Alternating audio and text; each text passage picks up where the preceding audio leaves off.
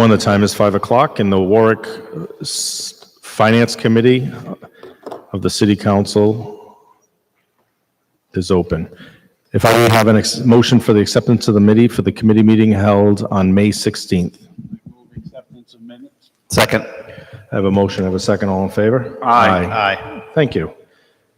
Just for record tonight, Council President McAllister is had a family emergency, so Councilwoman Travis, our pro tem, will be Council President for this evening. Thank you. PCR 68-22.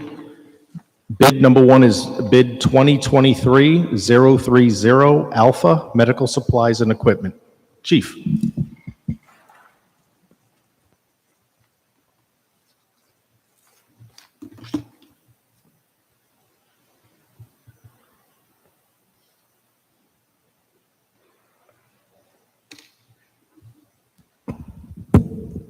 There it is. Good evening. Assistant Chief Ummenhauer with the Fire Department. Fire Department received 11 bids for bid 2023-030 medical supplies and equipment. Department's recommending the bid be awarded to Boundtree Medical and Stryker Sales Corporation.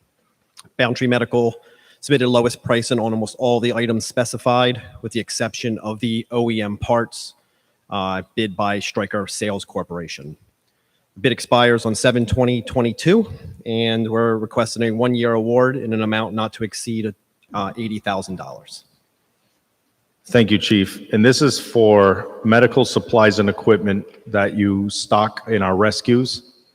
Correct, in the rescues and on the medical bags on all the other companies. Thank you.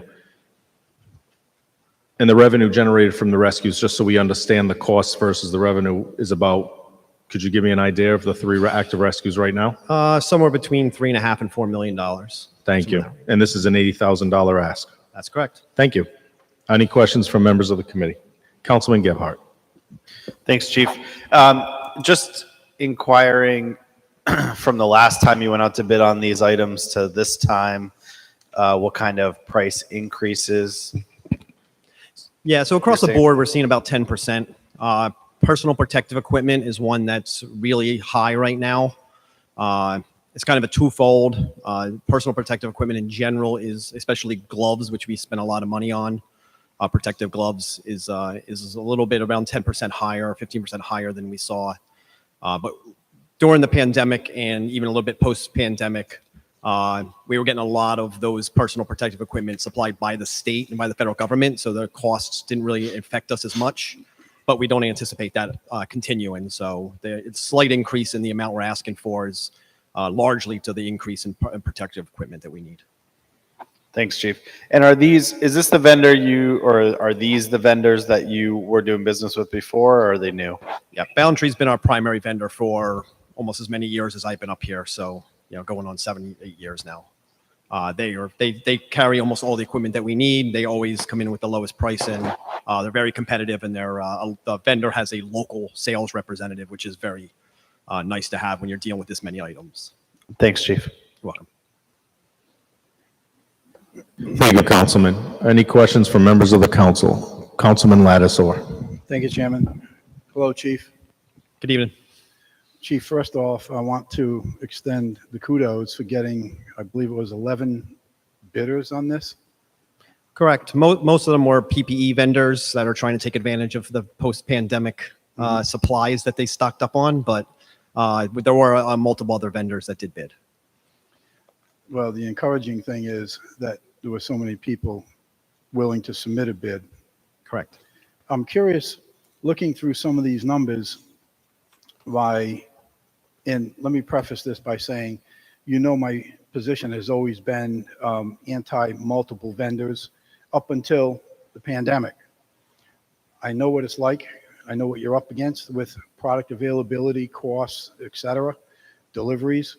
And this council has been very understanding with that and has, for the past year and a half, have gone along with multiple vendors for those particular reasons. When you need it, you need it. You can't wait 6 months for it.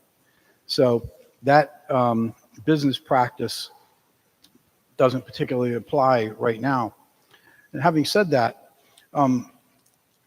Curious as to why you didn't include Medline as one of your vendors, as a third vendor, because when I look at a fair amount of their prices, they're cheaper than Stryker, and in some cases, they're actually cheaper than Boundtree. So we've all heard the challenges and difficulties of acquiring anything, whether it be medical equipment, computer chips, everything, tires, gas, oil, everything. Why aren't you looking for Medline to be an alternate supplier? So a couple reasons. Boundtree, as far as supply goes, nationally is probably the leader as far as supply. So we're not concerned with their lack of being able to supply us with our demand. They're a very large company. They're a national company, and they deal with specifically mostly with fire departments and EMS services. Medline is more of a medical provider of just medical supplies in general to hospitals and EMS.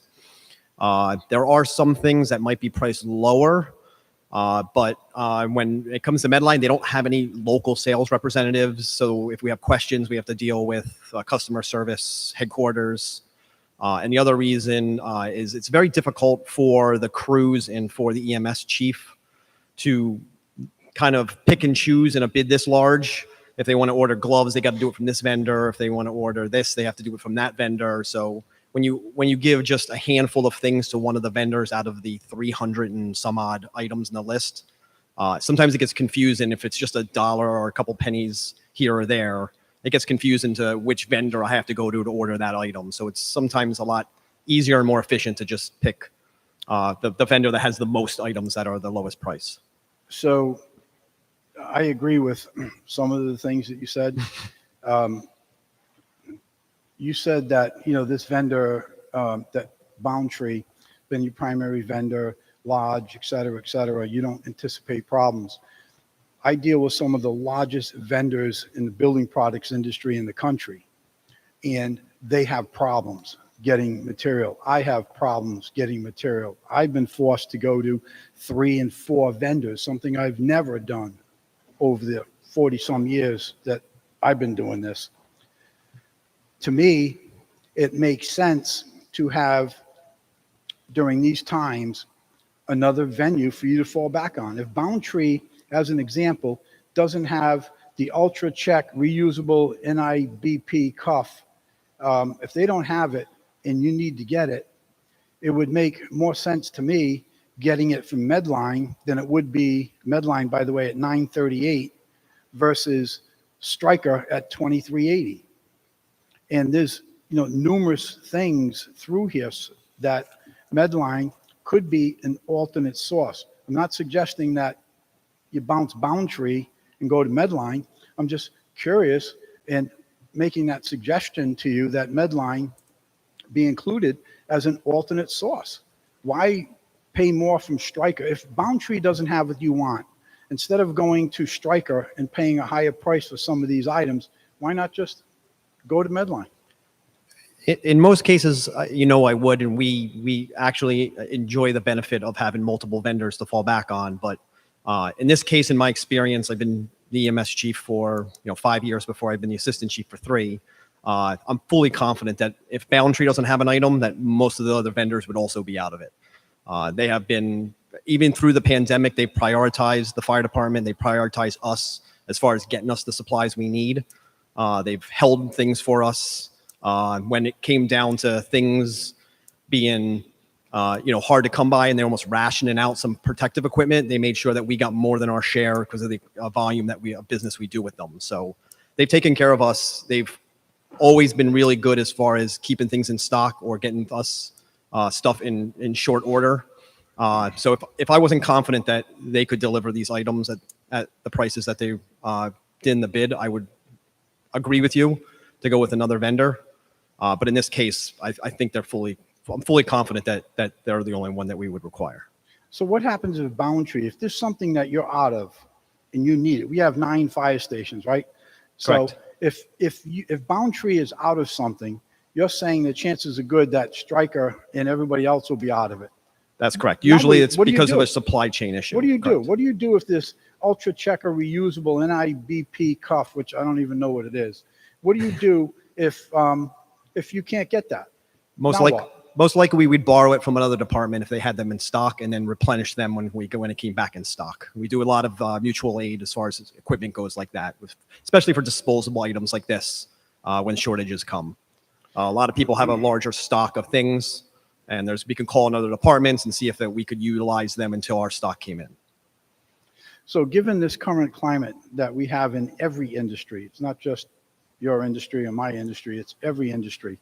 Given the current climate that we have, you don't feel that it would make sense to have a third vendor available in that situation where two others don't have it? I You don't think that have would no make any problems sense? adding another vendor. I'm not going to disagree with you there. I don't think it's necessary, but if you feel that that Medline vendor, if you would feel more comfortable adding another vendor as a primary backup, then I would have no disagreement with that. I think that from a business perspective, particularly with the business that you're in, given this climate. Now, next year, I may say, what are you, crazy? 3 vendors? But that's next year. This year is this year.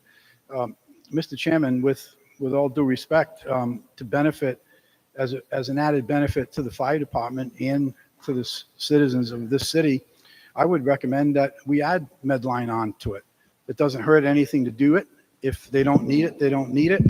But if they run into a dire situation where their primary source doesn't have it, and Medline is more economical in Stryker and they can get it, why not? What does it hurt? Thank you. Thank you. Are there any other comments or questions from members of the council? Thank you. Are there any other comments and questions from members of the public? Comments or questions on bid 2023-030 Alpha from members of the public? Is there a motion? Favorable action. Oh, I'm sorry. Well, what I was going to do is wait on a motion to see if someone wanted to add the amendment. If I'd leave it to the committee. And I got a motion for favorable. Well, I'm sorry, I thought you were asking, that's what you were asking for. No. I have, in deference to my colleague, and the chief has no opposition to adding the third vendor. Chief, am I correct with your statement that you have no objection to adding that third vendor? Correct. I have no objection to it. It wouldn't harm us at all. I'm sorry. No, that's okay. But I do have an active motion, Solicitor. I withdraw my motion. Perfect. Thank you. Sure. I make a motion to amend the bid item. PCR 7022. It's PCR 70-22. And the, Amendment is to add the third vendor as identified by Councilman Lattiser. Medline would be the name of the Medline. company. One word. thank you.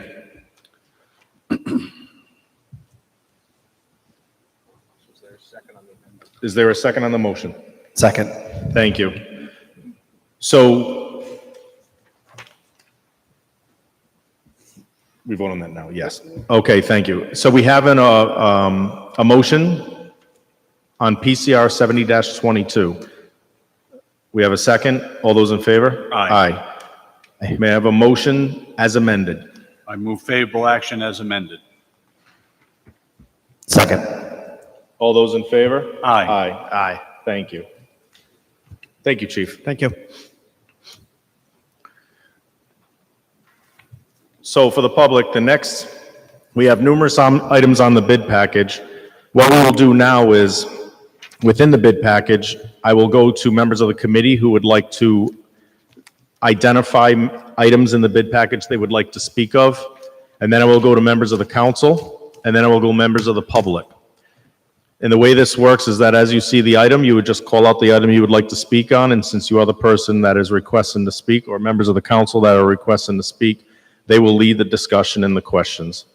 So I will begin. I am going to request we speak on bid number 4, which is bid 2023-062, city clerk advertising. That is found on page 181. Is there any item in the bid package members of the committee would like to discuss?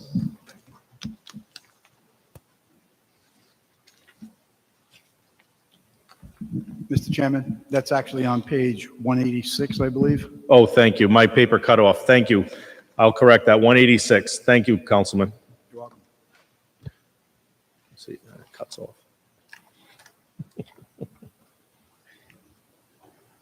I can come back. Are there any items that members of the council would like to discuss in the bid package? Councilman Lattisaur.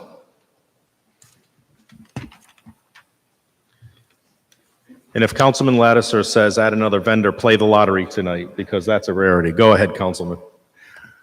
Very funny.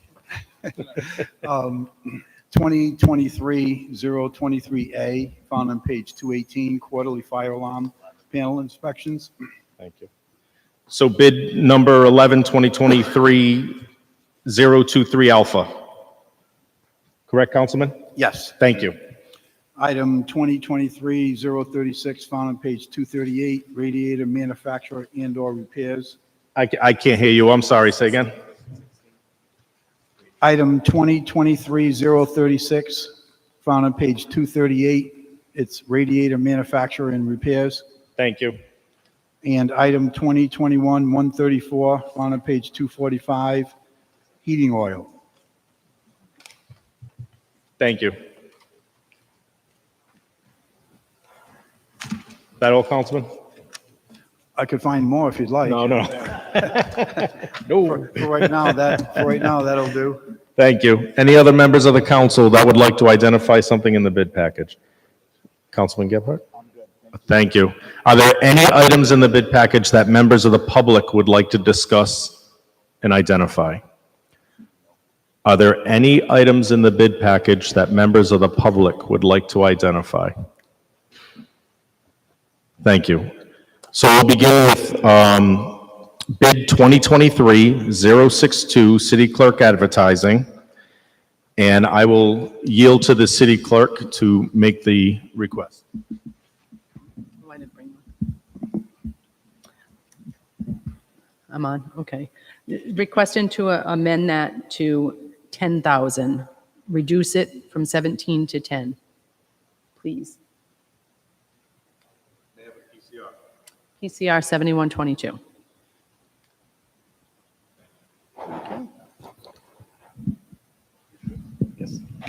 So we have a request on bid 2023-062 to add PCR 7122 to amend the amount from 17,000 and reduce it to 10,000. Is there any questions or discussion from members of the committee? Questions and discussion from members of the council. Councilman Ricks. Thank you. Good evening. Good evening. For this item, I'm not sure what the justification is to reduce it from. I'll try to speak closer to the mic. For this item, I'm not sure the reason for the reduction by $7,000. Thank you, Councilman. The purpose is that in the line item, there is 10,000 in the account, correct? There's $10,000 in the account, not 17, so she's amending it so not to exceed the amount in the account. Makes sense. Thank you. And this is for city clerk advertising, and this is the amount that's expended when we have to advertise everything and anything with the city, and with the growth of the city, there's quite a bit of advertising. Thank you. Any other questions from members of the council? Questions from members of the public on PCR 71-22? Thank you. I move to amend in the amount requested. Second. We have a motion for PCR 71-22. We have a second. All in favor? Aye. Aye. Aye. May I have a motion as amended? Favorable action as amended. Second. All those in favor? Aye. Aye. Thank you. The next item up for discussion in the bid package is bid 2023-023 Alpha, quarterly fire alarm panel inspections and testings. And that is found on page 218. Councilman Lattisaur. Thank you. Hi, Christie. Hi, Councilman. Christie, the last time we went out for bid on this, was that July of 2021? Or the last time we had a contract on this? Yes, the current bid expires July 11th, 2020. I'm sorry. Yes, July 11th, 2022. And these are inspections that you conduct quarterly? Yes. Has the prices changed from this bid to the last contract? No, they were $50 per location per quarter on the last one. Has the price changed in the last 2 or 3 years? I think the last 2 years it's been $50, but prior to that, I don't recall.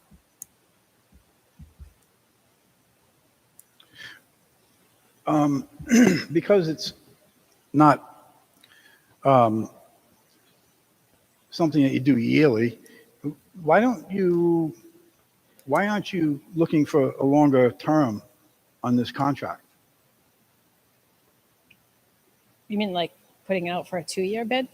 Sorry? You want us to put it out for a 2-year bid? Well, it just seems that, if you have to come back to us, every year for a quarterly inspection, particularly where the numbers haven't changed and they may change. I'm just talking next time. It's here now. It is what it is. Well, But- this contract covers 1 year of quarterly inspections. I understand. So I understand, but you had said that they haven't gone up on their price in at least a couple of years. We don't know what it was before. So my thought is going forward, maybe you could lock them into a price for a 2-year bid, given the vulnerability of everything, including inspections. Inspections are bound to start going up because when they start paying $6-7 a gallon for gas, they're going to start looking for more money to do these inspections. So just a suggestion. okay. That's it. Thank you, Councilman. Questions, comments from members of the committee? Questions, comments from members of the council? Questions, comments from members of the public? Questions, comments from members of the public? Thank you. The next item up for discussion is bid 2023-036. Pardon me while I turn these pages. And that is found on page 238. Thank you, Chairman. Councilman Lattiser, I Thank- apologize. thank you. Councilman Lattiser. Christie, we talk about this Radiator bid quite a bit over the years. And have the RFPs, has the language in the RFPs been changed at all? Not I at know- all. Sorry? Not at all. Not at all. No. Has anyone contacted some of the Radiator places that used to bid on our work that don't bid on our work anymore, seeing that the specs haven't been changed at all? This vendor is actually the only one. Well, this was the second advertisement as well, because the first time it went out to bid, we didn't receive any responses. This was the second advertisement. This vendor has been our vendor historically since I've been doing this job. We did 1 year, bid it 3 times, and had reached out to vendors and still only got the same response from this vendor. So we did make the effort, but I think what we require as far as rebuilding, and our radiators are not your typical car radiators, so it's not for like smaller shops because we have heavy equipment. So this company, as far as I know, is the one locally that does it. Locally being in Connecticut, but So this bid is strictly for new product. It's not for radiator repairs. They can rebuild them or they can recore them, but they're not, our radiators are not the size of car radiators. The ones that we send out are, probably the size of half of my desk. It's not, they're sizable, so. So what I'm looking at here for vendor cost for radiators and coolers, that's strictly for a new item, right?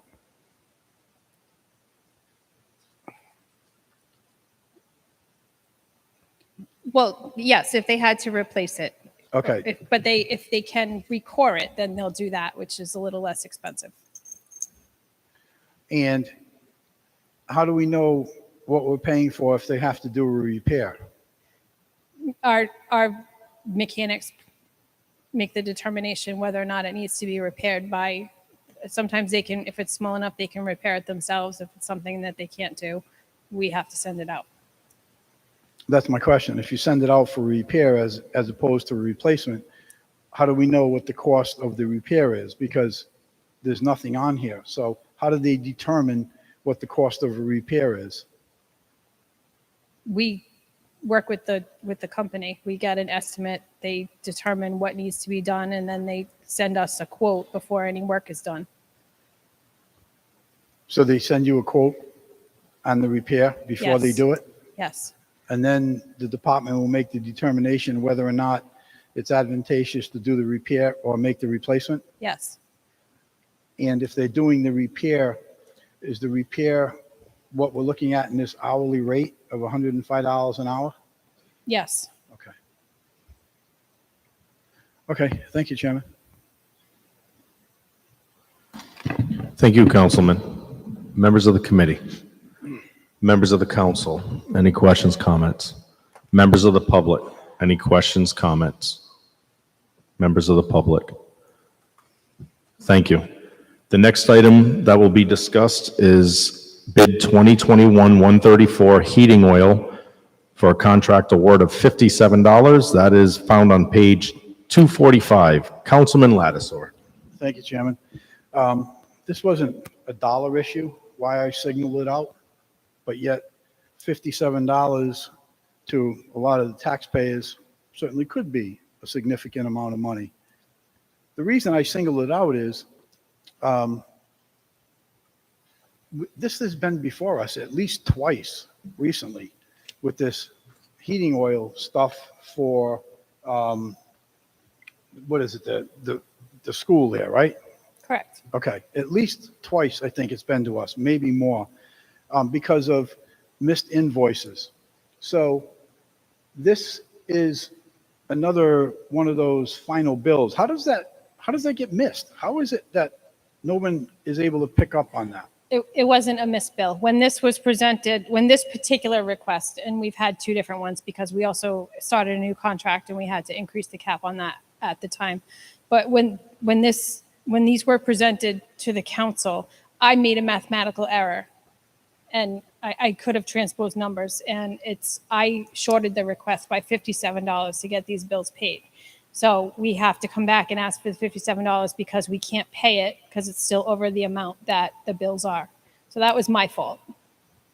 Are all the invoices in now? Yes. For heating, so we're not going to see any more, money requests for? No, this particular was bill? entirely my fault. I made a mathematical error. Okay. All right, thank you, Chairman. I'm glad to hear we're not going to have any more heating bills come through for this. Thank you, Councilman. Any questions, comments from the members of the committee? Questions, comments from members of the council? Questions, comments from members of the public? Questions, comments from members of the public? Thank you. At this time, I will seek a motion for the full consent calendar. I move favorable action. Second. We have a motion for favorable. We have a second. All in favor? Aye. Aye. Thank you. Give us one moment. We'll get started on the committee.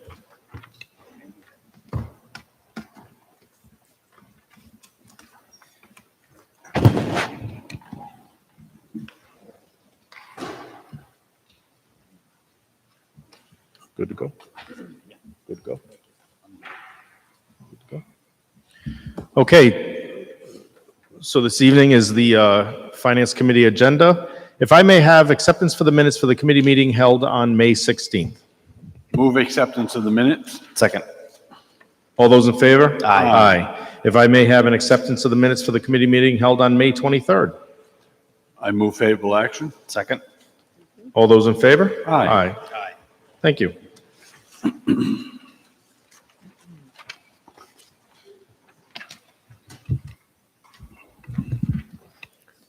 Okay, item number 1, PCR 67-22, a resolution memorializing the General Assembly to enact legislation authorizing the City of Warwick to issue not to exceed $350 million general obligation bonds, notes, and other evidences of indebtedness to finance the construction, renovation, improvement, alteration, repair, landscaping, furnishing, and equipping of 2 new high schools and school facilities to replace Pilgrim High School and Tollgate High School, and all attendant expenses included but not limited to demolition, engineering, architectural costs, subject to approval of the state housing aid at a reimbursement rate or state share ratio of not less than 45% at the time of the issuance, and provided that the authorization shall be reduced by the amount of certain grants received from state bond proceeds from the State of Rhode Island Department of Education or from the State of Rhode Island School Building Authority.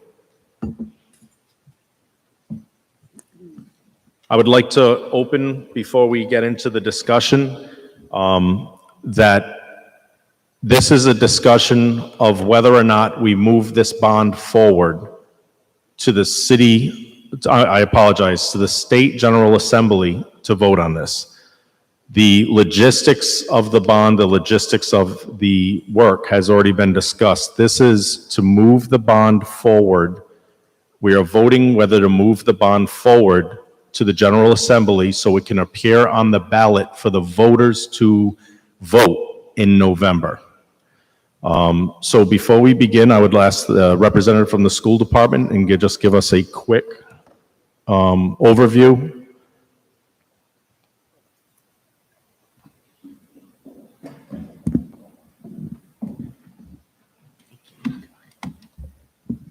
Good evening, Finance Chairman Howe and members of the Finance Committee.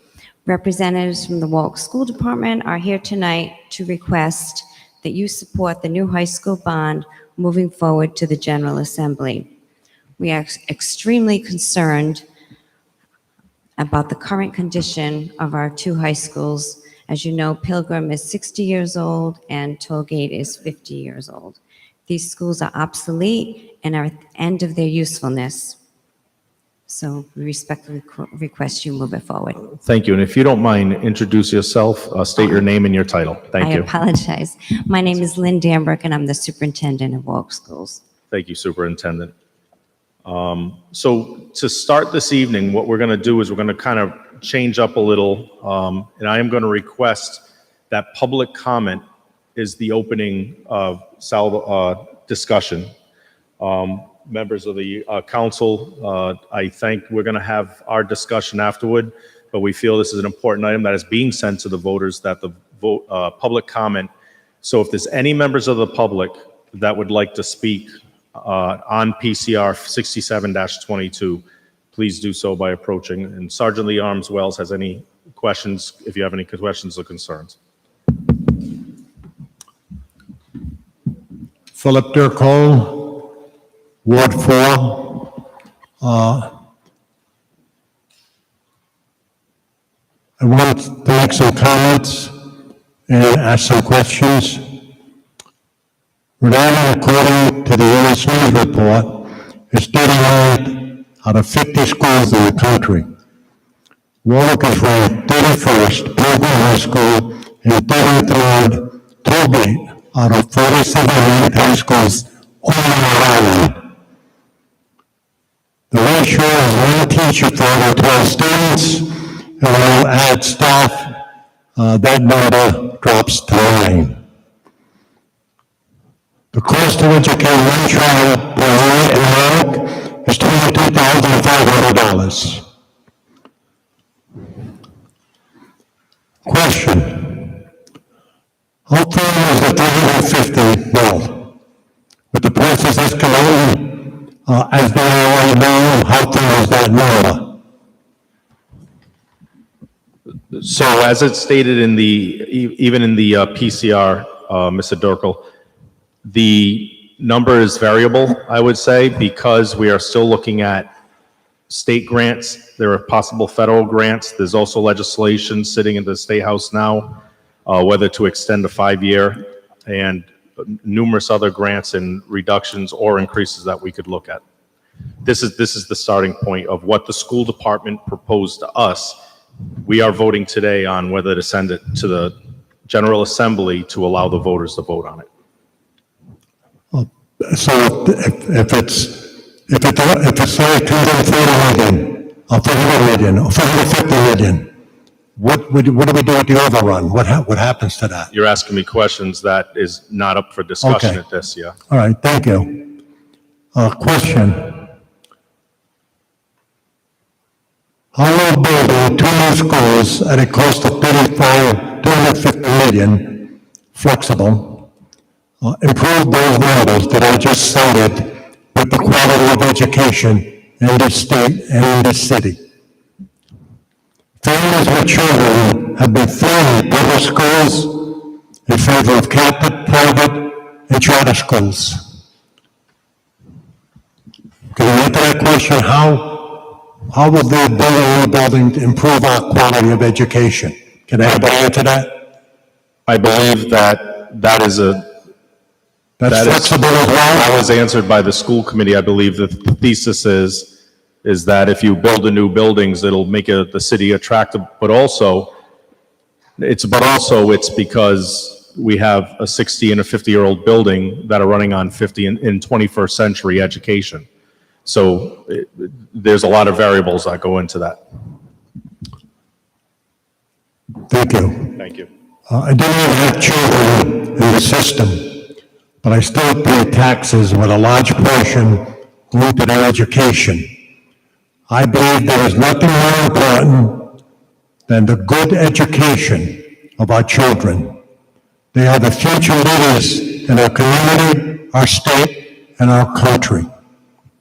Until you can show me a plan to improve the quality of education to at least comparable to Massachusetts, which is number 2 in the country, I oppose PCR 67-22, as should you. Thank you. Thank you.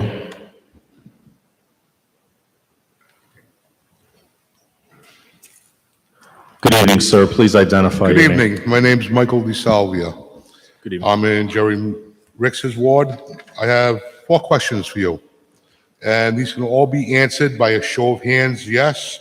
Keep your hands down, no. On February 7th, 2022, the council voted to accept the Stage 2 application and send it to RIDE to approval.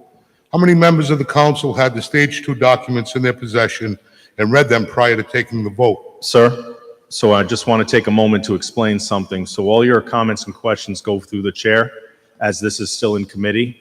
And there was a long process that was done. So I'll start from the beginning. So my First Amendment right under the Constitution gives me the right to question my politician. Well, Are you trying to take that away from me? sir, if I can finish my sentence, I will explain to you the process that we're doing.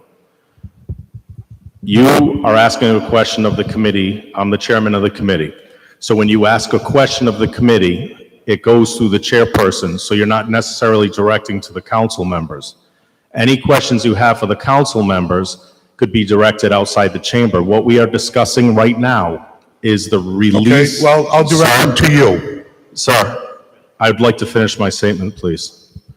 What we are discussing now is PCR 67-22, which moves this 2 new school building bond to the General Assembly to vote on whether to put it on the ballot in November.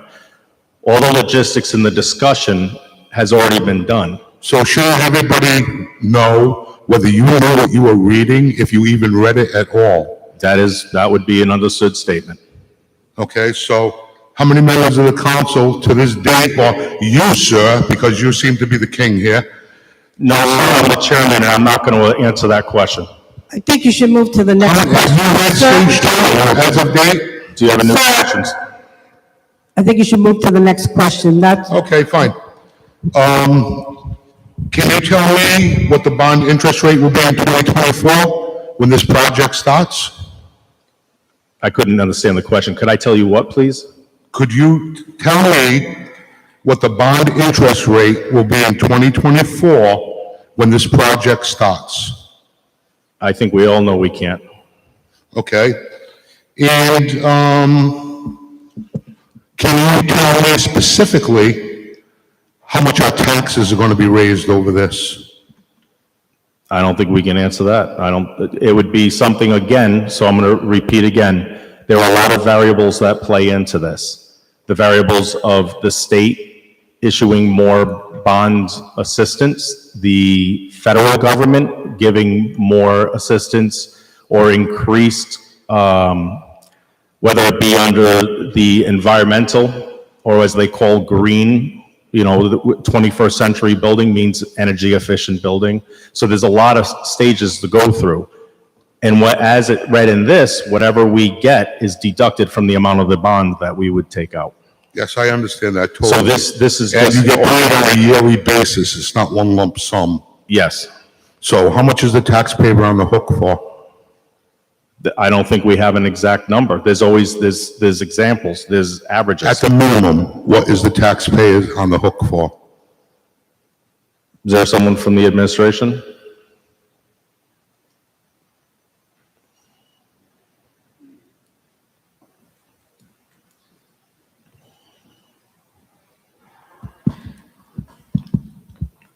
Mr. Schaefer, the question was at a minimal, what's the taxpayer?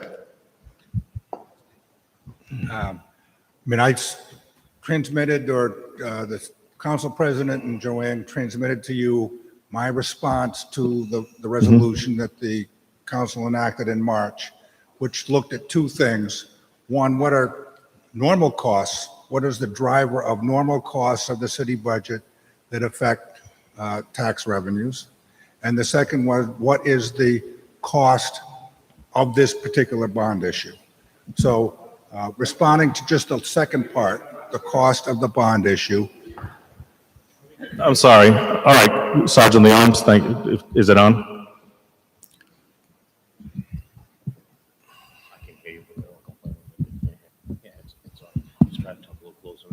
All right. Is this better?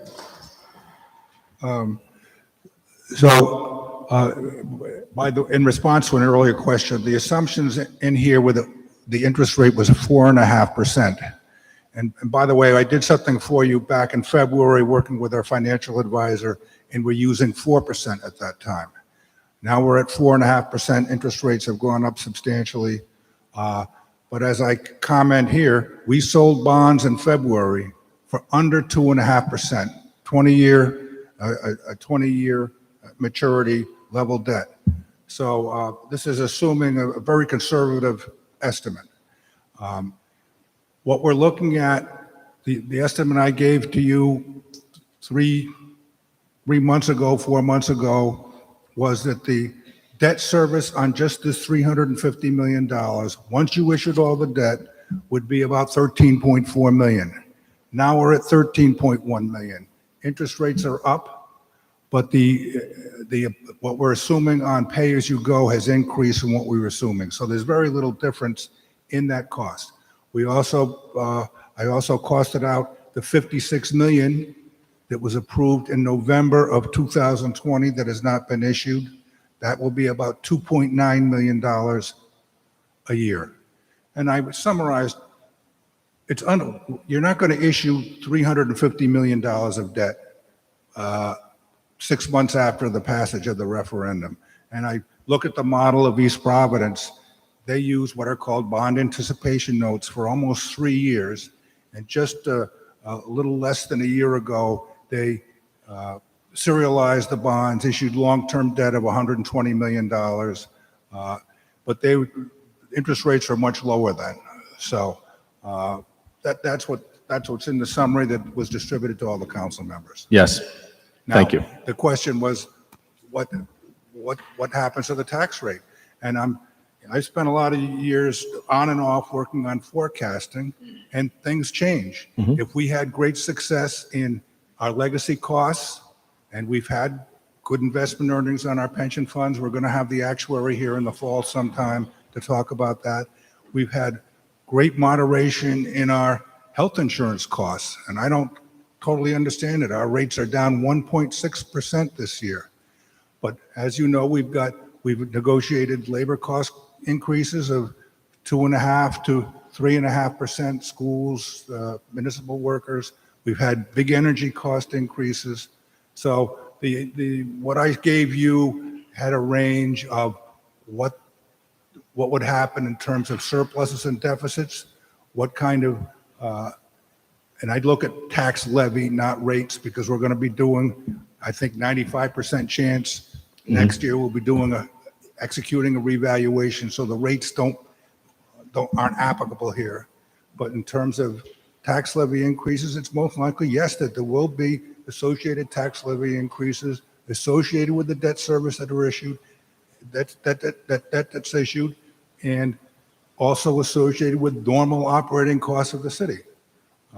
Under the best of circumstances, there wouldn't be material, but that would assuming all things work right. So my follow-up to you, Mr. Director, is that, to go on this, you said earlier that the bond, just because we approve, or if the voters were to approve $350 billion, it doesn't just get done up like that. No, It's a gradual pace. The assumption I gave you was that we would issue $108 million a year for 3 years, beginning in 24, fiscal year 24. But the model that East Providence used for their major high school was much different. And that may be the model we go down, which is use bond anticipation notes until this project completes. And that's advantageous for making sure we get all the state aid at an earlier period of time. So those are the different possibilities. Thank you. A lot of possibilities. Oh, thank you, sir. So there's really no definite answer to how much it's going to cost us. Correct. But we all know that our rates are going to skyrocket with this 4%, a 4% raise, which is the maximum the city can put on a property. Not going to cover it. Not going to cover it at all. Thank you. Thank you. Mr. Chairman, Councilman Lattisaw. may we ask a question of the director on a couple of his comments? Do you mind if we just get through the public comment? Then we can follow up with the director. He'll be here. Some of these things might help with the public comment, Thank you. if the public knows. I'd like to continue with the public comment, then thank you. Rob Cody, Ward 7. Maybe just to follow So up. if I may interrupt just one moment, Mr. Cody. So the last meeting, I just want to reiterate, we're going to have a pleasant quorum. We're going to be respectful, and we're also going to have a dialogue. No yelling, nothing like that. Thank you. And hopefully no interruptions when we try to make a good point. Thank you. So maybe just to expand upon what Mr. Schaefer said, I'd just like to read this paragraph that came from the latest fiscal note pertaining to the schools. And it's titled, After New Debt. And this might answer Mr. De Silva's question. Because of the phasing in of the new debt for the high schools, the full impact of the high school school bond proposal on the operating budget is not realized until fiscal year 27, when additional annual debt service costs of $13 million for the high school, in addition to the ongoing $2.9 million debt service costs on the $56 million bond, are realized. Annual deficits would be modest under the best-case scenario, which assumes a 3% annual tax levy growth.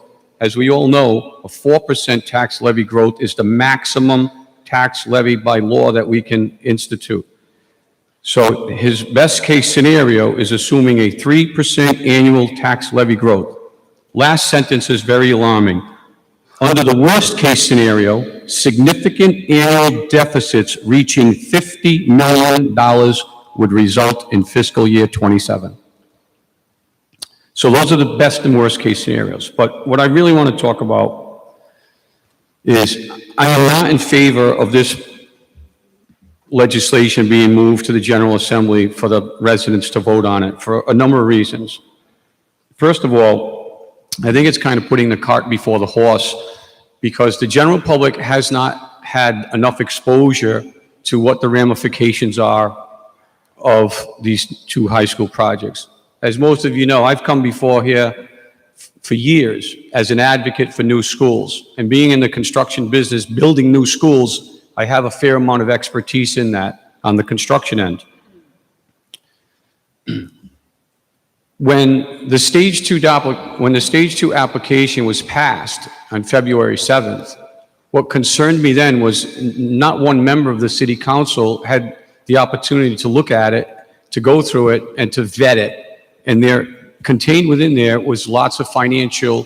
Mr. Cody, if you could stay away from the assumptions and just, you've already stated you're against it, if you can just continue without including assumptions of the council members. It's actually not assumptions. I have emails and. Mr. Cody, stay away from the assumptions, continue with your statement or your questions. I don't understand what assumptions you think I'm making. I'm not making any assumptions. I'm speaking about fact on a document.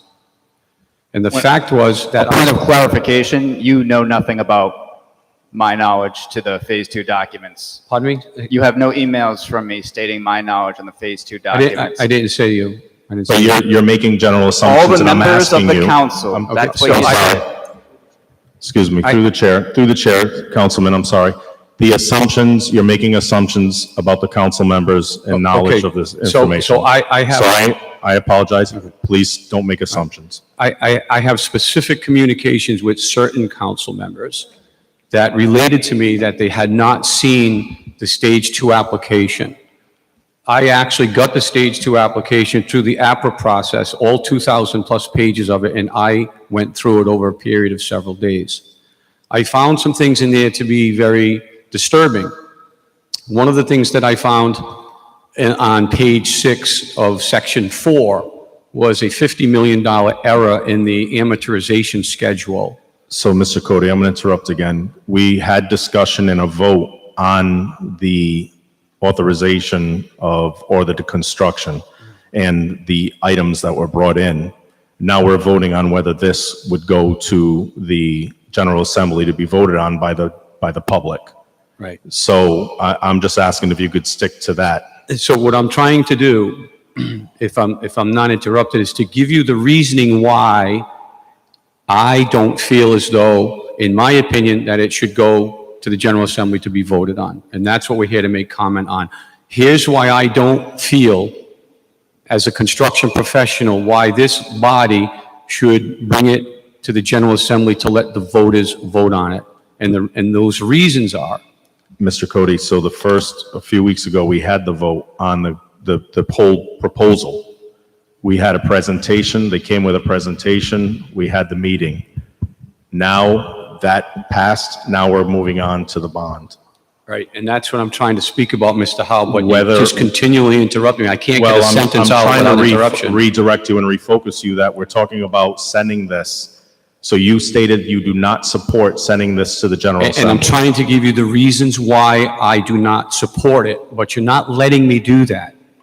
You have opportunities to do that. So what I'm going to ask you to do is, again, you said you don't support it because of numerical errors. And then, No, Mr. Howe, you really have to let me get a sentence out. And maybe if you do, you'll understand why I don't want to support it. That's the but question I'm trying to we've make. had a very detailed system and process that we went through. We didn't have any system where we could come before you to tell you why we either support or not support this resolution.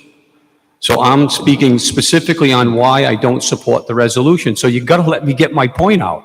But this is the resolution to send it. You're talking about stuff that was No, already spoken I'm of. talking about sending this to the General Assembly for the voters to be able to vote on it. So And the I'm telling you why I don't think that should happen. Numerical errors, then continue, No. please.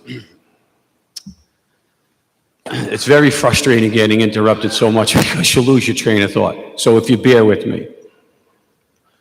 And it is very frustrating that so just because you want to talk does not mean that there's a process it means it's the process that's right.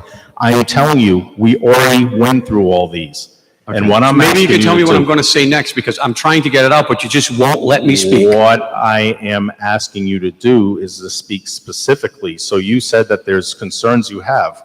I'm asking you to tighten up and explain. I'm trying to do that, but you actually have to let me speak. So I don't think that this should go before the General Assembly for the voters to vote on it, because the voters have not been exposed to all the facts. The voters have not seen the actual cost ramifications. The voters have not seen how a project of this magnitude on the municipality will directly affect their tax dollars. I can tell you, being involved in these projects, I'm involved in one now, it's a $293 million project of a high school. It's been under construction for 3 months. 3 weeks ago, it was $23 million over budget. As of Friday, it was $28 million over budget. The commodities escalations now are such that if you're not in the construction business, you have no concept of what's taking place in the construction business right now. And my concern is that these projects very, very seldom come in on time and on budget. And I have reviewed all the documentation, all the construction documents. I actually work with the engineers of record on this project for many, many years. And just as an example with cost estimates are changing by the week, all right? This project could expand dramatically. And the problem that we have is we're having major assumptions on the part of these fiscal notes that, well, this best case scenario, or this is the worst case scenario. But there's no answer to that in terms of how much it affects the tax dollars of the taxpayers on their property taxes. And that's what people need to know. And I was told before that there's going to be ample opportunity to educate the public, and there's going to be meetings held in all the wards to tell them exactly what's going to take place and how we're going to move forward on this and what the financial ramifications are. But we're putting the cart before the horse. We're going to send it to the General Assembly. In my opinion, this is a default position from the council to say, hey, if this thing goes to hell in a handbasket real quick, the council can always come back and say, well, you know, we gave it to the taxpayers, they voted on it. Now, I can tell you there's a huge difference between municipality construction projects and private sector projects. And in municipality projects like this school construction, the construction managers typically have default clauses where if the project goes with cost overruns, they're not liable for that. That gets borne back to the taxpayer in a municipality project. In a private construction project, there's commodities escalation clauses, there's contracts that are signed where there's no cost overruns, you've got bean counters that look at every phase. And if you have huge cost overruns, two things usually happen: litigation with liquidated damages, and companies go out of business because there's no more money to pay for the project. In a municipality project, if this school goes over $30 million, it just gets borne back to the taxpayer. And we don't have a definitive value of what this will produce in terms of tax dollars. But I can say this from the fiscal notes that Mr. Schaefer has produced. $19.5 million, worst case scenario, on $350 million. So the city in a maximum tax increase can raise $8.6 million. Call it 9. His amortization schedule shows that with the reimbursement from the state, the City of Warwick taxpayers got to come up with $19.5 million. So on a maximum tax increase, you raise $9 million. You've got another $10.5 million every single year that we have to come up with to pay for this. Now, it's really easy to say, well, we could have some savings here, and we could have some savings here, and we might get some more tax benefits from new construction. But that's not definitive. Those assumptions are huge. When those assumptions are being put forth to senior citizens on fixed incomes, many of those senior citizens who are facing new sewer charges, right, installation, notwithstanding, we have no idea what the bond market is going to do. And I don't know if any of you saw the report, speaking about bonds and school bonds, by J.P. Morgan last Thursday. J.P. Morgan is reallocating all their assets because they said they see a financial hurricane, an economic hurricane on the way. I can tell you now, in the business, multiple municipal and private projects are being shelved. Projects that I've been involved in the phases, construction phases, bringing them to light for a couple of years, being shelved because no one can accurately forecast what these projects are going to cost us. Now, I've been an advocate for new schools for years, and I came before this council, and I introduced several council members in the past to construction managers, clerks of the works, engineers, and so forth, and showed them, hey, here's the formula that we use. Number of students times $350 a square foot for elementary, $400 a square foot for high schools. And now it's $700 a square foot. And so everybody understands that one of my bigger concerns is that RIDE only reimburses $551 a square foot. We're estimating this project at $700 a square foot. That leaves $70 million, $70.2 million on the table. RIDE also reimburses zero for technical and furnishings. I spoke directly with Mario Carino of RIDE, zero. That's another $12 million left on the table.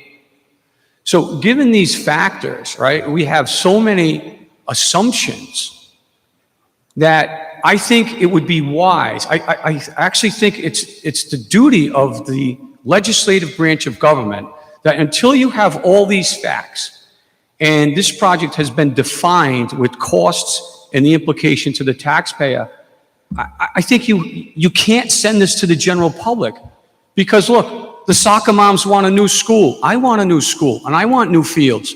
But I also want to know that the 85-year-old woman on a fixed income is going to be able to stay in her home.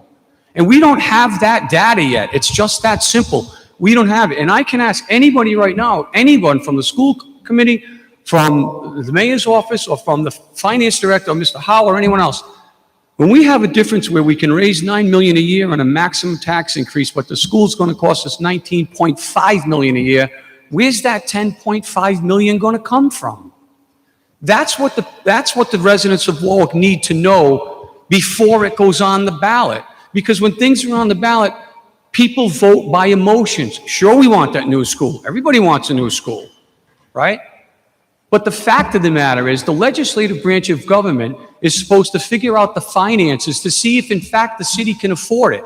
Notwithstanding the fact that to do this, I'm sure everybody knows, or if you don't, the city actually has to raise their debt limit to be able to go out to bond. So now when we go out to bond for this of $350 million and the other 56.2, what happens if we have some type of catastrophic infrastructure failure, water department, sewer, or something like that? Mr. Cody, I think you made your point. I think you said a lot of good things that, as far as your opinion is no, but we would like to hear from some of the other people. And I appreciate that. Thank you for the extra time. And I'll leave you with this.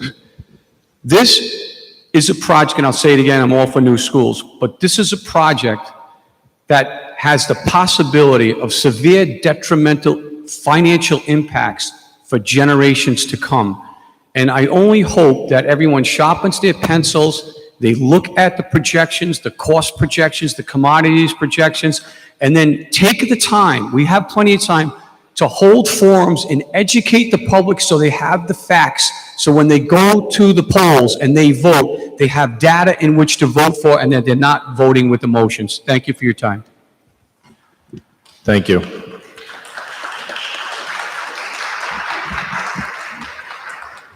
Good evening. Good evening. My name is Darlene Netco. I live in Ward 7. I'm a lifelong resident of Warwick. I graduated from Warwick Public Schools. I teach in Warwick Public Schools. I've been teaching English for 34 years, and I'm president of the Warwick Teachers Union. So as I speak here, I also represent 900 of my members. I am in favor of this bond going to the General Assembly to put in front of the voters. I would first like to answer some questions that earlier speakers posed about why, if proving, that our status in the state might improve. How can we prove that that might happen? Well, during the budget hearings, our school administration explained how we have adapted all new curricula from grades K through 12 for English, ELA, math, science, and so on. We also have implemented, after we had eliminated progress monitoring and screening tests and protocols for grades K through 12. And these progress monitoring tools and screening tools will ensure that students' progress is monitored and students who need interventions will get it. There was a comment about the amount of money per student that Warwick spends. Don't forget, Warwick pays Social Security. Not every district in the state pays Social Security. There's also a comment about the teacher to pupil ratio. That's not just teachers in a classroom. We have many classrooms that are at the maximum of 26 students per teacher. Some are over, up to 27, 28, 29 students per teacher. But we also have special ed classrooms where there might be 2 teachers and 9 students, plus teachers' assistants.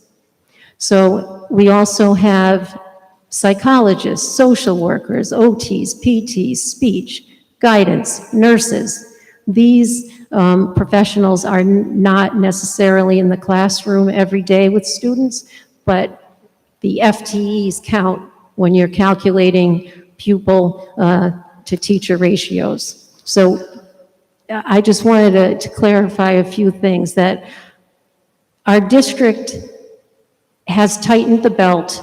I mentioned during the budget hearings, this city, through what it did 10 years ago, owes the schools about $65 million, and that's not even talking about the bonds. I teach in a school without windows. During the pandemic, that school could not open safely. The district put air purifiers in the room so we could open safely. These schools are 50 and 60 years old. Pilgrim sinking. Tollgate has no windows. Even when the school was 10 years old, the roof was leaking tar on me as I sat in my Physics 2 honors class. You have to put money toward our students' education. If you build the schools, students will come back. Right now, we're not losing students to charter schools. We're losing them to other public schools in the state because of the Pathways program. We're losing them to North Kingston. Guess what? North Kingston has a newer school than we have. These schools need to be 21st, if not 22nd century schools at this point. We don't have the Wi-Fi, the electrical, the space that students need in order to be educated in 21st century ways. If we don't do this now, when the state is willing to pay some money into it, then when are we going to do it? Our district has been doing a good job of getting grants for curricula, for technology, for cameras, for security, for various reasons. When our district is ready to educate the public, if this goes before the General Assembly and the General Assembly agrees for it to go on our ballot in the fall, the district is ready to educate the public. This has been a process right from the start. The school department hired a planner. The planner held meetings. The entire city council, the mayor, the school committee, everyone was involved in these planning sessions. Then we had a pandemic, so the big public forums that were supposed to happen didn't happen, although the school committee did broadcast school committee meetings at which the planner spoke. The planner came up with a couple of ideas to refurbish schools. RIDE rejected them. We have to go with what RIDE approves. RIDE approved these 2 schools. And as far as the idea that we should only do one school, which school are you going to do? Where's the equity if you build a new toll gate and not a new Pilgrim, or you build a new Pilgrim and not a new toll gate? And if you build a new Pilgrim, what are Potawatomi kids going to do? Spend all day on a bus to get to school? And if you build one new school, what are you going to do? Put 2,400, 2,600 kids in it? That isn't educationally sound in this day and age. So I urge you to please vote to send this resolution to the General Assembly. You put it on the ballot and you let the voters decide. And you give the school committee the opportunity to educate the voters by the time the vote rolls around in November. Thank you. Thank you.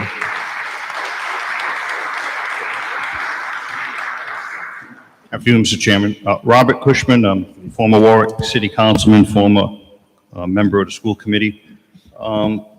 Couple observations first. When's the best time to have a tax increase? And I'm just asking that rhetorically, I'm not asking that to you, but gas is at $5 a gallon. We have food, inflation's out of control. We couldn't do a reval this year. The city council and the mayor delayed the reval this year because they thought that the taxes that were going to increase on some homeowners were going to be too large. When we look at the city budget over the last 5 years, we've increased spending by $34 million. 4 to 5 years, we didn't have a tax increase. And I'm not up here advocating for a tax increase. But the fact of the matter is that if you're going to spend $34 million more in 5 years, you probably should have raised taxes. Because what's going on here is you're setting up the taxpayers in the city for a massive supplemental tax increase. In 2021, we didn't balance our budget. We had an $8.5 million structural deficit. We used money from the surplus. We used other one-time revenue to balance the budget. It got worse in fiscal 22. We had $11.4 million structural deficit. We took half of that from the rainy day fund. We took money from the American Rescue Plan. This budget that was just passed this year, a couple weeks ago, we have a $10.8 million structural deficit due to American Rescue Funds. That's one-time money to pay for stuff that reoccurs within the general budget. And then in addition to that, we're going to sell some property. Hopefully, we're going to get $4 million. That's one-time revenue. So we have a 14.8 structural deficit in the next year's budget starting July 1st.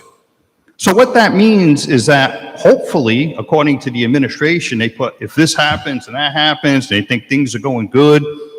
The structural deficit they're saying is really only $7 million. In my book, it's 14.8. That's what's on paper. So when's the best time for a tax increase? It wasn't the last 4 to 5 years. It's not this year.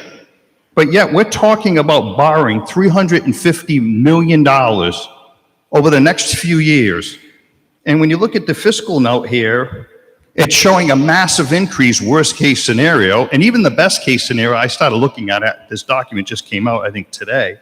Some of the assumptions to me are unrealistic in the growth of the expenses. The city and the school budgets combined are growing by about $10 million a year. And I think one of the things that we have to talk about to afford new schools, and I'm all for new schools. The thing is, we need to get our financial house in order. You don't build an addition on your house when you can't even pay off your credit cards or your monthly mortgage. Where's the shared sacrifice, not only from the taxpayers, because the taxpayers are going to be the only ones that have to pay this bill.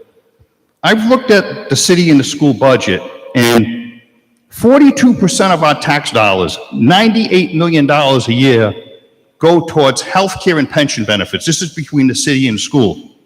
42%. Think about that for a second. In 10 years, $1 billion is spent on benefits, health care and pensions between the city and schools. And these are top of the line benefits. Let's just say we can get a 10% savings, and I know it's been talked about. That's $10 million a year. You could build a school. That's not out of the question. The fact of the matter is we're not even broaching the subject. We're broaching the subject that we want to spend this money and the taxpayers 100% are going to pay for the bill. There's no shared sacrifice. So a couple questions. And as part of the legislation, I just got out of work. I didn't have a chance to read the resolution. Are we increasing the debt limit? Is that part of the resolution? Is there a question on the ballot to increase the debt limit? So ask that, are we increasing what? I'm sorry. The debt limit? No, it's going at the General Assembly for a $350 million obligation bond. Okay. And it says that the state will reimburse, sorry about that. It says subject to approval of state housing aid and at a reimbursable rate or state share ratio of not less than 45% at time of issuance. Okay.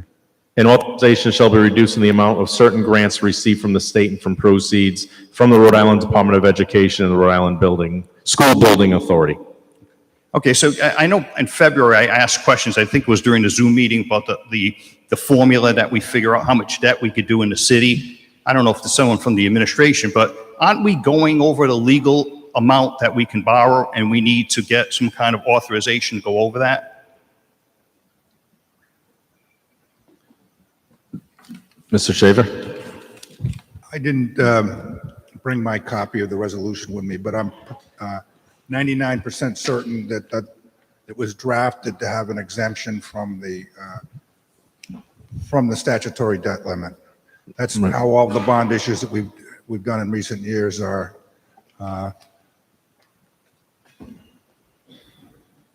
This councilman can give me, I'll find the language.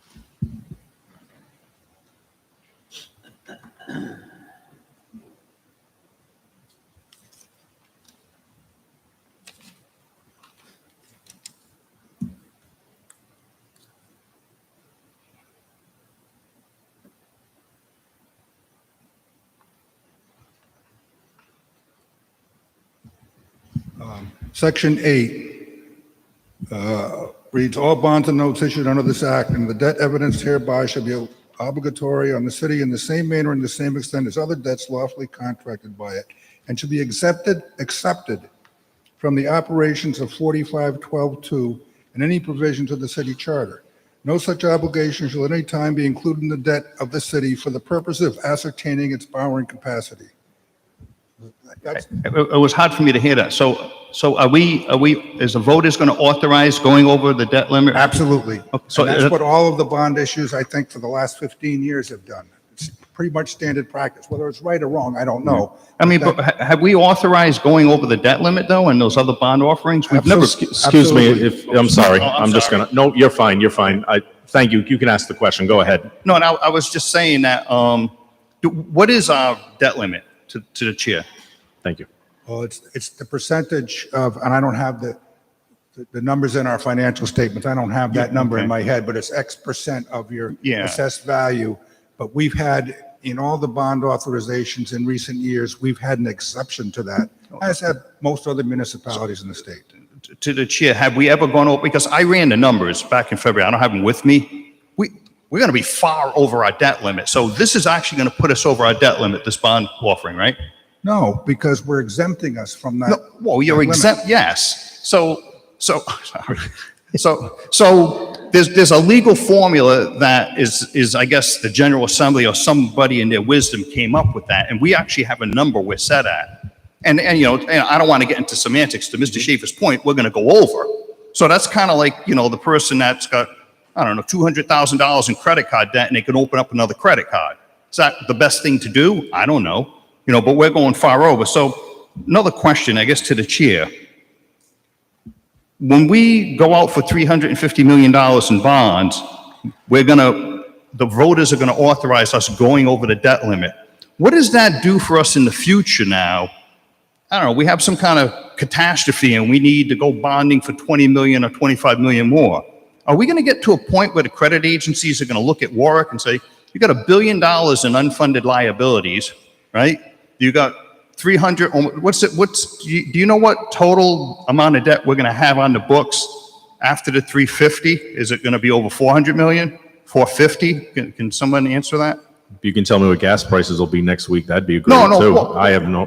What's the current debt we have right now on the books in general obligation bonds? So you said that you feel that's over how much? You said. No, I'm wondering what amount do we have right now? Is it, I don't know, 50-something million?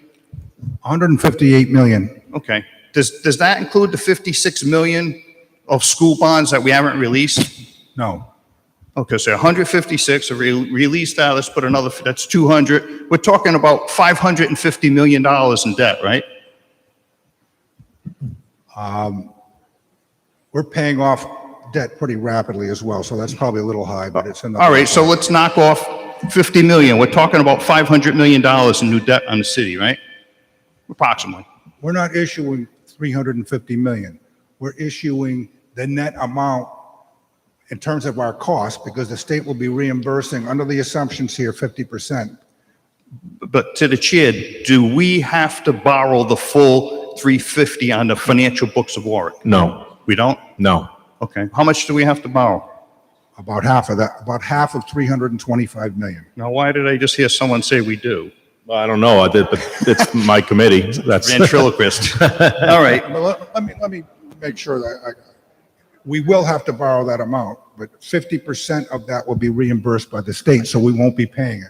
I know that, but we still have to borrow it, right? Yes, Okay, so that debt amount is on our books. So if I may, but if I may, what I was also saying is that it could be like, we have to pass this PCR as is. However, it can be the decision of the amount that will be spent, correct? We have bonds that are sitting on the books for 20 years. Well, I mean, the mayor and I have talked about this fairly frequently. I mean, there's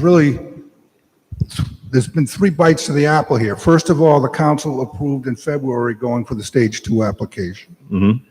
Now you're considering whether to put it on the ballot. Yes. Once it's on the ballot, and let's assume it's approved, Mm-hmm. then in order to spend the money, you have to pass another act, as we did with the 40 That's million right. back. So there's 3 bites at the apple here. Okay, so Right. Mr. Chairman, question. We've had bonds that have been sitting open, haven't been released for 10, 20 years, right?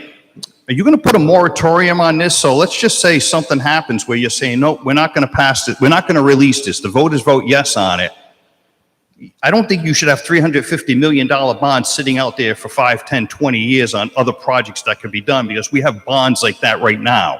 Is there going to be a moratorium in this legislation where if these schools don't get built on a time frame, then that authorization by the voters gets canceled out? Like every other item, I'm sure this council will work with the administration and decide from there. Okay, I mean, can you do that legally? I will speak with the administration and find from there. Okay. Right now, I'm just focused on PCR 67-22 moving forward. With all due respect, you One have final about question. another minute. You have about another All right, minute. one final question. We're getting to the end of the project. I know Mr. Schaefer put a thing out where 3 years, we do all the bonding for 350. To complete the project, we have cost overruns now, and I'm just making this up now. It goes to 380 million, let's say. Where do we get the other $30 million to complete the school project? Where do we get anything over and above the bonded amount to complete the project? Those are assumptions that are realistic, but I don't want to make assumptions I mean, on. can I ask that to the finance director through the chair? Absolutely. To the finance director. So you're asking what would be the process? Yes. Thank you. The question was, what would be the process if it exceeds over time, the budget costs or the construction costs or any costs exceed the bonded amount? Well, you'd have to go back to the voters again for more money. Well, another question. The construction people want their money. This takes a year. Is it possible we could have a supplemental tax increase for 10, 20, 30 million, whatever that amount is, to pay for that bill? You're asking a hypothetically, I and know, but to the chair, to the finance director. I think anything is possible, but would that be something up to the administration, and the council to discuss? Okay. Just one final. Well, I'm sorry, Mr. Cushman, we have other people standing patiently. I'd like to give them an opportunity. Thank you. Thank you. Mr. Chairman, just, Mr. Schaefer. there is the language in here, if you don't do anything for 7 years, you then have the right to extinguish the authority to issue the debt. That's Yes. in the language of the act. So. Thank you. Sir, thank you. Good afternoon. My name is Drew Shaleski. I originally put a statement together, but after hearing what I've been hearing, I did want to just address the board. I'm just a regular person, a taxpayer. If you don't mind, sir, I'm so sorry. Could you repeat your name, please? My for name the is clerk? Drew Shaleski. And basically, like I said, I'm just a regular taxpayer. I don't come to these meetings. I don't do this kind of stuff, but I want the board to understand. I'm like a lot of people out here. I had no idea that this $350 million bond impact, way over what the state is offering per square foot, was something that was being considered and at the level it is. Now, maybe I live under a rock. Maybe I don't really pay attention to everything. But what I'm trying to say is I represent a large group of people that have not really been informed properly and really understand what was going on. Hearing things tonight has scared me. I've been a resident for 20 years. My mother is talking about building up here, and I can promise you that if they start discussing supplemental tax increases and so forth, she's not coming. She's in New York right now. She's selling her house. She actually is not building her home right now because of the fact construction costs have went through the roof for this woman to purchase a small, to build a small 1,200 square foot home. The prices have almost doubled. So when I hear these kind of things, it concerns me greatly, but I felt it was much more important that the board understand there are a lot of people out there like me who had no idea what was going on. And what I essentially was looking at was that I'm not saying I necessarily disagree that the schools need to be built, but I think that the elected officials need to work much, much harder at bringing those costs down to a more reasonable number, because you're talking about putting a burden on the taxpayers that could virtually be hundreds of dollars per square foot that we all have to pay for. And basically, I'm asking that the board respectfully decline this bond hearing at this point and not put the cart before the horse. Instead, work with the elected officials in order to try to see if they can get closer to where those state numbers are. The state numbers are there for a reason. And in conclusion, I feel that ceiling number is there for a reason. It protects the taxpayers, it protects the reputation of this county, and at the same time, it puts everybody in a position where people are not going to get priced out. I look at this group here and I say to myself, there are a lot of empty seats here tonight. I can promise you that if there were people who thought that the supplemental increase was going to cost them, say, $1,000, $1,500 a year over the next recurring number of years, I guarantee you this place would be packed with people. People just don't know, and so I'm asking the board to take into consideration the fact that there are a lot of people out there like myself who just don't have all the facts, and putting this before the quote-unquote voters, you're doing a disservice to this really great town. Thank you very much for your time. Thank you, sir. Good evening, Mr. Chairman. Please identify yourself. Good evening. My name is Dave Testa. I am a Warwick resident for 30 years, taxpayer, school committee member, father of 3 who put 3 children through our Warwick schools. I also am the uncle of 2 nieces who went through North Kingstown High School. And I can tell you that as I would go to their school events and their sporting events and activities, while my kids are in Pilgrim, it was a tale of 2 cities. It truly was. So I stand here to say that in the RIDE Stage 2, which I have read, on page 190, there was an analysis done from Beta. I think they're in engineering. I didn't type that in, but I'm going to read the quote from, this was Pilgrim, but it was also in the Tollgate document. It says, both Pilgrim High School, a quote, both Pilgrim High School and Tollgate High School are housed in mid-20th century facilities.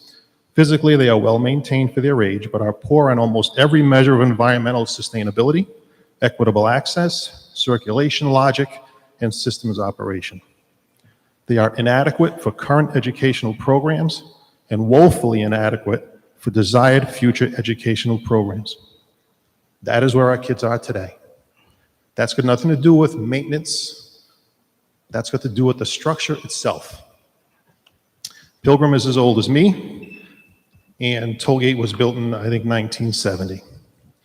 So I do disagree with Mr. Codian about this is putting the cart before the horse. I think the whole point here is to move this so then we can educate the public. The school department and the city have an obligation and a duty to educate the public so when November rolls around, they can make the best educated decision as possible. And frankly, from personally, I would expect nothing less, at least from the people that I work with. So I'm in favor of this, and I think there's plenty of time for the public to get all of the information. A lot of the information has to come from the city side. The school department doesn't deal with the city's financial side of the budget. But I would also make one last contention, and then I will move on.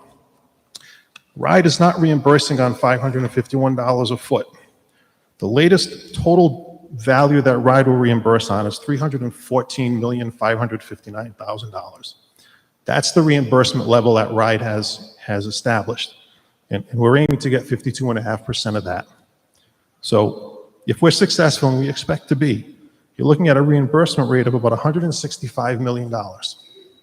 If the schools cost $350 and we get reimbursed at $165, it may sound flippant, and I don't intend it that way, but I'm a lifelong Rhode Islander, and most people who understand the state support of education in this district, very rarely do opportunities come along where you can build 2 schools and get reimbursed almost fully for the cost of 1. That just does not happen very often here. And that's the opportunity that we have. And again, it's incumbent upon us to make sure, assuming a favorable action here, that we educate the voters. I think to not put it before the voters, to insist that the voters aren't capable of making this decision is contemptuous of them. I have more confidence in the voters that they'll make the decision that they deem is in their best interest, and after all the information and facts are put out there. Thank you.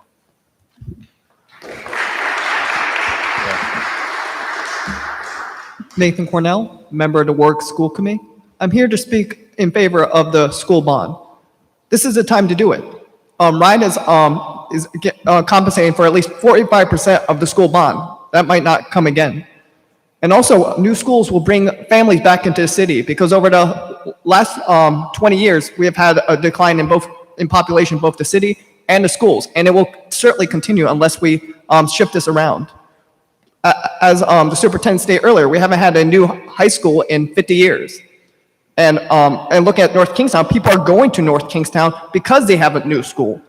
So I think this is the time to do it. It is a big investment from the city, but I think it's an investment that will pay off and make work more attractive to families so people can come to the school. And in the end, it'll be the voters who will be deciding on this bond. So they could vote against it if they think the taxes are too high, that's the prerogative. But if they vote in favor of it, then we'll get new schools. But I definitely think it should go to the voters and make them decide.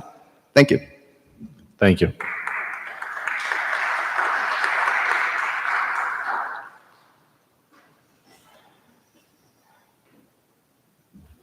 Good evening, ma'am.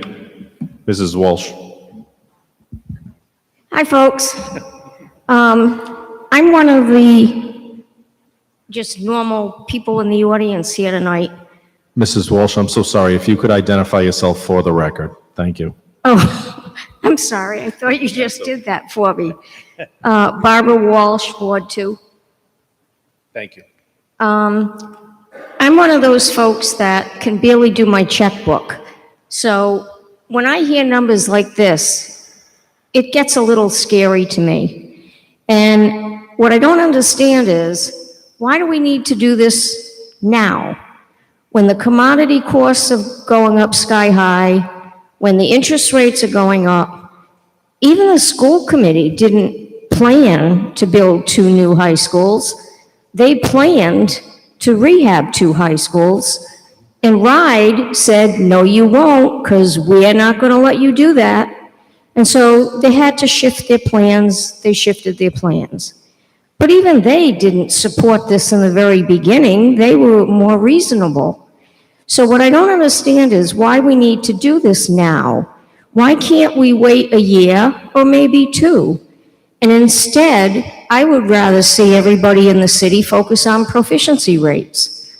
I don't think we have a whole lot to be proud of, to be honest. From the time that I went to Pilgrim many decades ago, it was a really good school system for a while. It doesn't seem to be anymore when you look at the proficiency rates. So if we need to put a lot of money into the schools, I'd rather we start there and get the proficiency rates up and then do new buildings. Just a thought from a normal check-writing citizen who can't do their checkbooks. Thank you.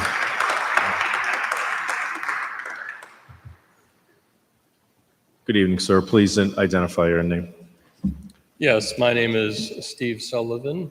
I am from, thank you, Ward 9. Geez, those prior comments from Mrs. Walsh kind of took away a little bit of what I was talking about there as far as proficiency.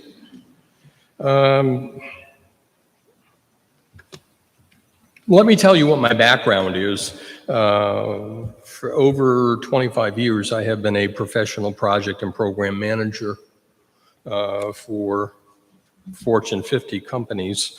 So I do have a background in projects, estimation, et cetera. A number of observations tonight. First and foremost, the RIDE comment that Mrs. Walsh mentioned. I have no faith in RIDE.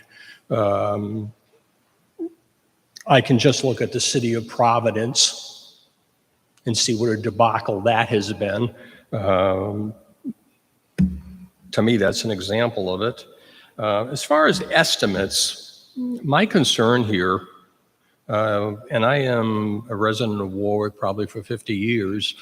I went to Tollgate when it first opened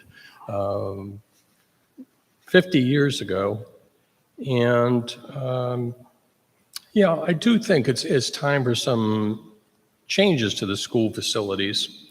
But as far as the estimates, I do get concerned also about the tax and mostly the inability for anybody to provide any estimates against the tax.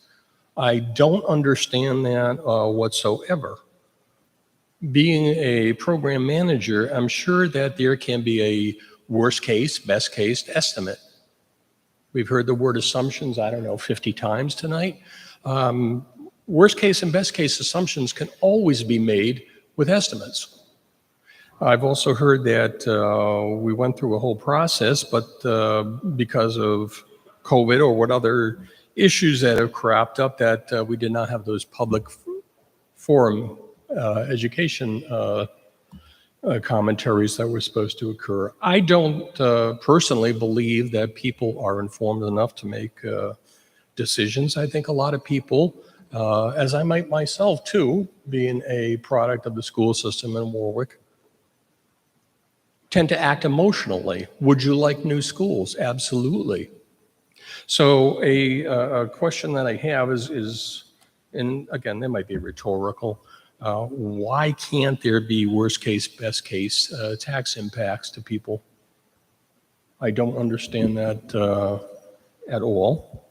And the other thing, has there been, and I may be out of touch with how the process occurred, but has there been a point-for-point curriculum-based justification for these schools? In other words, why do we need to spend this money, and what point-for-point are these new facilities going to provide? What are the curriculum programs? What are the education programs? As was mentioned, what are we spending this money that is going to lift the proficiency levels? I look at the city of Providence, and it is extremely horrendous as far as proficiency. My understanding from research is that approximately 90% of the students graduating high school in the city of Providence are below the mathematical proficiency level. That's nothing to be certainly proud of. I don't believe that we're there, but my point being is for every dollar we're spending on these facilities, what is it going to return to us? So as far as RIDE saying, no, you can't do certain things, I don't have a lot of faith in what they said they can do.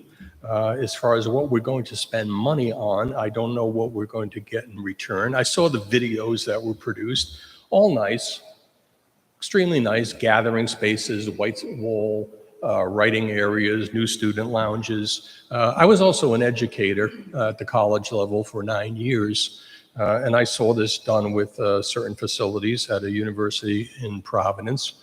I do not see there any great impact on the educational outcome of the students I taught. So we've got all of those. As far as increases, I can look at major projects in Rhode Island that I used as examples. Can they go over? We talk about $350 million going to $380 million. I saw a project in the state of Rhode Island going from 110 million to approximately 800 million. I don't know that there has been any great recovery of that. I think the product that was delivered still doesn't work right. I saw a DMV system go from 6 million to 40 million, end up in litigation. So these things about prices going up, as far as the career that I was in, they're very real. They're very possible. As a matter of fact, when I look at things like the timing of the project, will it be completed on time for these schools? Will the costs go up? And will the quality of what we get be of the value that we're investing? If you take those three factors and base a project success, and you can do it with the schools, if you base the project success on those, approximately 80% of the projects that are conducted are considered failures.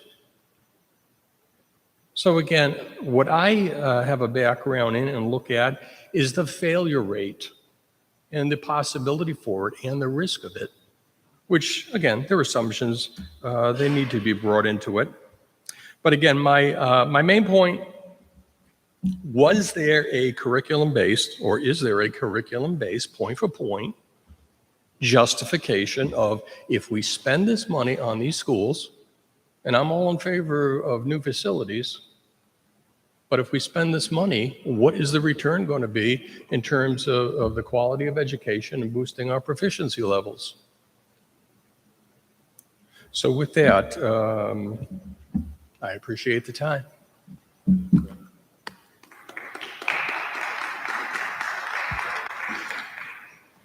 Good evening, sir.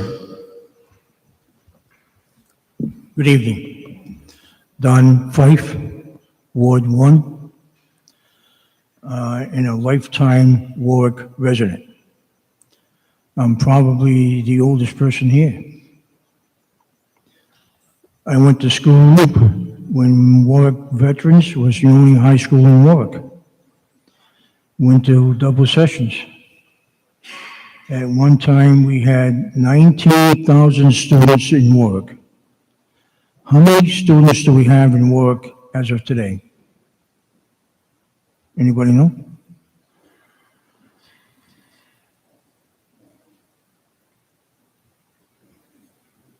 Nobody knows?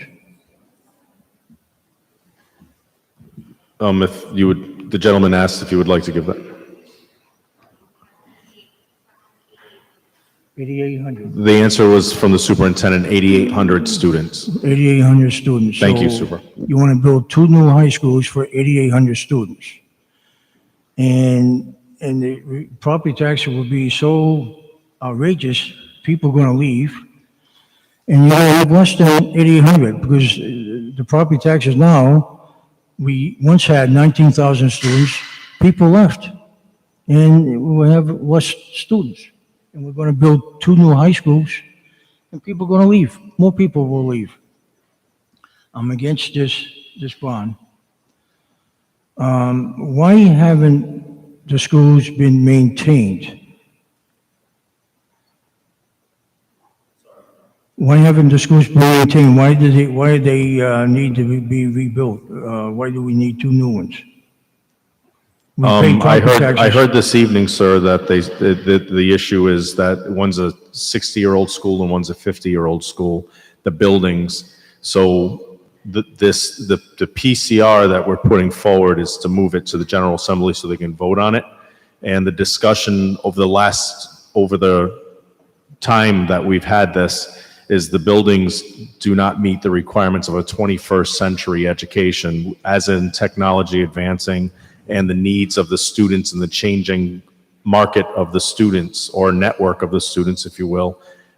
We've got to accommodate, but also with the new buildings, they're more energy efficient, or they save the city money in the long run with the new technology. Why can't we update what we have in these, like Aldrich? That's, well, that, well, Reds used to be a high school, it's now a junior high. Why can't we make it back to a high school? Looks like they put new windows in Aldrich. Why can't we update what we got? There's a lot of empty schools. There was bonds in the past for that, but this resolution that we're discussing this evening is, and you stated you're against it, is just the vote of this council to forward this to the General Assembly to put it on the ballot so you can vote on it in November. That's what we're discussing this evening. I'm against this.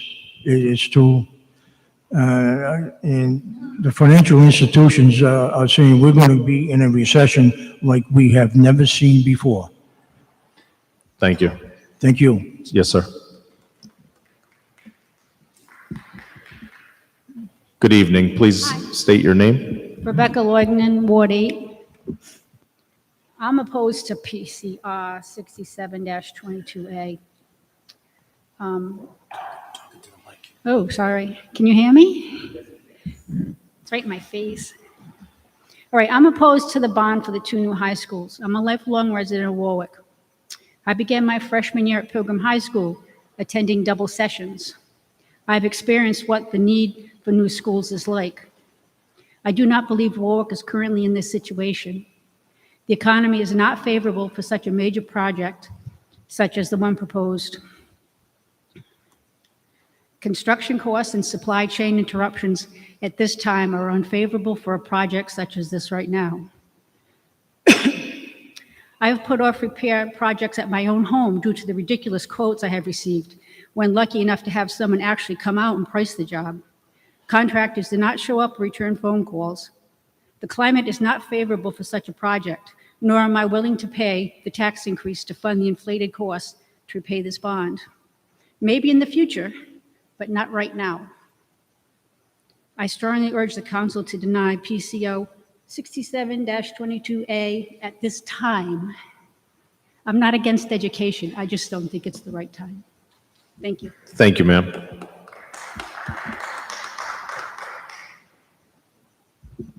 Good evening. Please state your name. Good evening. My name is Jeremy Langell, Ward 5. So I'm supportive.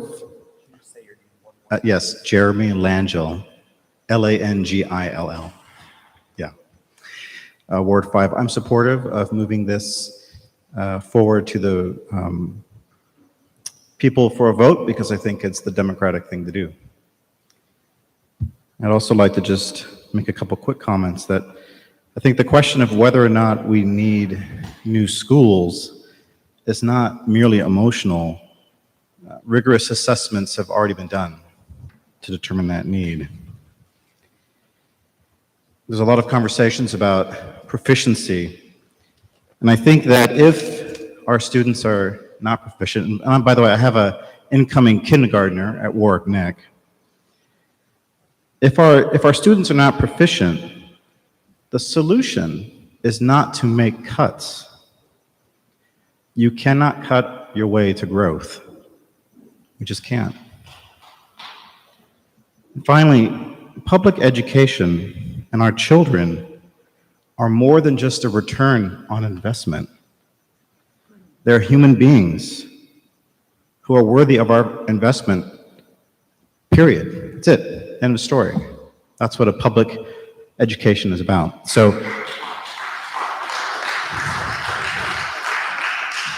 again, I'm supportive of this resolution that moves this decision to the voters, and thank you for your time. Thank you so much, sir. Good evening, Ms. Daring. Just identify yourself in the microphone. Leslie Derrick, Ward 4. I'm here just to tell you that I grew up in a school that was built in 1951, and that school is still in fine shape. It's been maintained through the years. It's a central school, kindergarten through 12th grade. And by the way, over 95% of the kids go on to higher education from there. Many of the kids, while they're in school, also take courses for college. And they also use the internet for further education, but people also attend school. They don't drop out. And this is a school that is in the middle of nowhere. This is the poorest county in the state of New York, in the middle of farmland. We had cows and pigs and chickens behind us. The ball field was right next to a chicken house. I mean, this isn't poor land, and these people are poor people.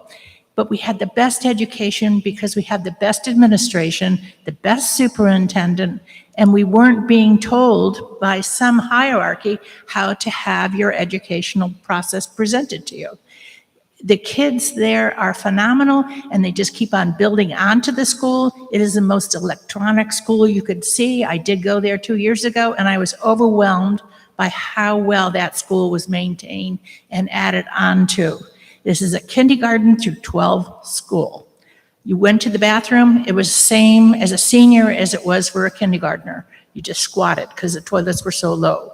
But I'm telling you, there is no reason to think that a new building is going, or new technology cannot be done to an old building. My school was definitely there, and the cost of education in that school and in that community, which was the highest level, was $8,600 a year. But I will also tell you that the teachers were paid well, and they most of them did not want to retire, and the schools loved their teachers. Thank you. Thank you. Mr. Chairman? Mr. Chairman? Yes, Madam President. We're going to have to stop for the 7 o'clock opening of the, I know we got a few minutes left, but we're going to have to take a recess and open up the council meeting, and then we can come back. Madam President, could we go until 7 o'clock, allow the speaker to speak, and that'll take us right, and then we can begin after the break? Thank you so much. Ma'am? I'm Mary Jacobs from Ward 9, I'm in Ward 8, and, you know, you don't realize that we're going to end up going into a triple depression starting next year, 3 times worse than 1929. Yeah, I'm for schools and that, but at the same token, you know, the price is very high.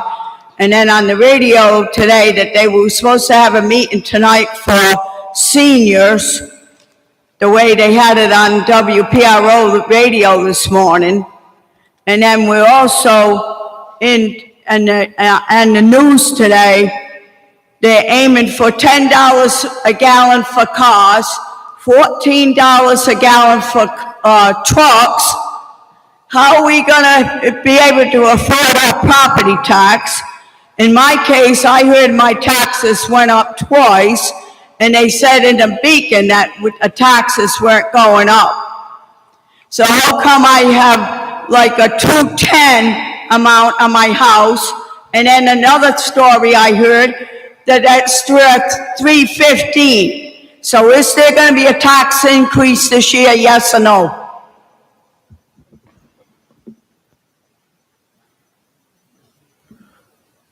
Ma'am, the mill rate, the tax rate stayed the same. There's no tax increase.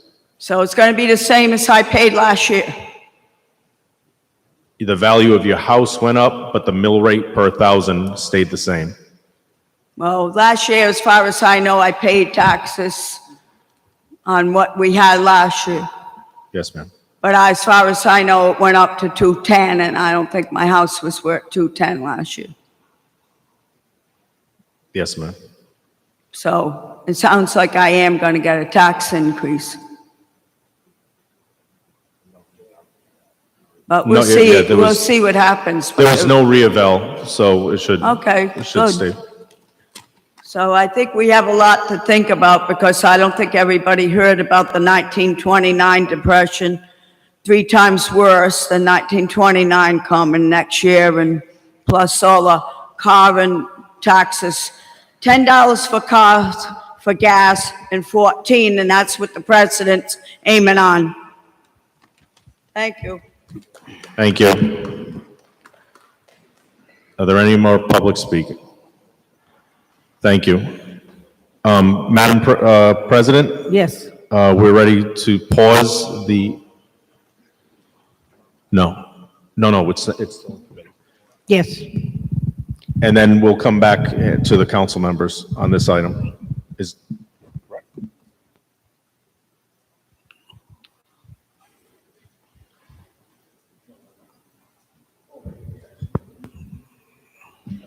So the committee will stand at ease for the opening of the council meeting and then return thereafter.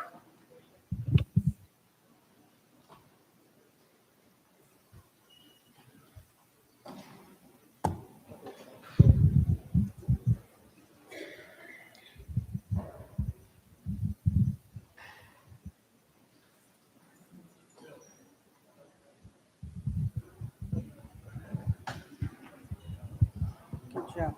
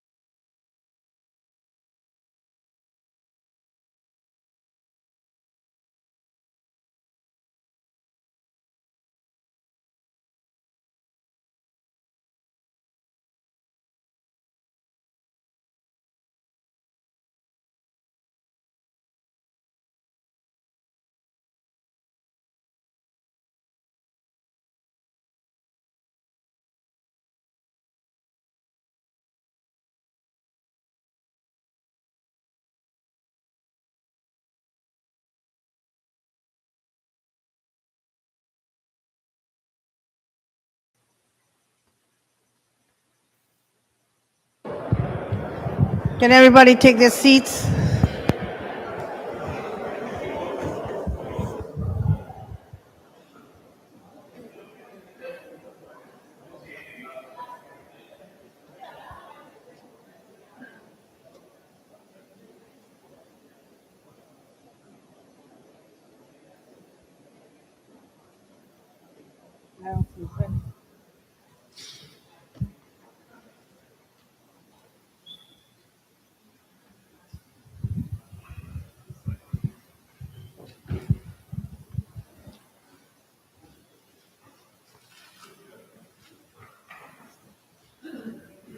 I'd like to welcome everyone to the Warwick City Council meeting for June 6th.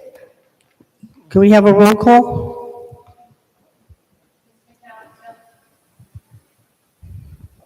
Mr. McAllister?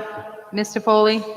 Mr. Gebhardt? Mr. Howe? Here. Mr. Lattiser? Here. Mr. McElroy? Yeah. Mr. Ricks? Here. Mr. Snappy? Ms. Travis? Here. 8 present. Councilman Sinapi, would you please lead us in the salute to the flag?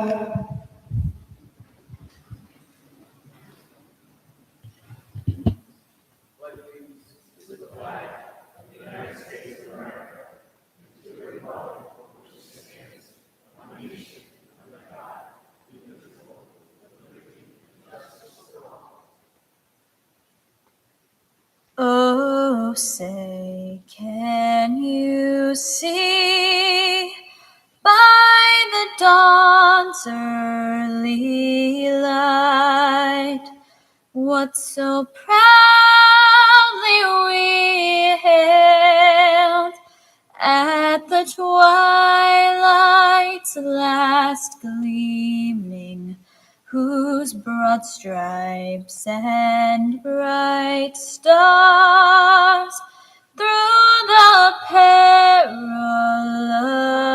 fight o'er the ramparts we watched were so gallantly streaming, and the rocket's red glare, the bombs bursting in air, gave proof through the night that our flag was still there. Oh, say, does that star-spangled banner yet wave o'er the land of the free and the home of the brave?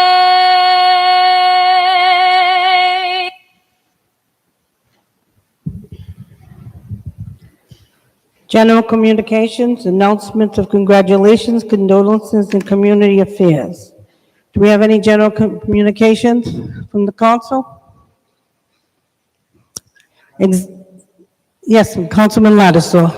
Yes, Madam Chair, I would like to request a moment of silence for all of our military that perished on that terrible day some 78 years ago on D-Day. Have a moment of silence.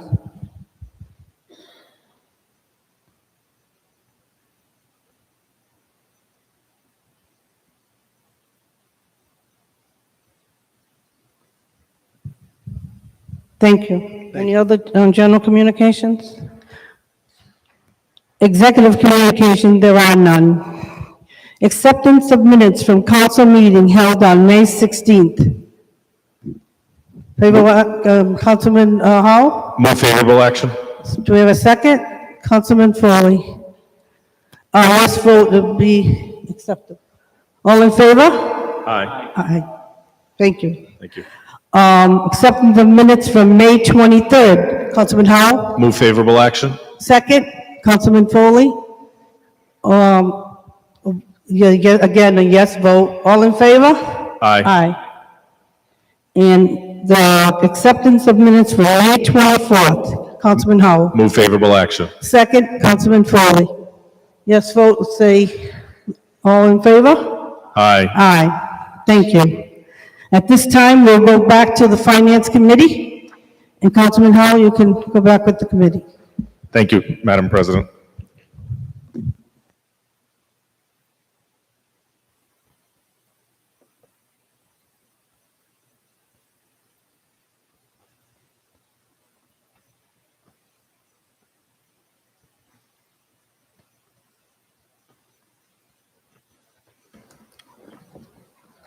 Okay, so at this time, I would like to call on my committee colleagues if there are any questions or comments on this PCR 67-22. Oh, I apologize. So I'll just for good measure, I'll ask if there's any further public comment.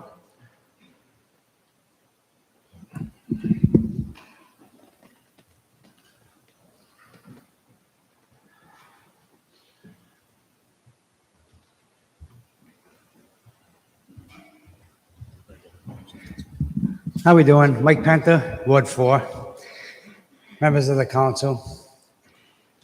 Listen, I've been born and raised in the city of Warwick. Went through Aldridge, went through Pilgrim High School, went through all the system. Do we need new schools? Absolutely. Is today the time to put our residents of Warwick in a position like this? Let's keep using the excuses of COVID. It's still here. Let's look at the debt that the city is in today. Let's look what the taxpayers are paying out. There is no tax increase this year. We're going to really see what happens next year. We're not going to have the funding coming in anymore. We just need to take into consideration, we have a lot of tax dollars, through me saying it in the last 25, 28 years, that are thrown out the window. We send a letter out if the trash trucks can't make it. Let's send a letter out to everybody in Warwick. It's expensive, but we'd throw it away anyway. Let's spend the money. Let's inform the taxpayer. You heard earlier, the taxpayer is not informed in the city of Warwick. Not all the elderly is able to use a computer, okay? They're not able to see that there's a meeting tonight and what's going on. They need to be informed properly. They need to realize where we're at with the city of Warwick, where we're going to be with the city of Warwick next year. Maybe one school? Anybody talk about that? We got a 50-year-old school and a 60-year-old school. The 60-year-old school, which is Pilgrim, definitely needs to be done, something done with right away. According to the comprehensive plan, we're not going to have the kids for the school. Build them and they will come? No, that's not the truth. People are moving out of Warwick because they can't afford it. We don't have businesses in Warwick that are fading away because they can't afford it. The taxpayers need to be informed exactly where we stand this time next year before they say, hey, yeah, let me give us another $350 million in debt. 10 to 20 years on the shelf that we have money sitting there from bonds. I thought we had a limitation once we decide to stop building these schools and looking for contractors and trying to get it organized, the bidding process and everything else, that if we don't use this money by have this job done by a certain amount of time, 2 schools, we talked about this, I think 2 meetings ago. 2 schools, start to finish in the amount of time, what do we have, 5 years? Was there somebody heard about 5 years at that time? We don't finish that product, right, who I do have no faith in, will say, have a nice day. Guess who's on the taxpayers on the hook? You guys know that. I know all of you guys. We've been friends for a long time, right? I've been dealing with you guys. You know that's going to come our way. Do we need to put that in? Right now, we have to rush this through. We have to get this through today. We got to try to get this to the General Assembly to get this going through so the voters can vote for it. The voters are misinformed. They don't know. Spend the money. Just think about it. Just think about it. No reason why. I think the people just need to know so they can be here, so they can hear it. They need to get it in front of them in the mail. Let them read it. Let them realize where we're going. what's ahead of us before we jump for this. I think we just need to consider that and think about that. We're losing people. We're not gaining them. We're building like crazy. We're building housing like crazy. People that are coming into these new homes that we're building, we're approving these projects based on, Mr. Howe, I think in your ward, where we're looking to put up these big units of 200 units based on 1.5 cars to park in this place, which is by law. We're hoping that people are going to come in and they're going to ride a bike or they're going to walk over to the train station and work out of Boston and so forth and whatnot. So we're not looking to bring in the kids. We're looking to people to take these housings and we're giving them all kinds of access to have minimal parking and everything else because the idea is to put them on the bus and the train. We're not going to have the kids coming in. They're fading away. Read the comprehensive plan. Predicted by 2033. Look at the amount of people we're still going to continue to lose that we already lost. It's scary. One school, I'd be 100%. Let's see how it goes for 5 years when the school's up.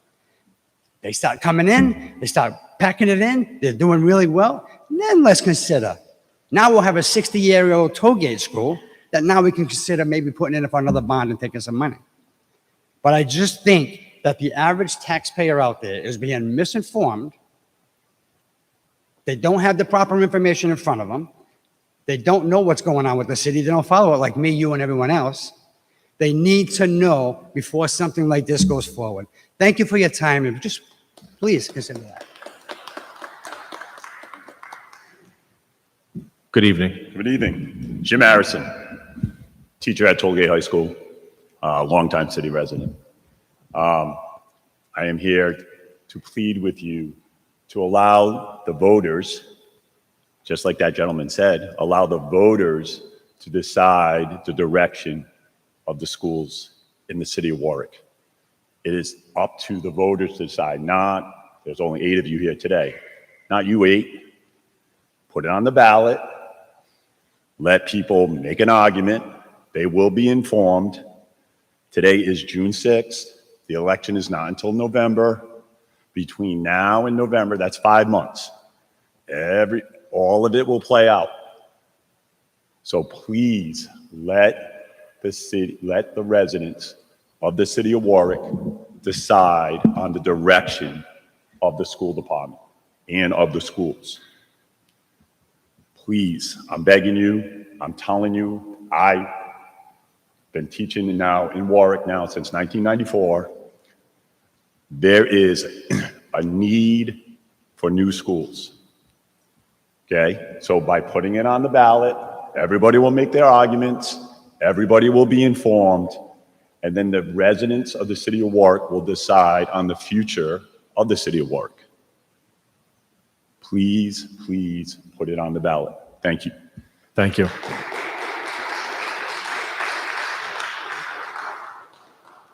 Thank you. Members of the committee. Councilman Foley. Thank you. When I headed here tonight to the council chambers, my thought was to speak against this proposal, but to vote for it. I'm a staunch believer in democracy, being a high school history teacher for 40 years. And I do believe that we need to put this in front of the public. What has changed is my thought process. Like I said, I was going to speak against it, but I would speak for it. And the reason being is the questions and answers back and forth, and that we have a 7-year window that we're looking at. That's A. B, it gets voted on and passed by the citizens and voters of Warwick. We're not breaking ground the next day. We're going to reassess. We might postpone breaking ground because of interest rates, because of soaring costs, construction costs, a whole conundrum of reasons. But what we have to realize is, once again, we are hamstrung by RIDE.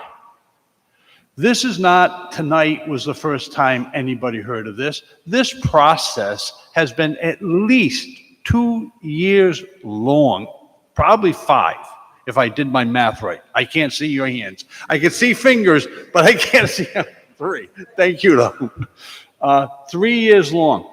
And I remember when I ran for this seat, we had a debate, and we talked about this bond and the proposal. And the school committee went with just repairing the high schools. And RIDE said, if you want reimbursement, you can't go that route. Understand, that's not the city of Warwick, that's not the city council, that's not the school committee. That's RIDE, that if you want reimbursement, you must follow our rules. I taught for 30 years at Davies, directly under RIDE, and I'm fed up with them. Fed up with these unfunded mandates. So we get hamstrung from the beginning. A fellow educator. So our choices are limited. So now we have to look at, okay, we have to build new.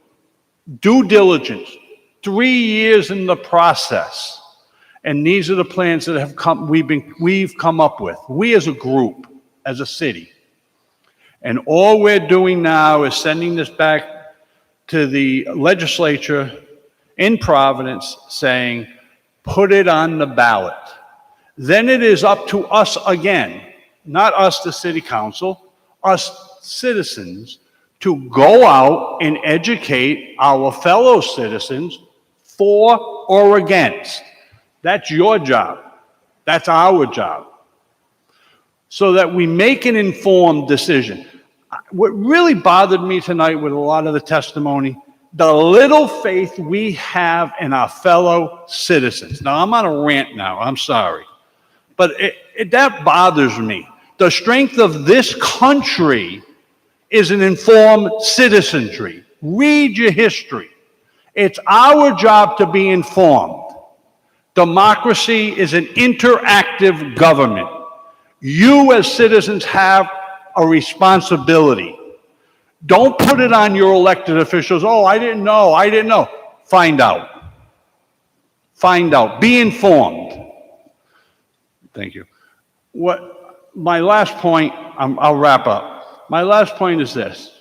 No, I know, I understand that. You'd whack me in the back of my head. I understand you. My point is this.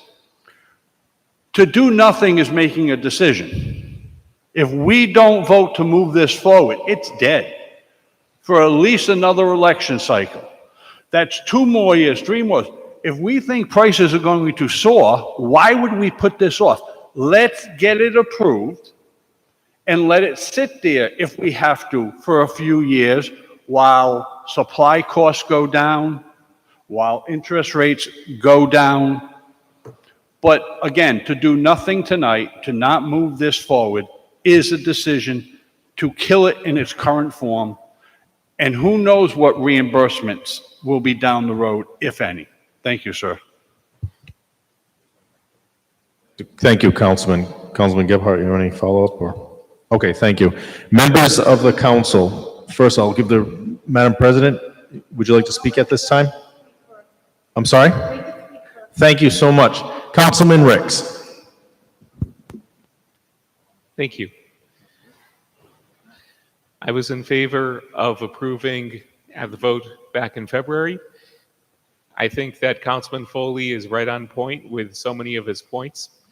Something a little bit different that I'd like to bring to the attention of the public here is that this is not just a choice of, are we going to continue to tread water right where we are, just kind of take our schools in their present form and put it on the shelf, freeze it in place, and keep going exactly as things are. No. Speaking figuratively, not literally, because Pilgrim is not literally sinking, but figuratively, things over at Pilgrim, wear and tear, repairs that are needed, it's sinking. It's not treading water. We have a lot of structural issues with that building from the roof on down. And these issues are not going to get better over time. They're going to get worse over time. This is a building that it was simply not designed to last like some of these even older buildings were. I don't exactly know how to explain the difference between some of the construction, say pre-war, pre-Great Depression, versus some of the 1960s era construction. I'm not an expert in that field, but what I do know is that the way that Pilgrim was hastily constructed, well, it was a mess when I was there around the years 2000 through 2004. Proud Pilgrim graduate of 2004. Proud in spite of course, as anyone in my class would know, and I'm sure anyone in classes since then, if you're in that building, you're going to see random trash cans around because, of course, there are perpetual leaks in the roof. It's not exactly meeting the ideal standards of a school where you would want to spend 6 hours a day. There are just so many problems with that building, and that's not to touch on the differences between 1960s construction for 1960s education and modern 21st century education, just looking at some very basic things like the amount of space per each classroom, the difference between having a model for a class of the 1960s era where all the students sit in rows and they'll look at the blackboard versus nowadays where the modern education, it has different requirements for the physical space in that room. You have students learning in groups. You have different stations. You have a smaller classroom. Well, that's going to be a bit more cramped. Maybe you can't have all of those stations. Maybe you can't have those same activities that 21st century curriculum calls for. Then that's not even getting into, say, the difference between having a lot of those buildings with the few, or in some cases no, windows. And during those hot months in, say, May, June, September, lack of air conditioning. We all know that when taking those tests, I'm sure that a lot of us weren't taking tests in air-conditioned rooms, and just sitting there as students sweating, it's not exactly optimal testing conditions, not exactly optimal learning conditions. From the issues with building that have arisen over the last, say, 70 years, 60, 70 years, and then just a matter of how the school was designed in the first place, there are a lot of reasons to replace Pilgrim, and this is one area where I can't fault RIDE. I cannot fault them in their assessment that it is a bad idea to throw good money after bad into an aging building that is, by a lot of accounts, past its expiration date. I can't fault that. What I can fault with RIDE, and where they have really tied our hands, and I certainly don't appreciate this, is that they are giving us a choice of really all or nothing, that we have to do 2 high schools all at once, because I really do think that Tollgate, there are ways that Tollgate could, see a few more years left in it. Maybe in a more ideal world, if I was making the rules here, then maybe there would be a way that we could build Pilgrim first and then go out to bond to rebuild Tollgate. But I don't make the rules. That was not a decision of this city council, nor of the school committee, nor the school department. That's really something that came down from RIDE. And when we are given this up or down choice, I really do think that it should be the choice of the people. That's why I'm going to support a yes vote tonight to allow this to move forward to the General Assembly and for the people to educate themselves over the next 5 months, seek out the facts, and make a fully informed decision. Now, one other factor that we really haven't touched on too much tonight is what happens if we do nothing. We cannot look at this in a vacuum as a matter of, okay, it's the status quo or something different, and this something different, the building of the new schools, that has a cost. Well, there's also a cost to doing nothing. That cost to doing nothing is that Pilgrim is going to keep getting worse. Tollgate, too, is going to keep getting worse. I don't think it makes a lot of sense to sink millions and millions of dollars into repairs for schools that should be replaced in the near future. Let's not throw the good money after the bad money. But then also, what are the risks of continuing to push off doing anything? What are the risks of inaction?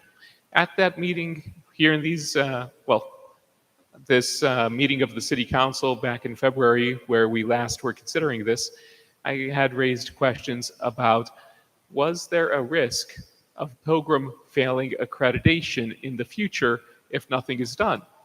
And the answer was yes. There had been discussions and concerns about Pilgrim's accreditation if things continued to deteriorate, and I do mean deteriorate.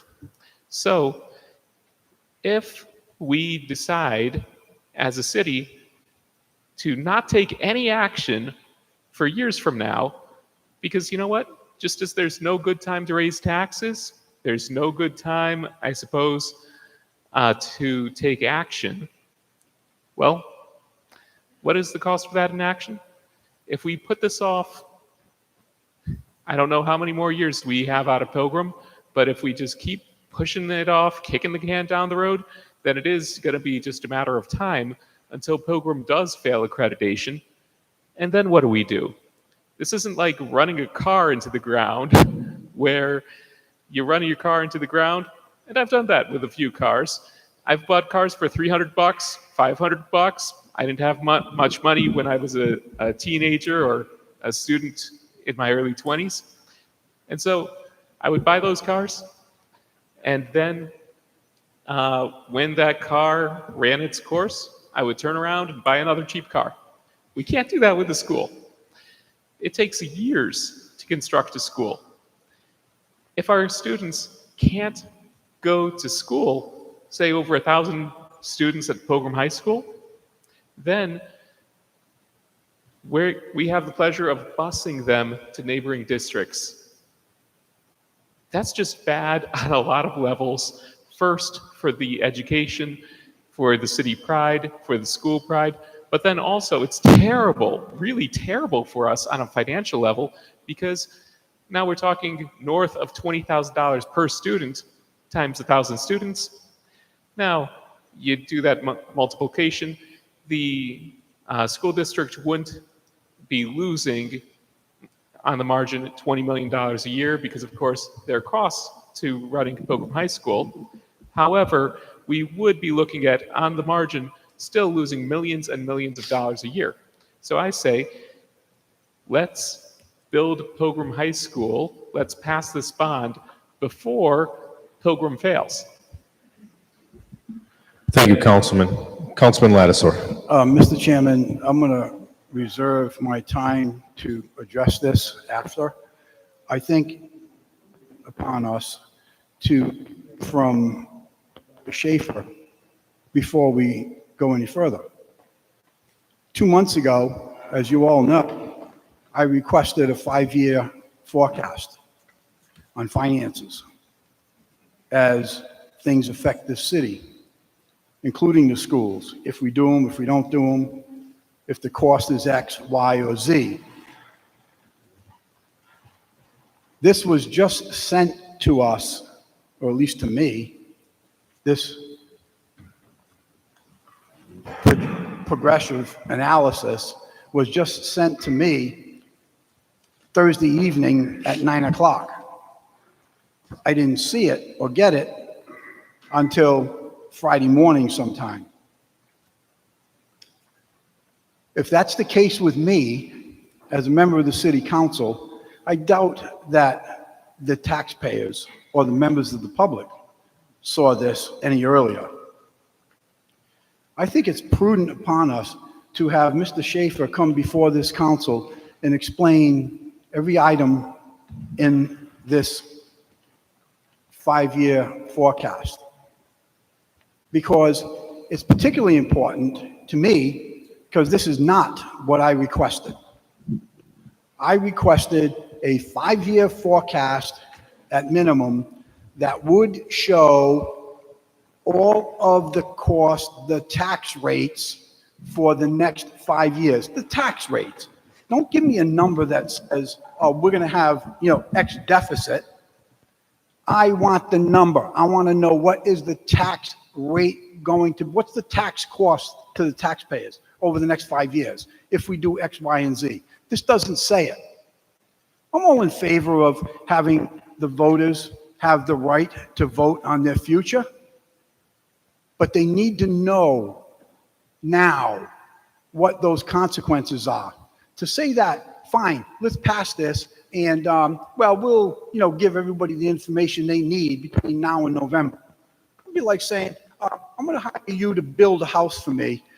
You go ahead and do all the stuff that I'd like to have that I want, and we'll figure out what the price is later on. There isn't one person in this room that's going to do that. Not one person in the city, I don't think, would do that.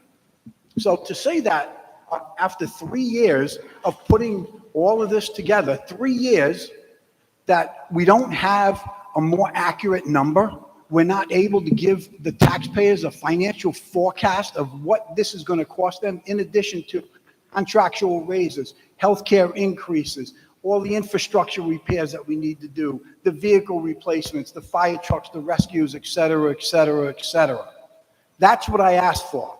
I wanted a realistic number projection based upon previous history and projections going forward as to what is it going to cost the taxpayers.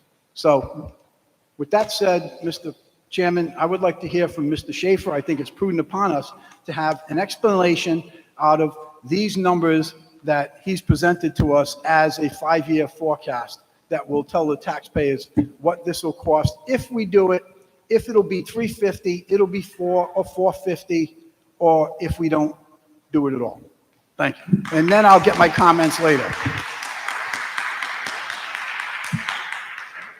Director Schaefer, I will say that I understand what before you speak, Director, I will say that I believe that at the very first sentence, it says City Council acted on resolution PCR 32-22, endorsement by the mayor. And I believe that the requirements that were in PCR 32-22 of everything enacted at that time was satisfied. But Director, I'll leave it to you. Oh, if you wouldn't mind turning on the microphone, thank you.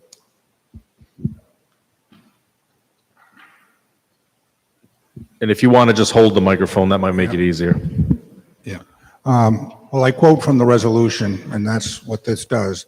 I think the thing that it maybe I was unhappy with, and maybe the councilman's unhappy with, it gives a range of estimates.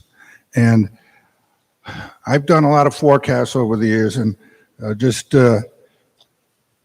this is the forecast that the state came out with, 5-year forecast in its budget in January, which projected a $250 million deficit next year, a structural deficit this year of $125 million, and right now it seems like they don't know what to do with all the money they've got. So this is a challenging thing, and I did my best job. We've had, let's just look at the drivers in the forecast. First of all, property taxes.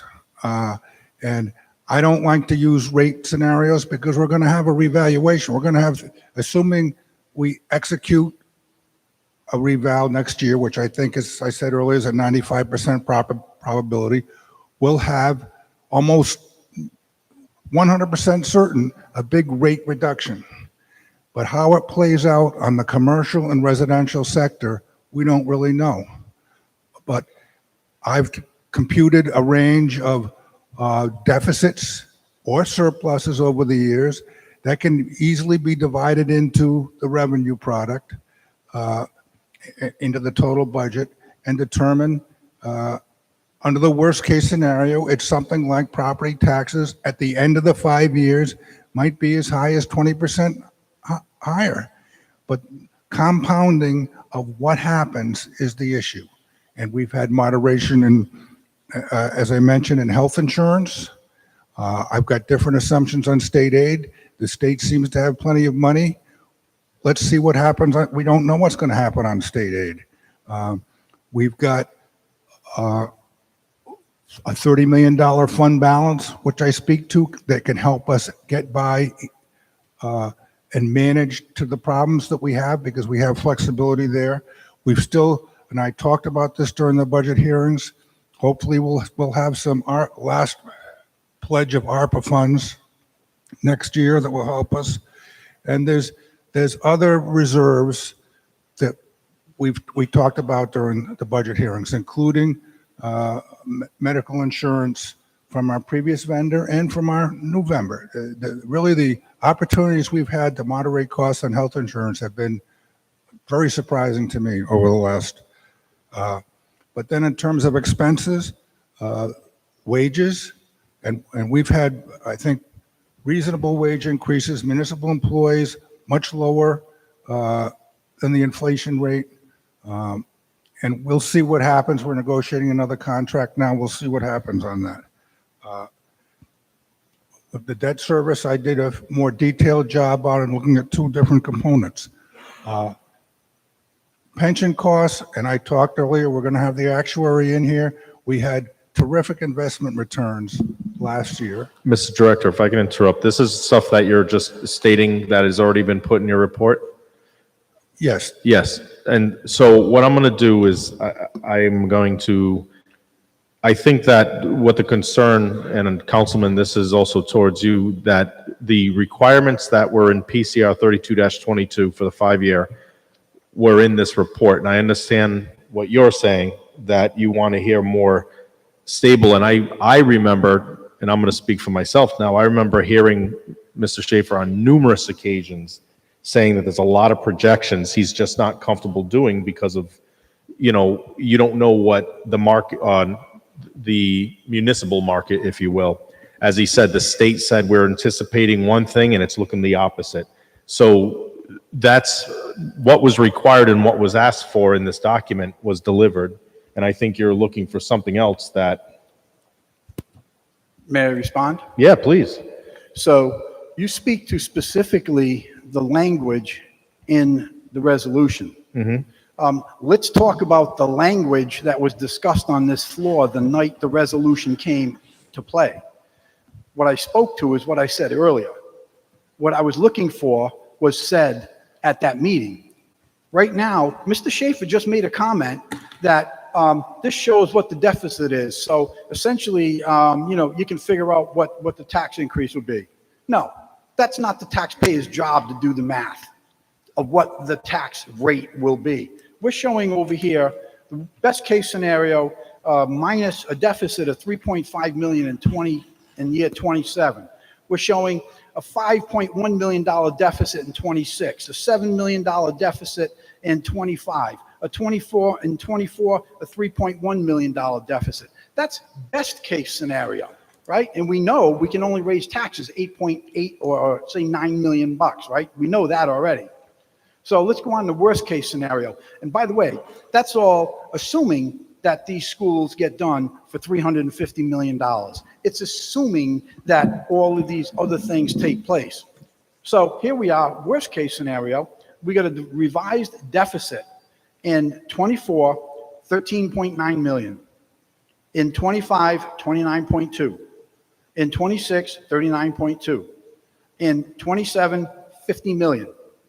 What I want to see is if those numbers come to fruition, what is the tax rate going to be?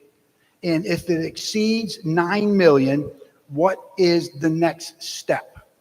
What is it going to mean in a supplemental tax increase?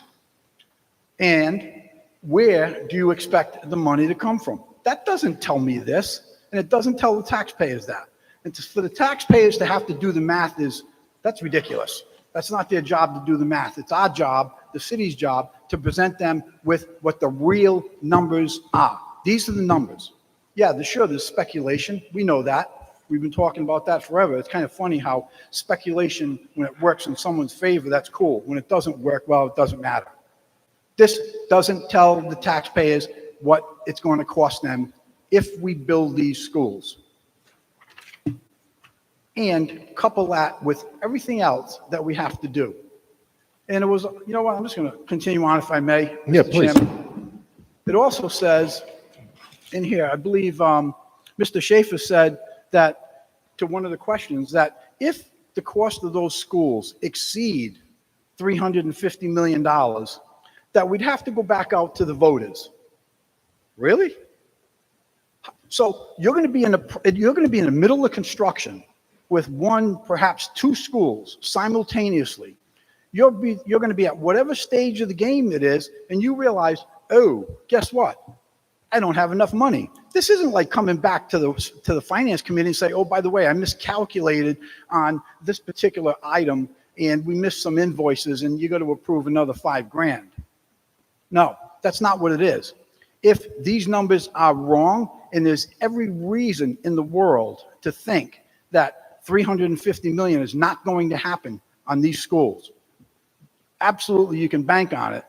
Go back to the voters. So what are you going to do? You're going to middle of construction. You're going to stop doing whatever work you're doing. You're not going to continue the buildings.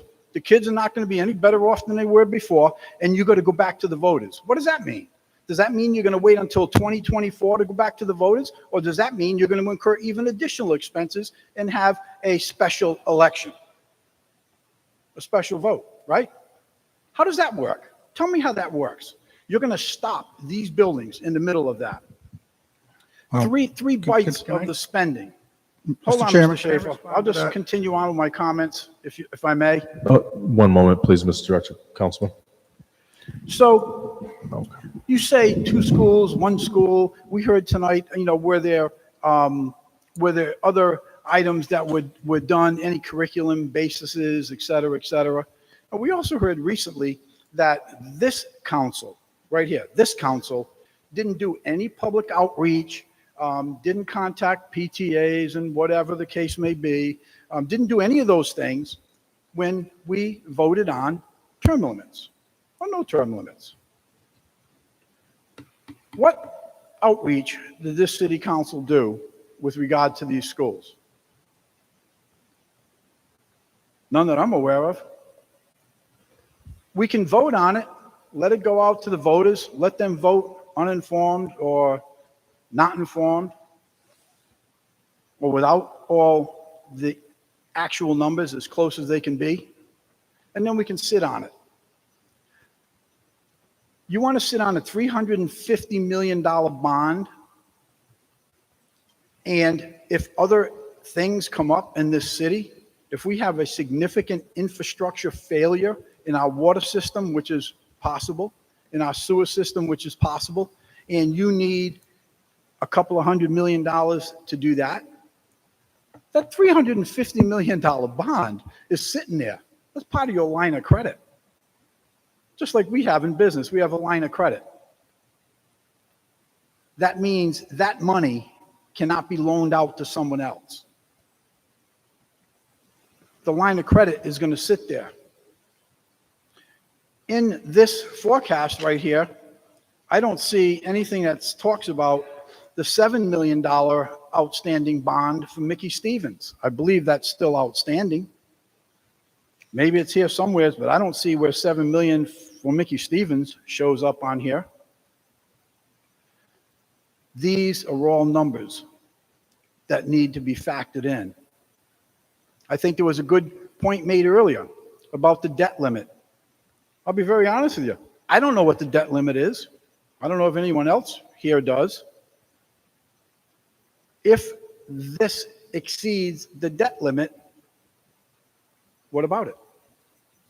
So I'm even more concerned now than I was before I walked into this chamber. I'm more concerned now because there are so many new questions that were brought up this evening that the answer is, I don't know.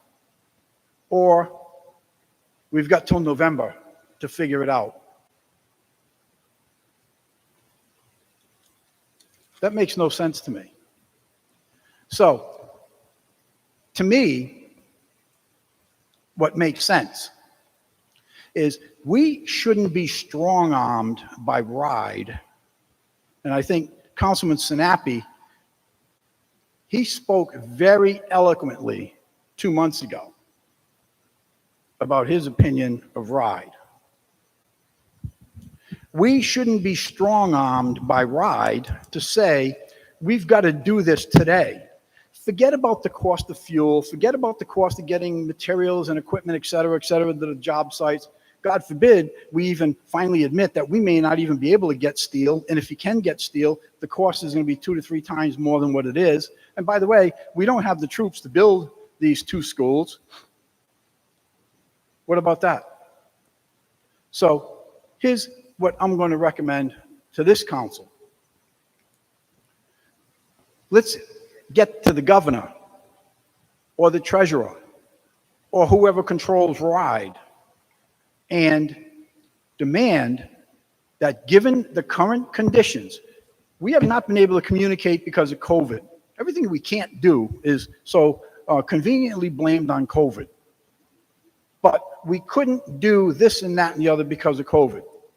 So why don't we demand, as the legislative branch of government in the city of Warwick, that RIDE is absolutely committed to give us the extension on that 52%, up to 52% return on the cost of those schools. Give us a 2-year extension, maybe a 3-year extension. Why do we even have a deadline at all? That is absurd. So that is what I would like to put out there to us as a legislative branch of government. And by the way, that gives everyone, the school department, the administration, and all of us 2 years to come up with a real accurate financial picture, an accurate forecast. And it gives everyone plenty of time to do the curriculum basis, the studies. Do we need marine technology? Do we need more carpentry? You can't get electricians, plumbers, carpenters. You can't get any of this stuff. So is that all factored in? And it'll give us more time. And in the end, you're probably going to be looking at, and by the way, we shouldn't be forced and strong-armed to build 2 brand new schools at the same time. That shouldn't be RIDE's decision. They shouldn't have that control over us. And more importantly, and more aggravating, is that RIDE has that type of control over what our taxpayers can afford to bear. That's ridiculous. And we need to take a stand on that. Thank you, Mr. Chairman. Thank you. You know, to follow up on what you just said, Councilman, I think during the budget hearings, I think I let my opinion of RIDE and my opinion of unfunded mandates and how education has been federalized. And so therefore, they've taken so much out of the municipality's hand that a lot of what we do and a lot of what we pay for, we have no choice in that. So I understand there's a few council people that would probably, Councilman Sinapi, would you like to speak next? Sure. So I got a few points. And if you wouldn't mind speaking up just a little, thank you. My apologies. So we have a few things, some of them which have been brought up tonight. Just kind of do a bullet point list. First, don't forget there's a student drain currently, not necessarily because of taxes, but because of some of the loopholes in the state regarding school programs. We lose kids due to other sports programs or other programs that other schools have, even though we have substantially similar or even better ones. And there's not a speculative amount of money we lose to that. We lose millions of dollars to that. And school committee member David Testa actually brought up NK going to the sporting events there, and it made me remember when I was in Tollgate. I remember NK would always have a wrestling tournament, and I went. I couldn't understand why the heck they put themselves through all the rigmarole that surrounds it. until I walked in and you look at this brand new building and it's gorgeous. And all the kids go when they see that, all their parents go when they see that, and then you wonder where your friends go the next year. And look, they're at NK, because NK shows off its school, sometimes in subtle ways, like by holding tournaments. And they take kids, and then they take millions. And we could just replace our fields. That costs millions upon millions of dollars. In fact, if those of you remember, there was at one point a resolution introduced to do that, and it would have cost well over $10 million. We could do nothing and then just fix up the schools, because we couldn't just do literally nothing, because the schools would fall apart, as Councilman Ricks already pointed out. The original plan was to basically do that, to renovate. We probably wouldn't get reimbursement, because as we know, RIDE blocked it first time around. And we'd be basically spending hundreds of millions of dollars potentially to fix buildings that are pretty much past their life, just because we didn't want to deal with the potential burden of building the new schools, which the generations before us, they've all had to deal with this at one point. New schools eventually are needed. It's just how it works. And as many recall, we have been given, and especially the school department has been given, nothing but grief for kicking the can down the road in other regards. But in this one, interestingly enough, that's all anyone wants, is to kick the can. It never worked before, it's not going to work today. Especially when there's hundreds of millions of dollars on the line that we won't get, because we thought we knew better. And even if we do, it doesn't matter, because RIDE controls what we get to do and what we get to spend and how we get to spend it and what we get back in return. If you don't like it, take it up with RIDE. I have. You should too. You should continue to do so. Because I talked to the same individual that Mr. Cody mentioned, actually, Mario. And he cautioned me, because I was throwing him out all these ideas to try to make this work. He said, look, at the end of the day, if you get this passed, you can at least guarantee reimbursement based on the terms that there are now. If the terms get better, that's great. But if you don't pass it, you'll be in a position where you potentially get nothing. So if we all do what hopefully at least some of us are voiced doing, and lobby RIDE, lobby the governor, lobby the General Assembly to fix this abomination of a process and to get more reimbursement and to make this work for everyone, we'll be in an even better position, as opposed to passing nothing, at which point we'll screw the kids, screw the city, and screw the taxpayers. It does no one any favors, but at least some people would feel good for a brief amount of time until reality sets in. Bear in mind, too, that outreach has been going on for years, at least 3 years. I was there at the meetings at the beginning when they had the expert come in, and he brought together members of the city council, legislature, city itself, school department, everybody. That's actually how originally we came to be focusing on 2 schools, and where we came to focus on renovations. There were countless public meetings. Even when COVID hit, there were still public meetings, just via remotely, and there'll be countless more if this passes. To pretend otherwise is a farce. To pretend as if people will not be went to extraordinary lengths to educate the general population is ridiculous, because it's in everyone's best interest to educate everyone so that they vote in favor. Do not educate them, risk them voting against. So it's silly to assume that will not occur one way or another. Please understand the depths of what happens when, thanks to RIDE's involvement, we lose the millions to students going elsewhere. Bear in mind that only is possible thanks to a mix of RIDE and the general legislature, but mainly RIDE. We lose millions because RIDE demands the process for building a new school be a certain way, which, bear in mind, is not the way in Massachusetts. You don't have to spend millions upon millions of dollars to design a school from scratch in Massachusetts, because schools that they previously have approved, you can use that template. Rhode Island, they don't give a shit. You can't do that. Build a new template. Pay the millions of dollars. You have to. There's no logic, there's no rhyme, there's no reason other than to screw us. RIDE is not your friend. RIDE never will be your friend at this rate. Google it. There's plenty of other things they've done. Special education, you name it. If you have an issue with this situation that nobody wants to be in, Take it up with those responsible. Take it up with RIDE. My goal, and what it seems like at least most of our goal here on the council, is to make sure this issue is not made worse by us. That's why I'm voting in favor, and I encourage others to do the same. I don't blame anyone who's frustrated with the situation, because it's remarkably frustrating and frankly stupid. It makes no sense. But we didn't put ourselves here. Even the school department didn't put themselves here. RIDE put us here.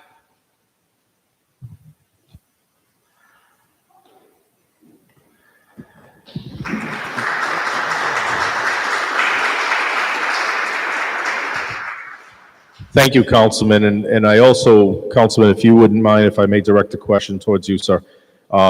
There's also legislation at the State House now that would also extend the 5-year. If you could go, just explain that very briefly. That was one of the main reasons I talked to the individual at RIDE, because I wanted to know how that would work, if we could rely on that and in theory convince them to allow us to tweak the proposal. And that's when he pointed out, look, if you pass what you're looking to pass, then potentially, yes, you would have the extension you could fall back on, but if you don't pass anything, you basically got to get far enough to use it.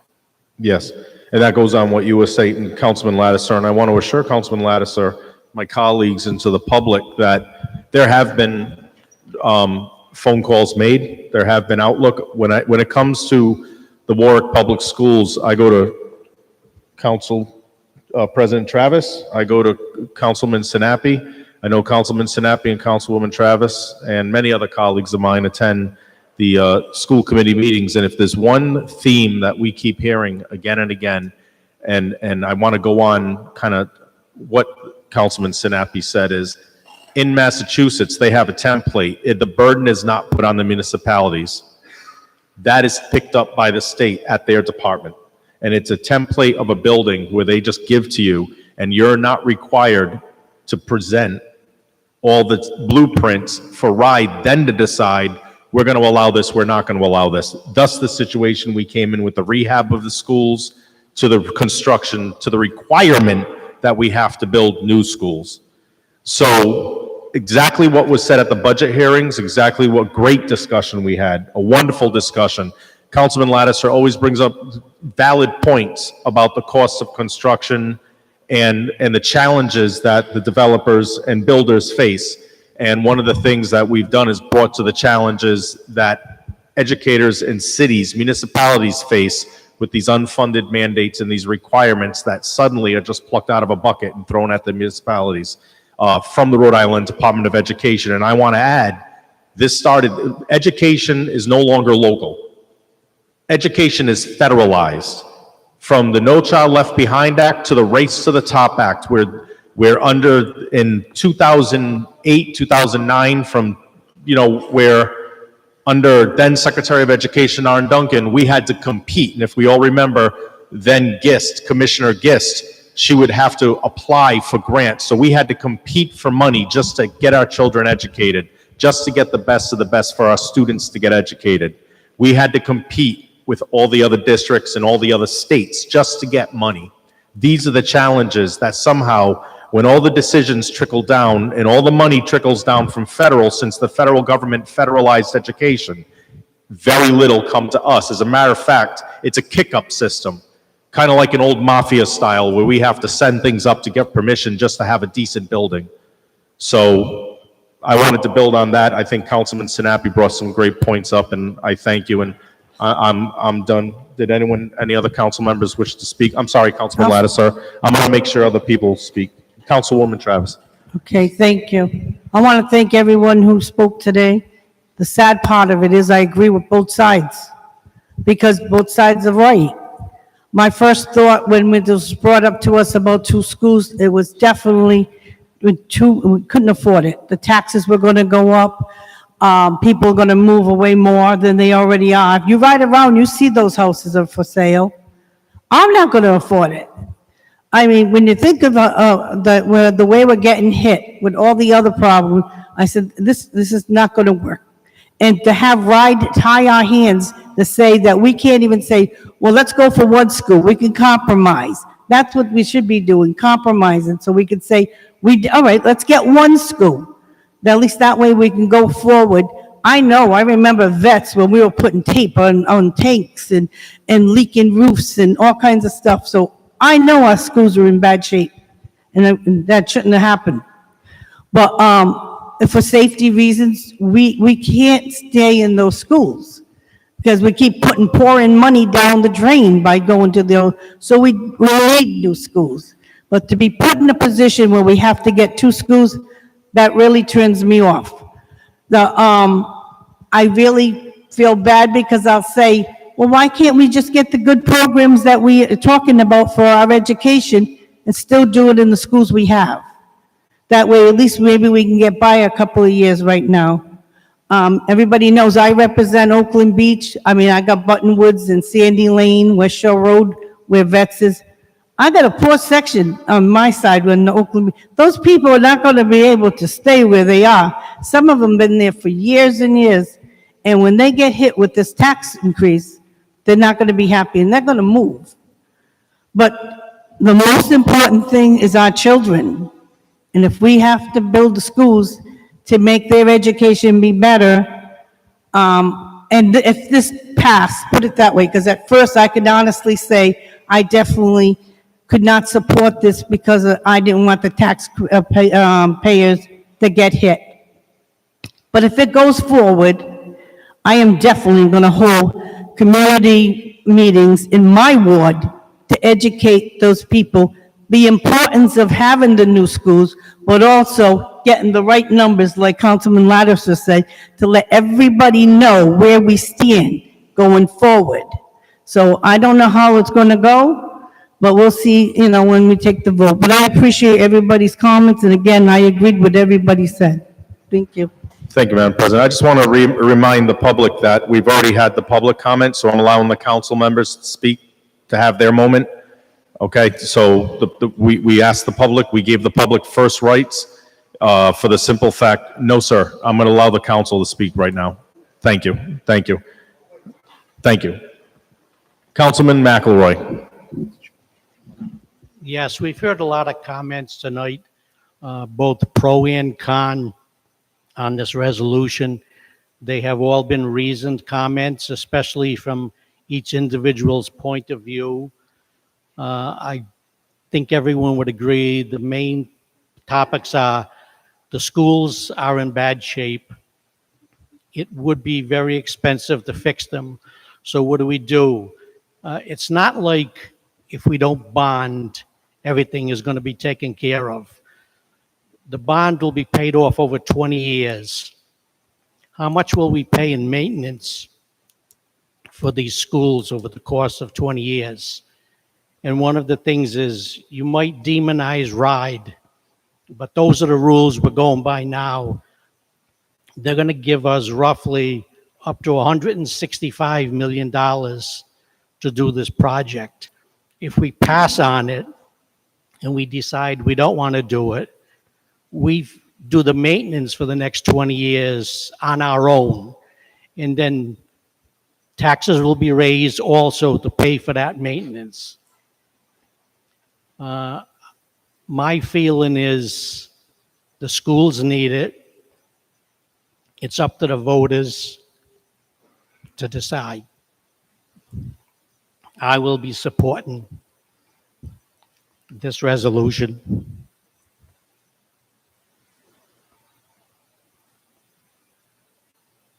Thank you, Councilman. Councilman Gebhardt.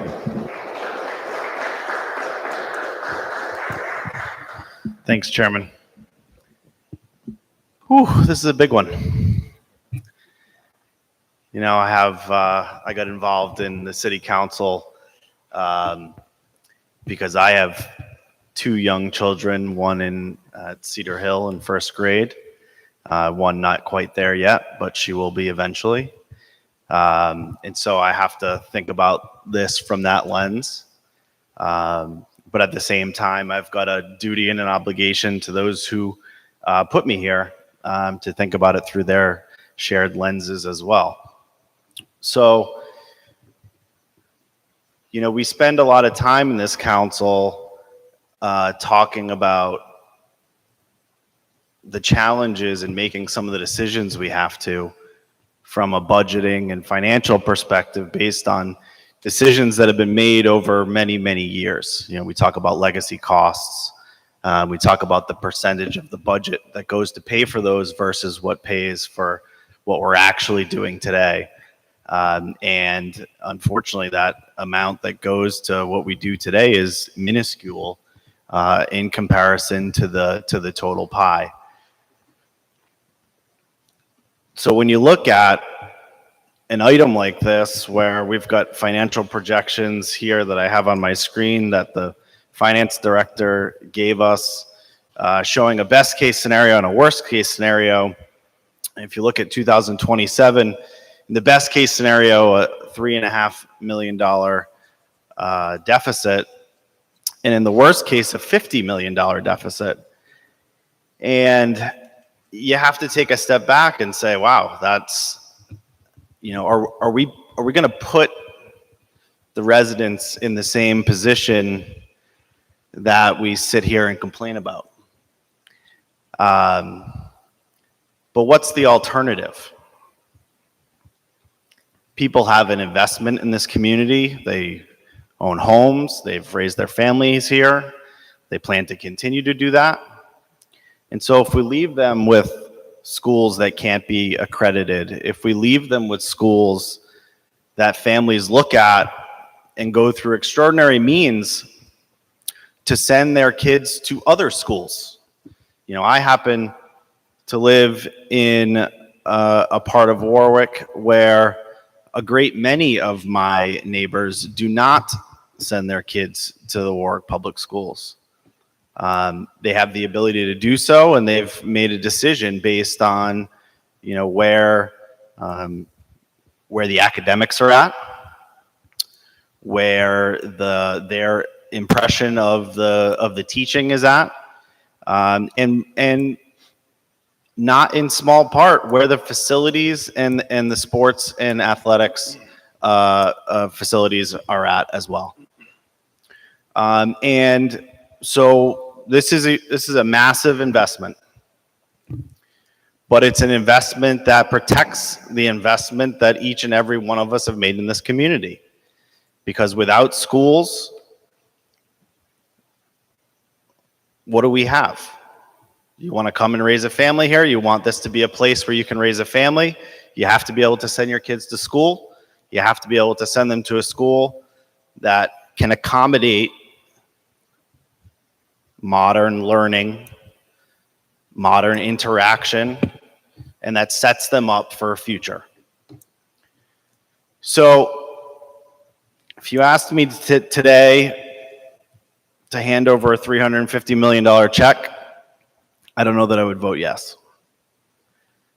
But what you're asking today is for my vote on whether we put this multi-staged process to its next step, which is to ask the voters, yes or no, do they support us moving to then the next step? Because when the voters vote, if they vote in the affirmative or if they vote in the negative, well, if they vote in the negative, it's over. But if they vote in the affirmative, it's still not done, right? Now we start to really sharpen the pencil and understand what are the interest rates going to be. Anyone who's bought a house recently or refinanced knows that what you can afford changes on a day-to-day basis, because it's a factor of what are the borrowing costs, what's happening in the market, do I have to do work on the house, can I afford to have that done? So if we get through a vote and the voters say, yes, keep working on this, then at that point, we'll have more certainty about what the bond rates are going to be. We'll have more certainty about what the construction costs are going to be. And then we'll be back here.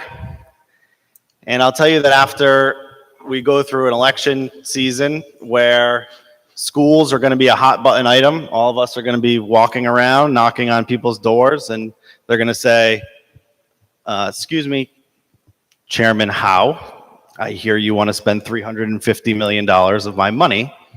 Tell me more about that. And I am not, that is absolutely going to happen. It happened when we went around 2 years ago. People said, hey, I raised my kids here. They went to Tollgate. They went on to Harvard. They went to become a doctor. Today, I wouldn't send my kids to Tollgate. Well, that doesn't feel good. That's not what we want. That's not what we aspire for. But we also need to be financially responsible, but we still have the opportunity to better understand what's before us. The time is now to get the public input. That's the step we're at. After that, we need to get down to brass tacks. How much is it going to cost? What are the impacts going to be? We need to firm up some of these assumption scenarios. And then we really need to say, is a $50 million projected deficit reasonable? I don't think it is. So we need a way to address that. And some of it certainly is going to come to the taxpayers and to the tax burden, but there need to be other concessions as well. And I think that together, with a shared aim of providing a world-class education for our students, with wanting to preserve people's ability to stay in their home, with wanting to balance a budget each and every year, I think we can get there. So at this point, I am okay to put this forward to the voters, but I'm going to need a lot more clarity before I say yes to write the check. So thank you. Thank you, Councilman. Before I, thank you, go around, all right.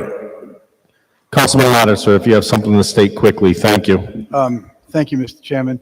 I would like to hear from Mr. Schaefer. I want to know what the tax rate will be on his best case and worst case scenario for fiscal years 24, 25, 26, and 27.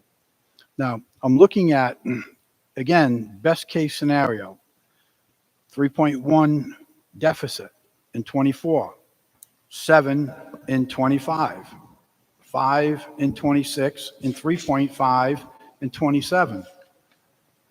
Are we to assume that those are all cumulative, add them all up, and we're looking at somewhere around best case scenario by the year 2027, we'll have burnt through 18 million?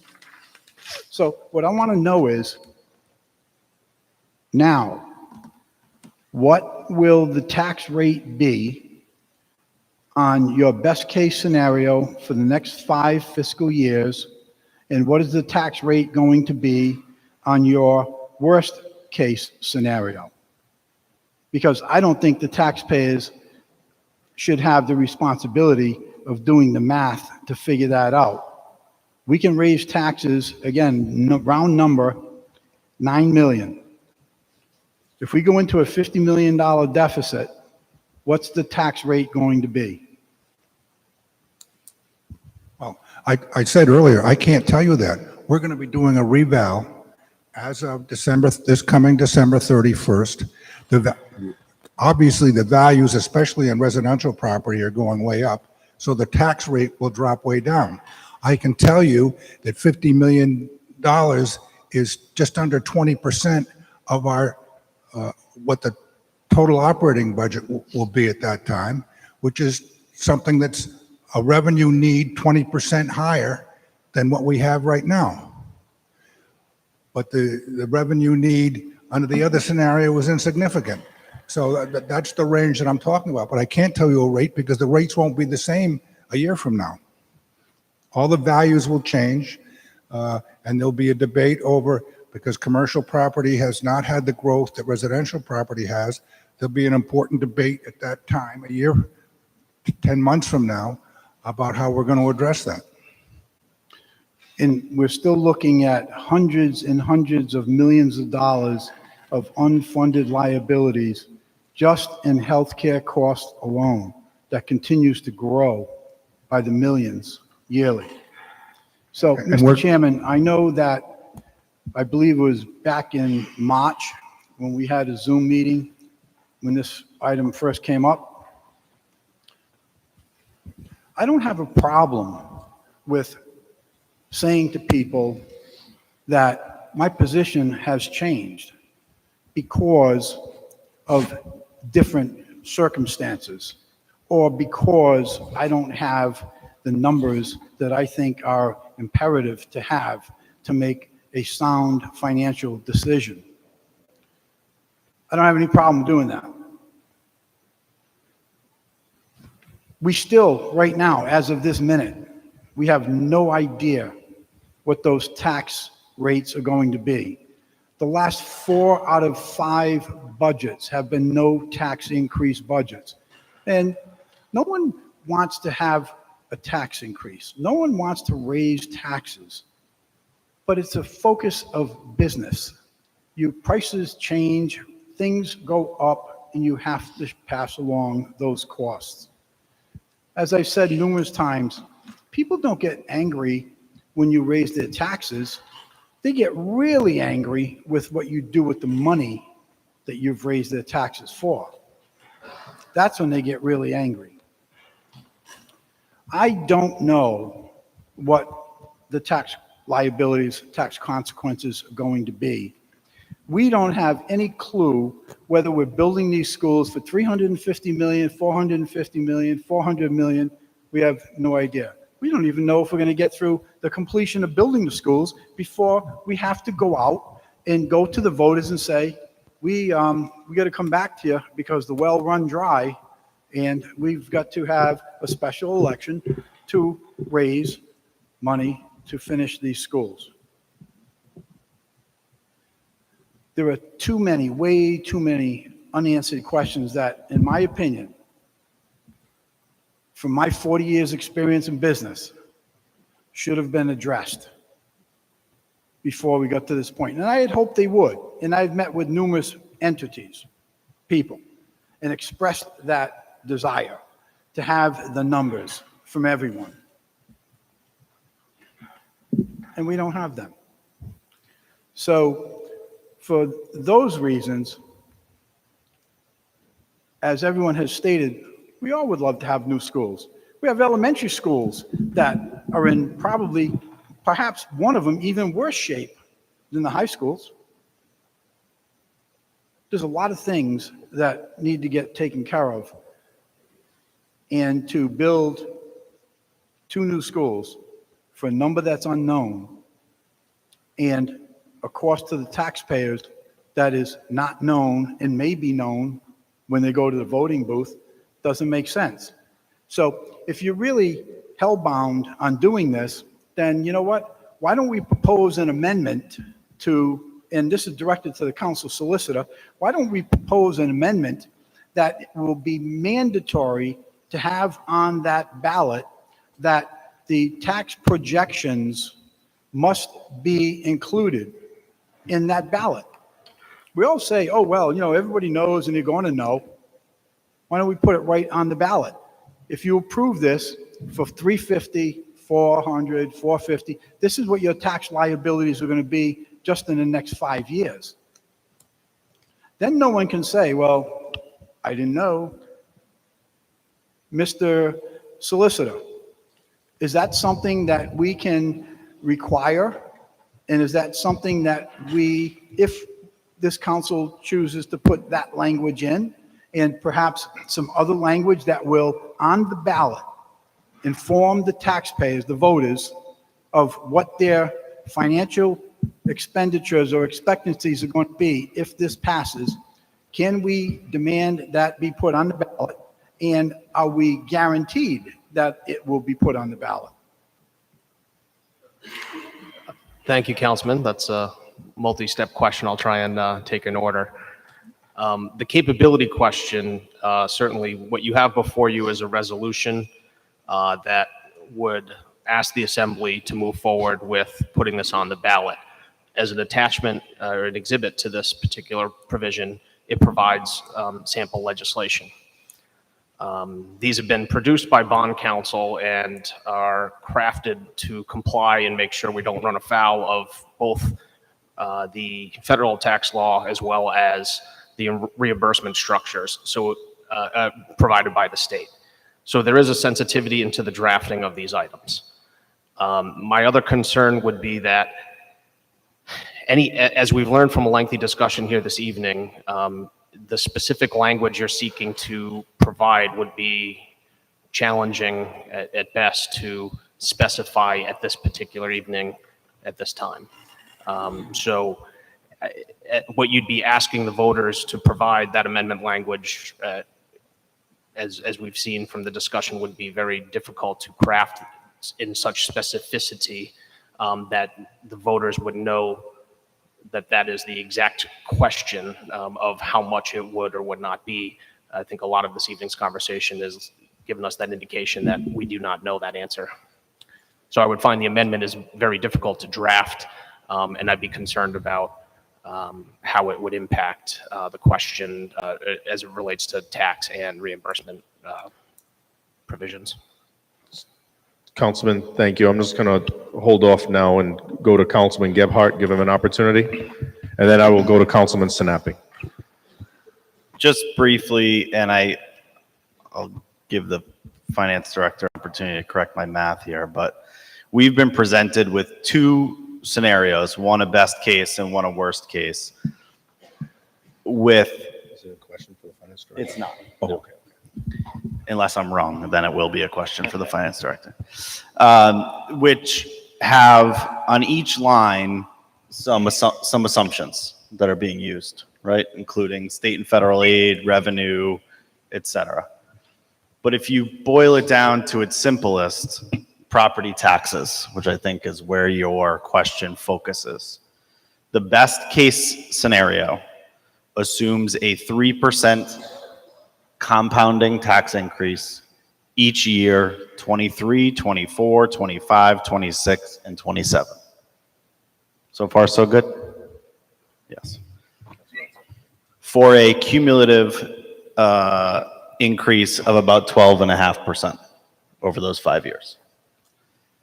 Leaving us still with a deficit, but relatively small deficit comparative to the worst case scenario. So that scenario with a 12.5% over 5 year tax increase leaves us with a $3.5 million deficit without touching any of the other assumptions. If you look to the worst case scenario, the assumption around tax increase is 0.75%, so 0.75% over each of the 5 years. Granted, more than we've done so far in the last several budgets, but that leaves you with a 3% tax increase over those 5 years. So the window we've been given to look at this through is from the best case to the worst case. And so the range, I guess this is best case from the city's perspective, not necessarily the taxpayer's perspective, but the range is somewhere between 3 and 12.5%. Now take that with a grain of salt, because on every line in this forecast is an assumption. So as things change, as needs arise, those figures are going to change. But purely from what the finance director has presented us with in terms of estimates around property taxes, I think that's what I would be most comfortable with thinking about this in terms of. Thank you. Thank you, Councilman. Councilman Sinapi. So just the straightforward answer to Councilman Ladish's point, how much is the taxpayers going to be on the hook for? They're going to be on the hook for $186 million. It's just factory how much money, if we get reimbursed at the amount we're looking to get reimbursed at. Though bear in mind that right now actively the school department is still looking to get the reimbursement rate increased even higher. So even that amount isn't necessarily set in stone. But compare that to the alternative, which we basically would go back to renovation of the schools, mainly because we wouldn't have much of a choice at that point. It'll be without reimbursement. So you're looking at well over $100 million, if not $200 million. No reimbursement, or likely none, if any, especially given that Ryder already said no.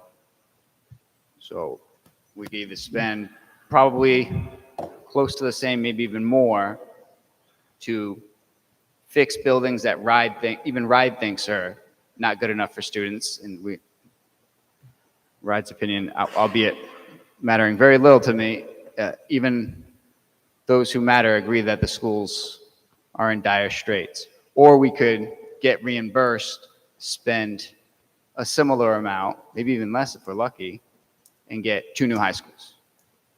So at the end of the day, it's an easy decision from that outlook. Again, no one wants to have to make the decision in either direction and spend the money. I get it. But we don't really have an option at this point. And to say, well, I'm not gonna because I don't want to, doesn't really fly. It's our responsibility. We have to do something. We can't do what councils in the distant past used to do and kick the can, and school departments of the distant past used to do and kick the can, which is how we got to where we are now in the first place, because as many, especially citizens here today, know, all the bonds that have come through recently for the schools, fixing all these things all in quick succession. From the outside looking in, it's kind of weird that a city is fixing all their schools all at the same time. Like, how are they all falling apart at once? Well, they're not. They've been falling apart for decades. Just all these prior governmental bodies kick the can down the road for a long, long time. And I refuse to be part of that. Thank you. I see you, Councilman Lesser, but Councilman Ricks hasn't had a second opportunity to speak. And I'd like to say this before my colleagues speak. As you can tell, I waived a lot of the council rules this evening because this is a high dollar item of good importance. But I do ask that we start concentrating our comments and on main topics. And I do want to just close out by giving the same request to the audience. Keep the topics very brief. We've been on this item for quite some time. So I'm going to go to Councilman Ricks, and then I'll go right back to you, Councilman Lattiser. Thank you. I'll be brief. I think that Councilman Lattiser, he raises a good point.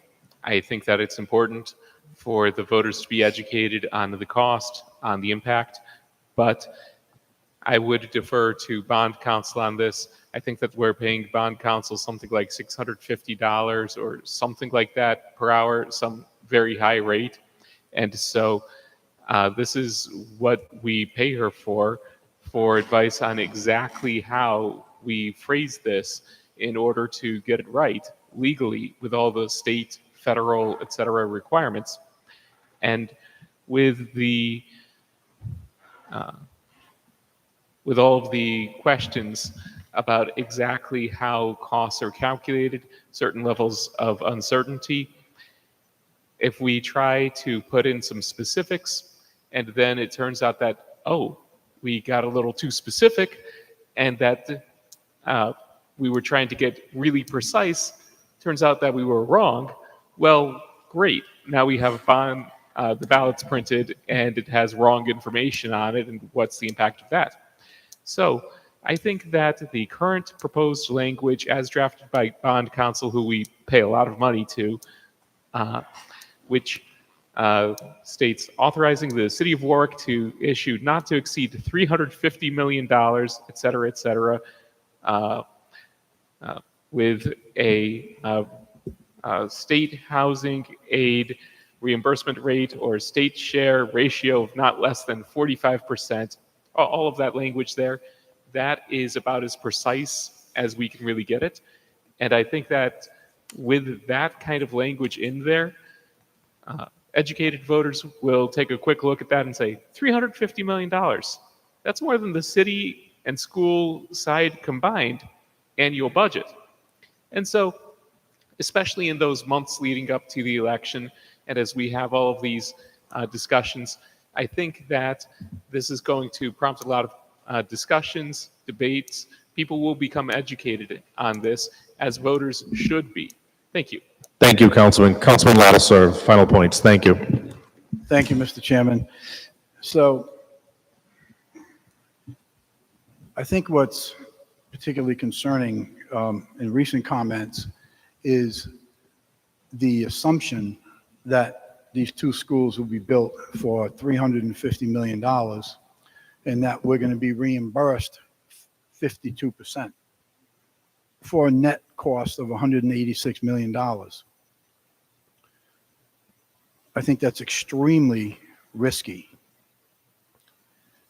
To talk about percentages, with all due respect, that doesn't give me what the tax increase or the tax rate is going to be. If I look at worst case scenario of a $50 million deficit, I believe that translates into a $5 per thousand tax increase. We can only raise taxes 90 cents. To talk in percentages is not the same as telling people, here's what the potential cost could be. We do it every council meeting. We vote on budgets up to, spending authority up to. Those same things could be done on a ballot that says the tax liability could be up to. For me, I'm just going to get to the point. Given, more importantly, the information that I do not know, the information that I have not been provided, I am not going to be able to support this resolution because I am very, very concerned that we are absolutely putting the cart before the horse. We're making something or potentially voting on something to put it on the ballot, and between now and then, maybe we'll get them the numbers of what the taxes will be. We need to address how you want to pay or how we can pay for these schools that we need. And you're never going to get to that number until you want to grab and take hold of the real challenge. And that's, how do you decrease the cost of running this city? Sure, we can frown, we can make a face, we can say whatever you want. At the end of the day, that's what you got. We've got costs that we cannot continue to pay for. Thank you. Thank you, Councilman. So what I'm going to do, one moment, Mr. DeYerkel, sorry. What I'm going to do is I'm going to open up to the audience, and what I do ask, what I respectfully ask is, I ask that if anyone has not made a comment that would like to make a comment, but I respectfully request your comments are precise, to the point, for value of time and for value of topic. So if there is anyone that has not had an opportunity to speak, please identify yourself. Michelle Comar, Ward 1, and I so appreciate the comments from an experienced statesman. Thank you, Councilman Lattiser. And I'd like to say that, I'd like to think, I should say, that I'm one of the informed public. I come to council meetings, I go to planning board meetings once in a while, but I can't compute the tax rate. This just looks like a big number to me. 2 schools with a big price tag. And we heard Director Schaefer say, well, the city has flexibility. The city has reserves. What you're asking the taxpayers, do we have that same flexibility? Do we have reserves in our home budgets to pay for 2 schools, plus on top of all the other liabilities which keep increasing our tax rate? And we haven't had a tax increase in a few years. That's a scary thing to me too, because we should be building up towards the needs that we have financially to support the city. And we're not supporting our city in this manner. So I would like to have in the ballot, and I agree with Councilman Lattiser, we need an amendment that has some kind of figure that the taxpayer can translate on what their burden is going to be to get what we want. If they want 2 schools, it's going to cost this much. There's one other question that I don't have a direct answer from any council person on, and it is, does the General Assembly need to approve a tax increase which is over the maximum tax increase? And is it for some expenses, or does it exclude the school bond? Does the General Assembly approve City of Warwick tax increases? Over or beyond the state maximum? Please. So I'll certainly defer to the finance director, but in the Exhibit A, the authorizing resolution that the legislature would be asked to pass prior to this going on the ballot, it specifically exempts this school bond from the other borrowing that the state imposes the limits on for communities. But I'll defer to the finance director if that wasn't clear. Did you have an answer, Director? Well, the State Department of Revenue can approve increases over the cap, which is not on the rate, it's on the levy, the total levy of the city, which is 4%. State Department of Revenue can approve that for two reasons. One, a loss in non-property tax revenue. One on a loss in non-property tax revenue. So if your state aid drops $5 million, you get to increase your levy by that $5 million beyond the 4%. Or, and this might come into play here, who knows, is debt service increases that exceed 4% from one year to the next. But once the state approves that and they go through a formula, and then a new provision comes into play on approval of the tax levy, which means you need, and Billy and I have talked about it, I think 80%, you need 8 out of 9 votes on a 9-member council. So that if you went over the cap and you got approval from the state, you would need 8 out of 9 votes. That's how it works. There's also the Auditor General can approve an emergency, and that's been very rare. I think only in the last 20 years, maybe twice, he's done that. So Thank you. So as what I understand from that answer and from the answer I heard here is that the General Assembly does need to look at this and approve over the maximum tax increase by state law. no, the Department of Revenue in the state. It's administrative. Would that be a vote by the General Assembly, or how does that work? I know it's the Department of Tax Revenue. Through the chair, please. So what, the question was, how does that work? I think you just explained that, but. I mean, there's a long law all about it, and there's an administrator, and frankly, I used to be the administrator 15 years ago, so I used to have to go through this, and it's the director of the revenue with the guidance from the Division of Municipal Finance, whether you meet the test.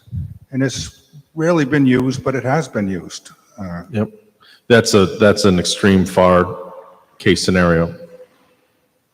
So are we going to be, again, informing the public, are we going to be exceeding in any of the next 5 years the maximum allowable tax increase by state law? I don't see how that's projectable. I just don't. Yes, and what this all summarizes up to me, and maybe other people in the audience, is that we're not ready for this vote yet because we don't have the numbers. You don't have what the tax burden is going to be on the taxpayers who are paying this. You just can't say the city's paying for $350 million. It's on the taxpayers. And we don't have those numbers yet. I don't know how the public can be educated in this amount of time. Will those numbers be shored up by the November ballot? Or do we just let rumors circulate around and let people get frustrated that there is no number and it's 2 schools, it's not 1 school? How do you expect this to be successful on the ballot without getting information to the voters? The bond is, as written, is for $350 million with the intent of 2 schools with at least 45% reimbursement from the state. At minimal, 45% reimbursement from the state. How the program that goes in has been mentioned numerous times in this council is as the projects come up, it is released by this council. So this council has the right to release certain portions of it. I can tell you that I don't think the intent is to release $350 million, shrug our shoulders and say, oh, well, because I as a taxpayer, the councilman as a taxpayer, the councilman as a taxpayer, everyone here as taxpayers don't want that burden on our houses too, as I sit down with my wife twice every month and go over our family budget. So it's there's a process, and that this bond is sending it to the State House to give the State House and this General Assembly to vote to give the citizens of Warwick who are taxpayers and also sit at their tables, the understanding that they're going to vote on a bond. And I think they understand that it's not money from a tree. It's money that has to be repaid, but it will be done responsibly because that's our job. Thank you for this Thank you. opportunity. There is not enough information to have this discussion at my table, at my house. I think this vote is premature to put it on the ballot for November. Thank you for your comments. Thank you you. for your time. Thank you. Is there anyone else that has not spoken yet that would like to speak from the public? Mr. Durkel, if you wouldn't mind. What was I going to say? Thank you, Chairman. Thank you, committee members. Thank you, Acting Council President. Thank you, councilmen and women. I just want to sum up my perspective for the public. When this issue, I come to these meetings often, as you well know. Some of you to your chagrin, but others, like to see me here. I found out about this issue by a councilman reaching out to me and asking my opinion. That's how I started. That was only a few months ago. So I believe the residents of the city are ill-informed, uninformed, and I believe as elected officials, you're our leaders. You lead us, and you should be sending the information out to us so we can disseminate it amongst ourselves and say, yes, this is a good thing, or no, this is not a good thing. Convince me this is good, and give us the information. We don't have the ability to go out and gather the information like you people can. As far as right is concerned, well, the public will support that. We'll mention that to the council members. A few council members, tie us into the email, send us copies of the emails. We'll respond. I have hundreds of people in my address book, hundreds. So we can be an asset as well as a liability. So again, we want to be part of this. Everyone in here, I don't think there isn't a person in here that would not vote for new schools. I really believe that deep down inside, and myself included. But prove to me, number one, the cost, what it's going to cost us, so I don't get shell shock or I don't, start to think about committing suicide. When I've got to pay my taxes. Let us know up front.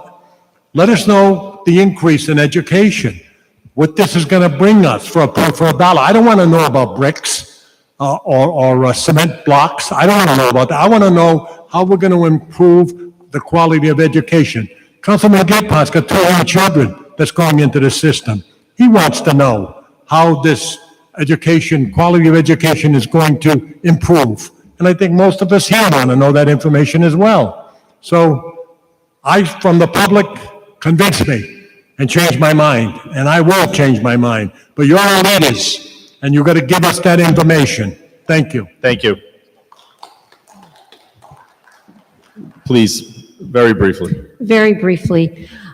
As I said earlier, the district already has curricula in place to improve education.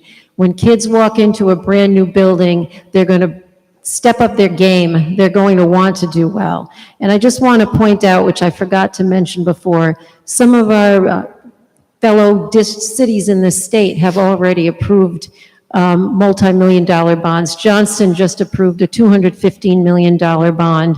East Providence approved $193 million. They have a brand-new school now and a brand-new revitalized city and school department. Warwick can't sit back while other districts in this state improve their physical plants. We're going to continue to lose our students because the other districts have bright, shiny new buildings. Now is the time when the state is putting money up to reimburse, even if it's not at 50%, it's not 100%, they're going to give us back money to do this. We need to do it now. The kids can't wait any longer. Our buildings can't wait any longer. and this education system can't wait any longer. Thank you. Thank you. Mr. Chairman,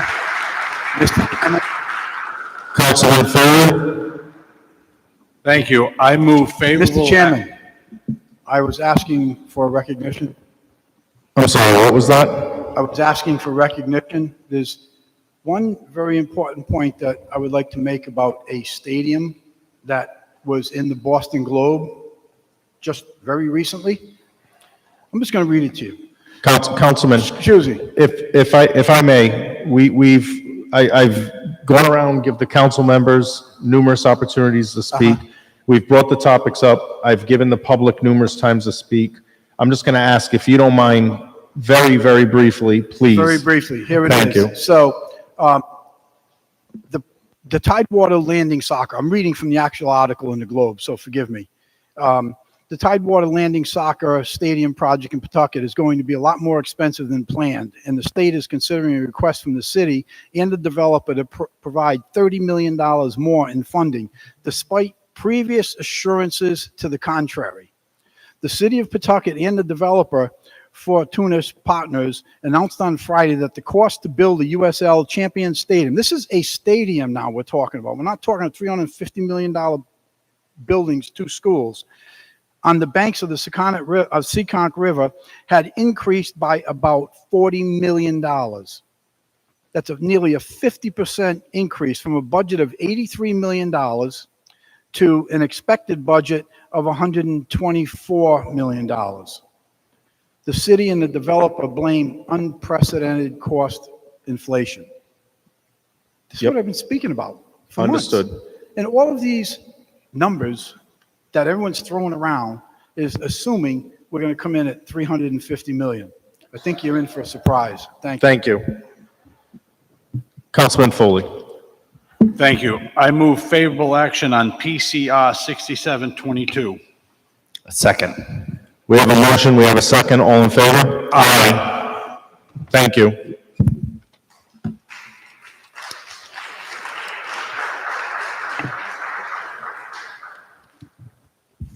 I'm going to call a recess on the committee, Madam President. Thank you. For 5 minutes. We'll return. It's 8:53. We'll return at 8:58. Thank you.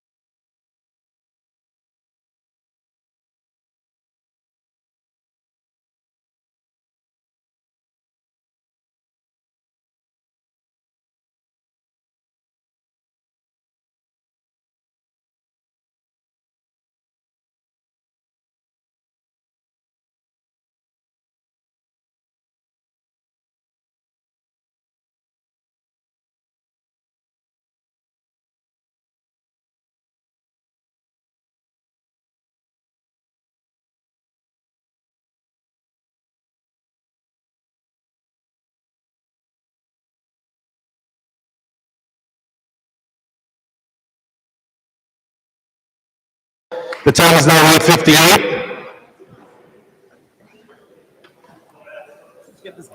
That's right. The Finance Committee is out of recess. We respectfully ask all discussion, exit the city council chambers and go to the foyer. Second item on the agenda for the Warwick Finance Committee is PCR 46-22, a resolution memorializing the General Assembly to enact legislation authorizing the City of Warwick to issue not to exceed $5 million general obligation bonds, notes, and other evidences of indebtedness to finance the acquisition and development of open space in the city. This was docketed by Councilman Ricks.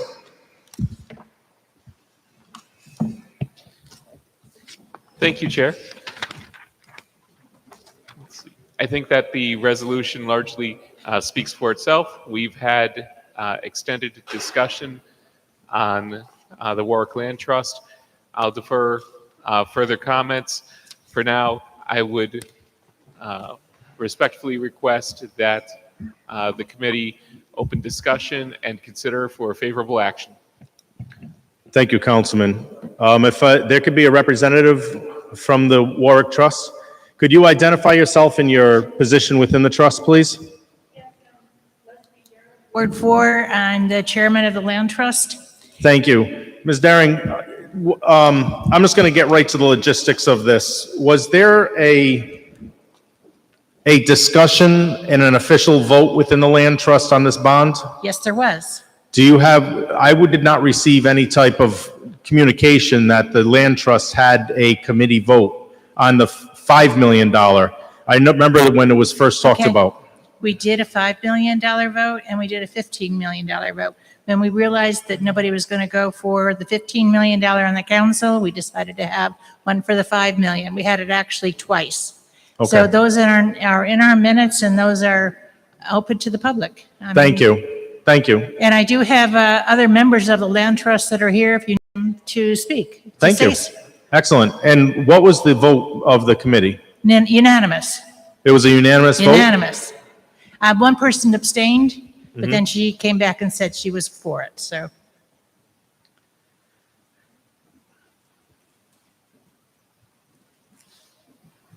Thank you. Okay. Any questions for members of the committee? Councilman Gebhardt. Hi, Ms. Dark. Hi, Benny. Nice to see you. So can you talk to us a little bit about what the goals are for this, for these funds? Sure. If I could just give you some information. We've been working on these bonds now since April of last year, and we've been trying to get it before the council and the mayor since April of last year. We've sent out numerous emails of which have not been responded to, and then the request was made to the mayor through Councilman President McAllister asking for a meeting, and they said that they didn't want us to have one yet, and they only wanted us to go in with a councilman as well. I did fill out a long questionnaire from Councilman McAllister, and because he asked me specific questions, and I answered him within 2 days and gave him all of the information, and he still denied me the opportunity to go to the mayor and ask him these questions. So what we were trying to do is to get a bond to purchase or get conservation easements to preserve open space within Warwick. There's a lot of property within the city that is going to developers, and a lot of these properties are forests. And we're trying very hard to keep the forests intact, and we also don't want to tread on the waterways. But this is we have very delicate properties that we're trying to keep. They're very condensed forests, they're very lucrative, and we do not want to see them taken down. The development on these would literally shred the forest. I did want to point out to you that the $5 billion that we have is to protect the open space. It's not to do any construction. We would preserve it. We would encourage trails. We would encourage science classes to come in and work with the land, we can also get grants further down the road to help with the scientific research, because a lot of the trees that are in these forests are old growth trees. But these are well worth preserving, and you already have scientists that are going in to see these trees to make scientific judgments. We also wanted to comment that we have landowners right now that would like to sell their property, and there's also conservation easements that they're asking for, but there are some people who definitely want to sell. In order for us to purchase these properties or to even get anywhere close, we need to have an appraisal. The land trust only operates with $400 a year. That money is used to go to seminars, but we don't have money to do appraisals. If we had an appraisal, we would get an idea about what the land is worth, and then we could also do deed searches. We could also do surveys and get the information that we need to make an informed decision. And I think it's important for everybody to know the land trust only recommends. We do not make the purchase. The planning department makes the decisions. They are the ones that say, I like that property, let's go for it. Or I don't like that property, I don't think that's a good decision. So I want to make that very clear. We, the land trust, have gone after 32 lots already. And I did that with writing grants and getting matching funds. And it took us 6 years to get that land cleared through once we had our money. But I never touched one dime. The city did everything. And the appraisals were done by the city. And the deeds were done. And we came within budget, by the way. We also got commendation from the state and the DEM because we did such a fantastic job in writing our grants that we had high commendation from all of them and saying, apply again. But when it took us so long to submit our grants and to have our final work done, because it was being held up by some paperwork that was done within the city, they kind of like hesitated in saying, don't come to us right away. Let's take a breath here. So I just wanted to say that if we get $5 million in a grant, you don't spend the $5 million all at once. You only spend what you need. So if it says, if we only have a need for $2 million in property, we would go for $2 million. And that would also cover the costs of the appraisals, surveys, and deeds, and the searches. If you do $5 million, it would be, if I did $2 million, it would be about $8 a year per household. And I'm saying per household. I'm not even going into the other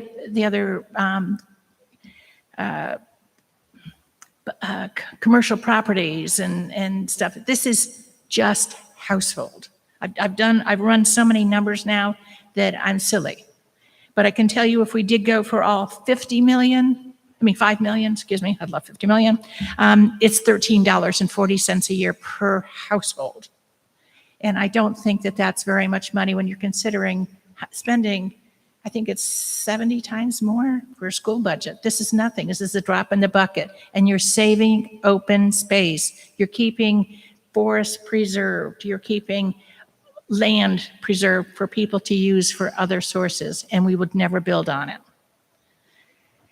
I just ask you to please pass it, and let's get it to the State House and let them put it on our ballot for the voters to decide. Ms. Derrick, a quick follow-up question. Sorry to interrupt your applause. The projects that you are talking about, the 6 that were completed, do you know an approximate cost to acquire those properties and what we I have spent not on those? had an appraisal done on any of these properties, and so I would be wrong to give a number. I can say what the city has appraised it at, but then again, that's wrong too. I have one piece of property that had a developer come in and offer $20 million for it. I'm not going to spend $20 million. It's not worth it. But then again, I'm not the appraiser, and I have to call in a professional. And so the city would do that. I would not do it. So during the budget hearing, I don't think you were here, but I'm sure you've watched it or seen it since. We attempted to direct some money specifically into the land trust budget, but there was some hesitation in the administration that the planning department stands at avail to support in these deed research and surveying processes.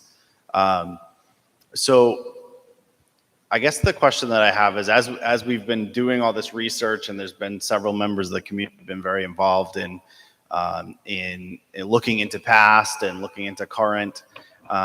So one of the things that we discovered was that there is currently $2 million open, a little over 2 million, 2.1, I think, open on some past bonds. And so, I'm a big fan and a big supporter of preserving the open space, what we have left. But at the same time, we can't operate with tunnel vision here. And we just decided, we have just made a recommendation on this committee to put a very large ballot measure on the ballot for the voters to chew on and think about. And so what I want to understand from you is, you have $2 million accessible today. Do you have more than $2 million worth of projects Yes. that you think you could act on Yes. within the next 2 years? Yes. Yes. May I just speak about that $2.178 million? I've asked for it. Sure. I've asked to have it released, and I have had no responses in my emails nor my phone calls. I've made phone calls and I've sent emails. I don't know how many more I can do. I've done over 50 emails, and I've made numerous phone calls. And there are some people that just don't want to give up the power to the land trust to make a purchase of land when they want to see development versus the saving of the land. Okay. I'll finish up. Thank you. By the Thank way- you, Councilman. Leslie, you said that your minutes were posted. I'm on the city website right now, and I went to the land trust, and this meeting schedule is posted, and there's a link called additional links, or a tab called additional links, major documents, Pessequodix Cove, I ruined that word, and Shawmut Conimicut Marsh. However, your meeting minutes are only archived from 2013 to 2016, so we have no reference Okay. of the vote. That's number one. And the other thing you said, you mentioned that you have no authority to spend, to me, that's a strong statement, because it's working together with the planning department and with the administration, and the planning department and the administration are not in line with the request of this land trust, understanding you're appointed by the council, but it's got to be a cohabitative relationship, and you're asking for a bond. Now, this is my opinion. You're asking for a bond of $5 million to purchase open space, where then it would be cleared by the planning department, which to me would be then that's the planning department's responsibility, as a land trust is a trust underneath or thereas with the planning department. So thank you. Okay, if I could just speak. I don't put the minutes on this site. Sue Cabaceras from Planning Department puts those on, and as far as I know, she's continued to put them on. So maybe it's in another location she could forward to you. But also, I have every minute, every minutes that we've taken since forever, and I can send that to you as well. But also, as far as the Planning Department, the department chairman, Tom Kravitz, and I have worked very well together, and he was the one that even suggested going for the bond. And I work very well with Tom. As far as me making a decision, I'm not the one that makes a decision. I make a recommendation. And I have had no problem with Tom Kravitz. Oh, a point of order, if I may? So Councilman Ricks. it is often an issue where various cities and towns, not just Warwick, but I see it all the time, other cities and towns, they don't always have the minutes posted on their website for various bodies. Not all of them get the same attention that the city council does. But looking at the Rhode Island Secretary of State website, I do see the Warwick Land Trust meeting minutes for Tuesday, March 22nd, 2022, and they do record the unanimous vote on that date for the $5 million bond. And that is available. It's on page 5 of 7 through the Rhode Island Secretary of State Open Meetings site for that meeting dated March 22nd, 2022. Thank you. Then, Okay, wonderful. May I also add that if you go onto the city's website and you go onto the land trust, I think you're still on the land trust, Tim. Yeah, you're still You think listed I'm still on the what, please? I'm sorry. on the, I think you're still listed as a member of the land trust. They haven't changed that. No, that's been updated. It's been updated now? Yes, Okay. that's updated. Okay. Okay, thank you. Councilman Foley. I have a follow-up question. You stated that Councilman Gebhardt asked you, was there land that you have earmarked or looked at that you're ready to use the $2 million on? But then you said you've made requests and you've sent numerous emails and not heard back. Is that correct? That's correct. But then you just said that you get along and you worked well with Tom Kravitz. With Tom If that's Kravitz. the planning department, Okay. who are you making these requests to? If they're the Okay, ones who... council. Excuse me, if I may finish the question. Okay. If they're the ones that have to authorize the appraisal and then the sign off on the money, the allocation of the funds, if you work well with him, why isn't he responding to your emails? Okay, it isn't Tom so much that doesn't respond, it's the president of the council, Councilman McAllister.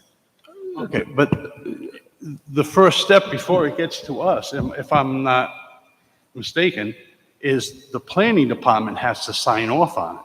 And that's not what we were told. Okay.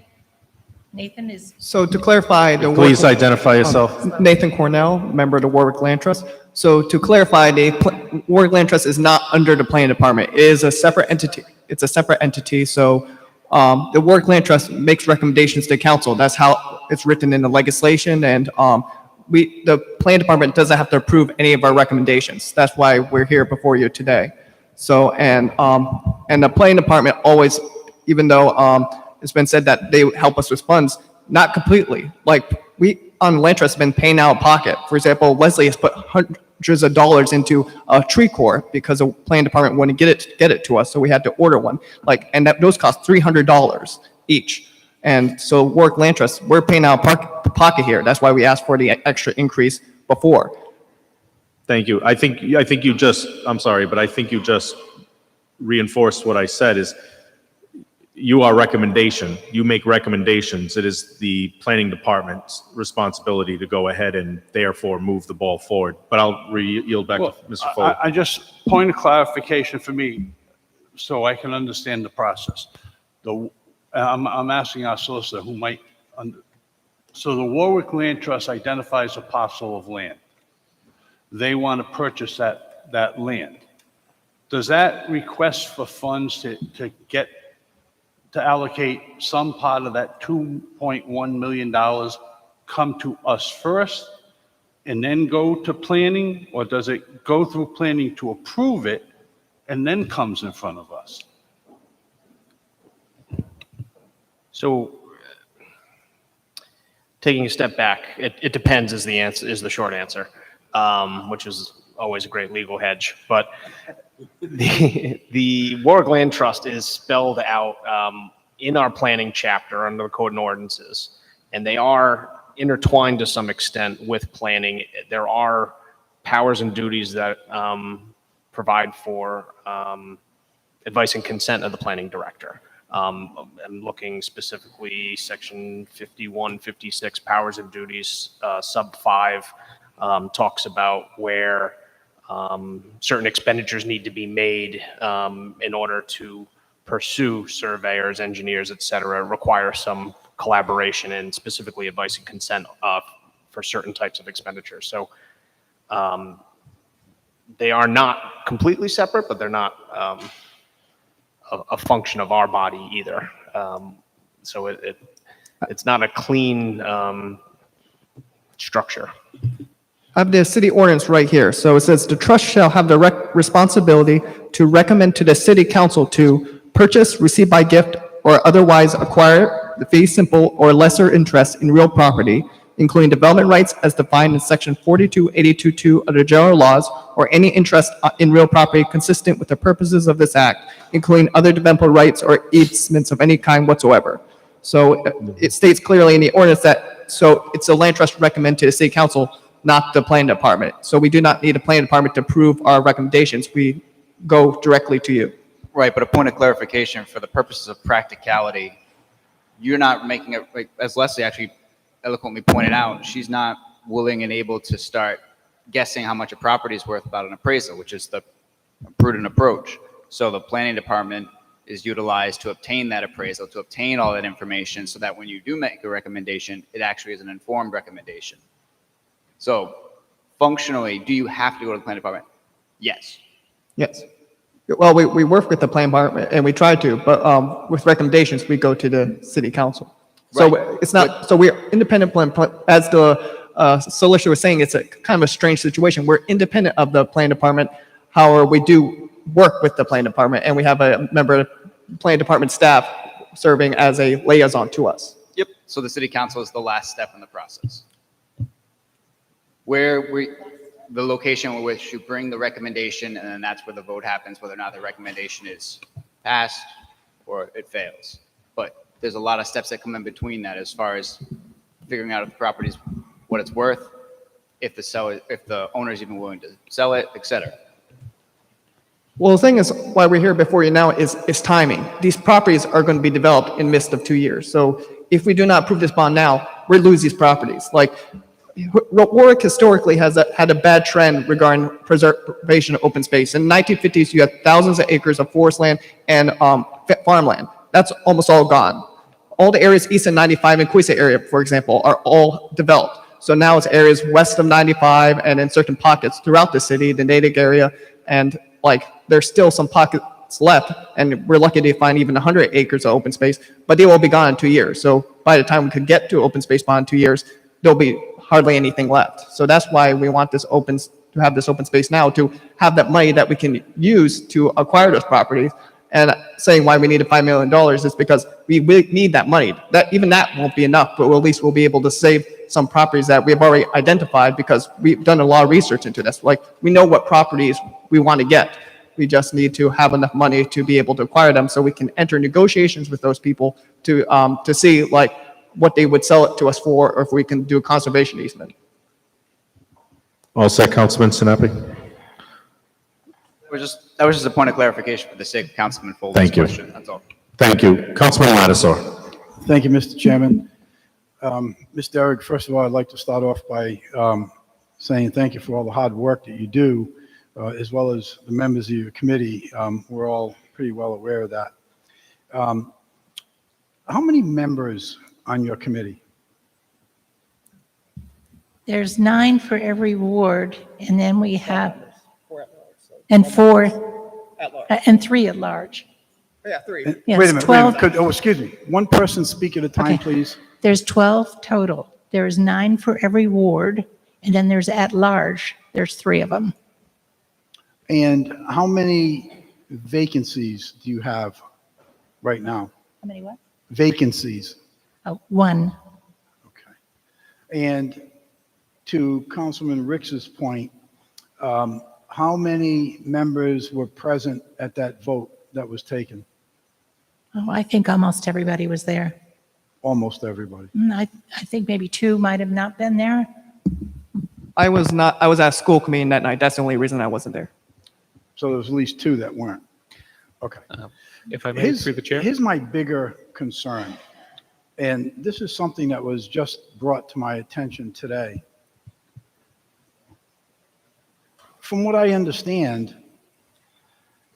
any municipal land trust, and this is something I believe you were just notified on last week, must have a 501c3 organization working with you. Do you have a 501c3 working with you right now? Okay, we questioned that in the very beginning when we were writing the bylaws. I was part of the bylaws. And the answer was no, because we're part of the city. We're an arm of the city.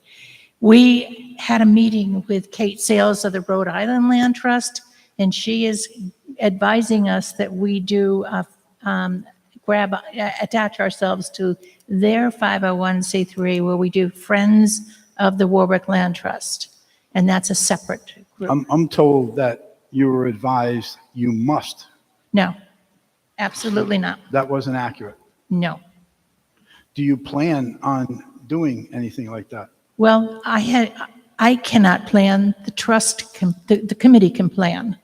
But that was just presented to me on June 2nd. And so when we have our meeting at the end of the month, I will be presenting them the opportunity to be a part of the Rhode Island Land Trust's 501c3 program, where we would enter into that as Friends of the Warwick Land Trust. So keep in mind, I can't make a decision. That's not what I do. It's When I a say team you, I was decision. generalizing. I meant the committee. And I had to go out and tell everybody this, because it's really, I was supposed to save it for the meeting. And it got out, and, you know, but this is what that's about. I never divulge my hallway monitors. Okay. But with that said, what seems to me at this moment, particularly knowing about this 501c3 potential requirement, I think this is another situation of putting, the cart before the horse. The other concern is we just got done hours talking about 350 million or whatever it was. Something that just came to mind a moment ago, and my colleagues on the council can correct me if I'm wrong. I believe we have a $10 million asphalt budget bond that's sitting there. Do I recall that correctly?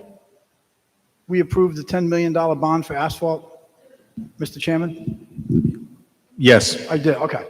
So that's still sitting out there, which was not presented to us earlier. And now we're talking about another $5 million general obligation bond. Point of order, if I So- may. I believe that much of the $10 million has actually been spent. Well, we're Infrastructure speaking about this. I understand we're speaking about PCR 4622. Thank you. Continue. I get it, I understand. I'm talking about in totality. It seems as though, that's that's the word that we seem to be circumventing here, is in totality. And that's what affects the taxpayers, is totality. But I do have that concern where that information was just presented to me earlier today about that 501c3. And I think that, this is definitely something that perhaps should be considered once this 501c3 is adopted. If we're going, I'm sorry, if we're going to be an arm of the city, we cannot have the Warwick Land Trust as 501c3. If we form another group called the Friends of the Warwick Land Trust and attach ourselves to the Rhode Island Land Trust, we can do that. I'm not saying that you need to leave the city and do something else. What was said to me, that not just Warwick, municipal land trusts must have a 501c3 work with them. Not accurate at all. And the validity of that or not, that would be Kate Sales? Kate Sales.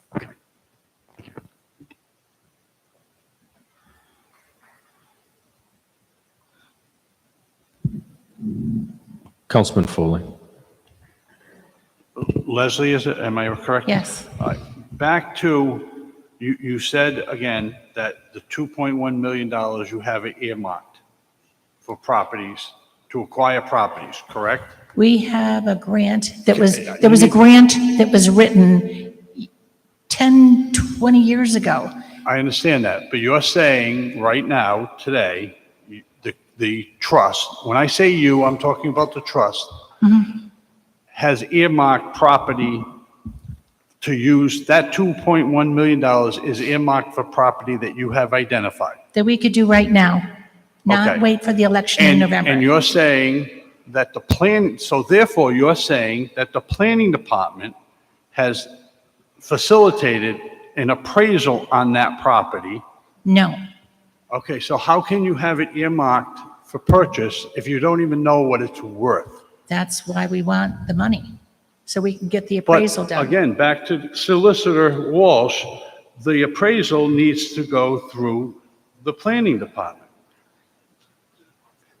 So once again, it depends. And just to get into the granular level of what the provision I was reading from, that has to do with specific procurements of a certain amount, 2,500 or less. The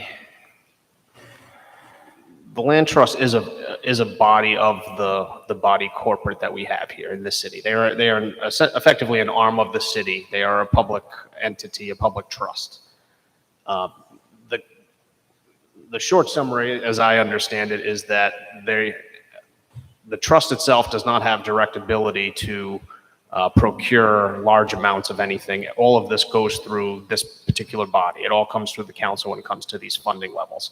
There is unused open space bonds, and this is the 2.1 something that we've referenced previously, that's available for the city to use upon the recommendations that the land trust can present forward to us. But the funding decisions all flow through the council. Right, but when they get here to us, those recommendations, they would be with an appraisal from the planning department. For us to proceed through some sort of acquisition, whether it's a land actual purchase or if it's conservation easement or those things, that would require us to have some substantiating documents. And without, the point that appears to be made by the trust is that they're caught without the ability to go pursue those items because they don't have resources available to them under their direct control. Correct.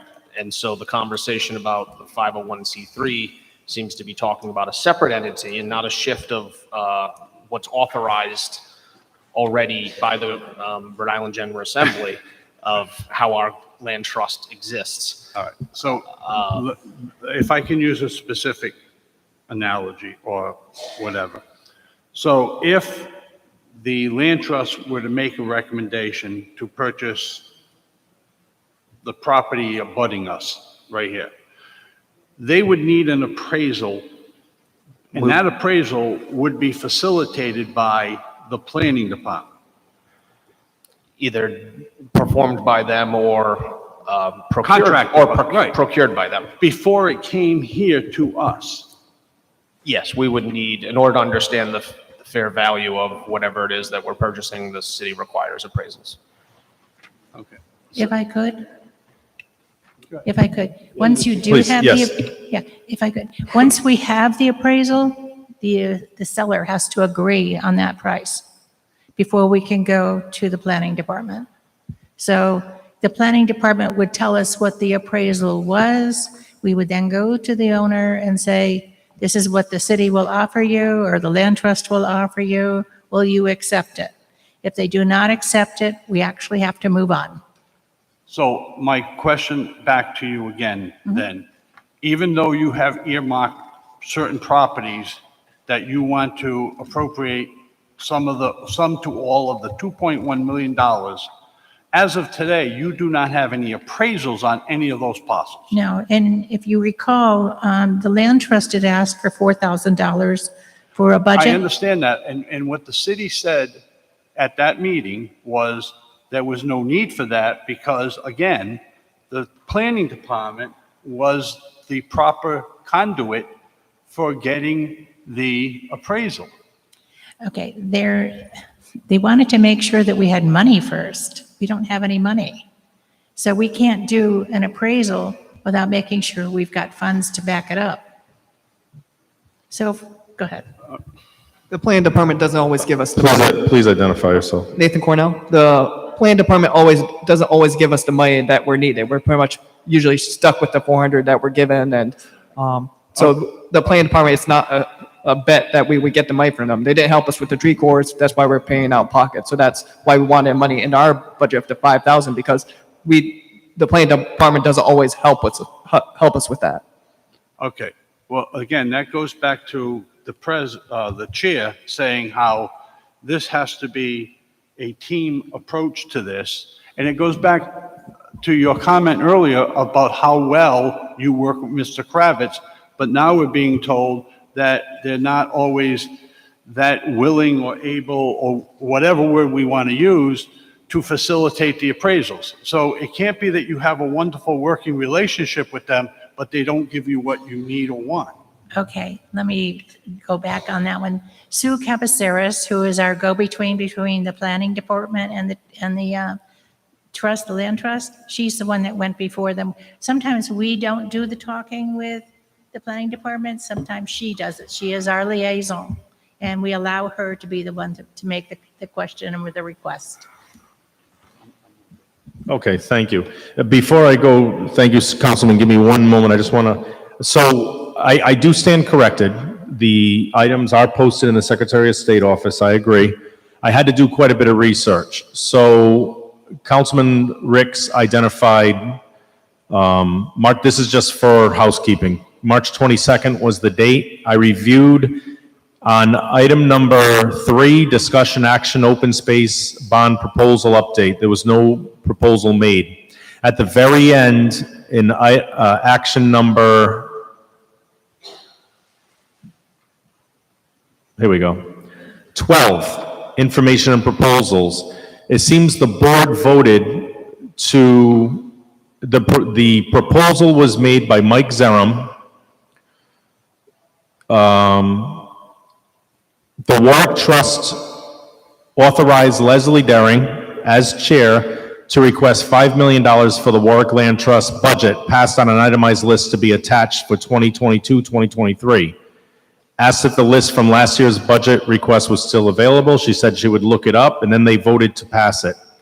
And that's the last document we have, or any notes we have of any vote without specifics. And then I have to identify that the next meeting, which was April, it appears 1, 2, 3, 4, 5, 6. You had 6 members, but again, there was no vote on this. I just wanted to say that for housekeeping. Councilman Sinapi. So I have some questions. You mentioned that the trust does not need to be a 501c3 or work with one. Why is that? Okay, our land trust, as it is right now, as a municipal land trust, cannot be a 501c3. But we can form another organization with the land trust and the Rhode Island Land Trust to have a 501c3, and it would be called Friends of the Warwick Land Trust. That's what Kate Sales has instructed us. Right, and Councilman Lattiser brought that up and asked, he was under the impression that it was required that you make that arrangement, and you were under the opposite impression. I want to know why. The reason why we said that would be a good idea was because there's many that would like to give us a donation, and we cannot accept it because we're a municipal land trust. And so anytime we go for contributions to us, we are not allowed to touch it. We're not allowed to accept it, I should say. And I also wanted to bring up another comment that you had mentioned on the notes, on the meeting notes. We had also passed this back in February, the 5 million, because, and I don't know why it's not in the minutes, but we had done this in a meeting. And then when it was brought up to us that it was not in the notes, that's why we did the second vote in March. But we had done one before. It Okay. was January. If you excuse me, I wasn't done, by the way. So the 501c3 aspect, first, you're saying that there are individuals or entities willing and able to provide you with funds, but currently you are unable to accept them because you do not have a separate 501c3, correct? Okay, we cannot accept funds on a 501c3 and let them have the deduction like they could if we were the city, it's not a 501c3, so they cannot deduct their funds from their income taxes. If they send it to the Friends of the Warwick Land Trust, then they can deduct it because it's a 501c3. Isn't it true that a 501c3 would have certain tax advantages when it comes to obtaining parcels of land? Could you speak up in the microphone, please, Councilman? Isn't it true that a 501c3 would have certain advantages when it comes to obtaining parcels of land and/or conservation easements? That's true. But to be honest with you, this is so fresh. This is so new. This was June 2nd. I haven't had the time to go through all of the legalities and all the ideas that can go with this, but I'm sure we can be doing that. I don't want to speak on something I'm really not informed yet. So but I know Nathan I can, appreciate but- that. So regarding the 501c3, so as stated before, it's not required for municipal land trust. Right now, what the process is, if we were to accept any funds or anything, it would have to go before the city council before it goes. So it's the city council. So we make recommendations for like requests, and the city council approves them. So if anyone has to give a gift to the preservation of open space, it would have to go before the land trust. Go before the city council. Yep. And so to be clear, you already have $2 million available. However, your efforts to access it have been denied. And despite that, you would like us to add $5 million to that pot with the hopes that your efforts will no longer be denied. Because because that bond that you're referring to, like how much, $2.178 million is not enough to achieve the acquisitions of the projects that we would like to preserve. So that's why we want the $5 million. And even that would not be enough. We'll have to get grants to cover the rest, but it'll get us closer to where we need to be to acquire those properties, because like these properties, they're not cheap. But that's not what I asked. I asked regarding, we're trying to put, or rather you're requesting to put another $5 million into a pot of money that you've already tried to access and been denied. And you're simply hoping that you will, going forward, be allowed access to now a larger pot of money, right? Well, that's up to the city council to release the funds. So even if you, looking for just yes or no. Because at the end of the day, you're still going to need, as an arm of the city, yes, you can't just go out and spend money. You got to it's a whole process. We go through it every day here.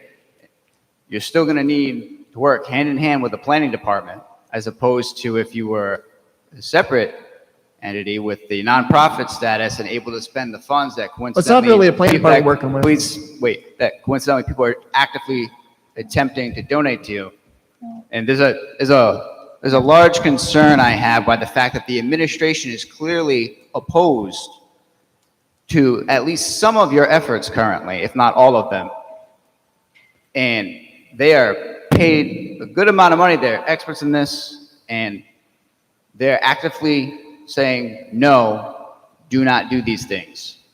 the reason they're doing that is because there's people involved with the administration who would rather have these areas developed for housing instead of open space. That is the truth of the matter. The same administration that actively supported a conservation easement right across the street from where I live, right down the road from where Councilman Gebhardt, a massive conservation easement on a very expensive piece of property. That same administration. Yeah, that's what we're trying to do. We're trying to preserve land, and It's uphill battle, but that's what this land trust is doing. We're working hard. This land trust is working harder than it's ever been. We have a Right. full, almost And full land I trust. appreciate that. There's no doubt that you're working hard, but as the issue just came up only a few minutes ago where you said that we got a good working relationship with Director Kravitz, but then it kind of not really. You just accused the administration of actively wanting to basically bulldoze properties rather than conserve them. Yet, in fact, they are actively conserving them, and they've made efforts to do so. I mean, you had the solar ordinance that just passed not too long ago, which furthers that effort. If I could, and I respectfully disagree with what you're saying. That's I'm just not. stating facts. You Excuse can me. disagree if you'd like. Excuse me, but that is not what I said. And I will ask you to please consider what we're trying to do.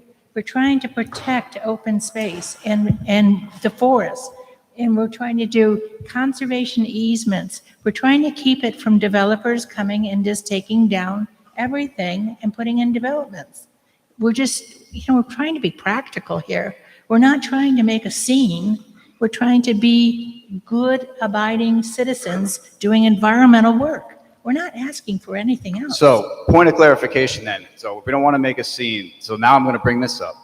I have emails dating back for months, including as recently as today, where multiple members of the Land Trust have actively been attempting to have this request withdrawn because they disagree with it. And in response, as recently as today, you actively attempting to silence them from doing so, from reaching out. I know. All right? So that's a concern as well. Okay, we all know who that person is, and it's one person. And, I hate to inform you that there's more than one.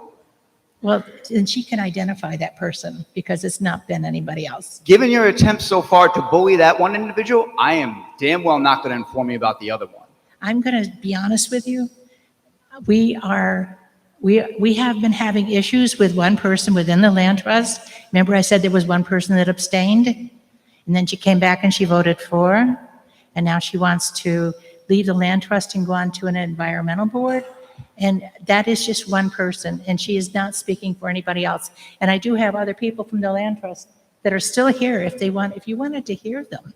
We don't have any of that dissension. In fact, we actually had a question at the board meetings, and we asked that question, is everybody on board? We want to make sure that you're all agreeing, because I'm not going to do something that you do not want to do. And that's great. And you know what? I don't even mind if they're all dissenting. What I mind is the attempts to quiet the dissenters when they reach out to others. That is an issue. And I have the email that shows you did in fact do exactly what I've stated. So that's a concern. You constantly saying you disagree when I state facts doesn't change that they're facts. That's a concern. Okay, if I could speak? In a moment. Not to mention that we have this $2 million and change available right now. There are no properties that have been appraised to use it on. It is entirely speculative whether or not there will be more properties that will necessitate another $5 million. I'm more than happy to jump on board with conserving additional property, especially when I'm biased from the fact that a lot of it happens to be in my ward. Heck, a lot of it happens to be right near where I live. It's to my benefit. It's in my best interest, and it benefits my constituents. It's a win all around. But it doesn't sound like any amount of money you are given will matter as long as the administration is at odds with you. And currently, it obviously is. Okay. May I speak now? Absolutely. Okay. Respectfully, I'm not your villain. And I'm not out here to do something wrong. I'm not out to oppose anybody. But to be honest with you, if one person is going to send you that email, and I know who it is, because we already had this discussion earlier today, and that's why she's not here tonight. She is resigning. Okay? But also, she already let me know earlier that she wasn't going to be staying on because she wanted to go to a different committee, because she wanted to do butterflies and birds. And I'm sorry that if you're going to allow one person to taint a good committee, I'm sorry that this is happening. This is a very good and promising committee. They're very good people. And I'm really sorry that that kind of email had tainted it. Is that your response to the entirety of my comments? You want me to say something else? All I want is a response to what I just said. Is that your response to the entirety of my comments? Oh, your other comment was that I wouldn't allow anybody to say anything negative. You may want to focus on the things that actually matter, such as the fact that any amount of money you are provided will likely not matter, given that the administration is currently at odds with your efforts. I don't agree with your comments. You have came here, I have in an email where you said the administration is not helping you facilitate. You came here tonight and went and talked at length with the fact that you are having issues getting anything done from the perspective of working with the planning board. I don't understand how you turn around and It disagree wasn't with the that planning statement. board. The planning department, my apologies. It wasn't the planning department. So the planning department has done everything you've asked.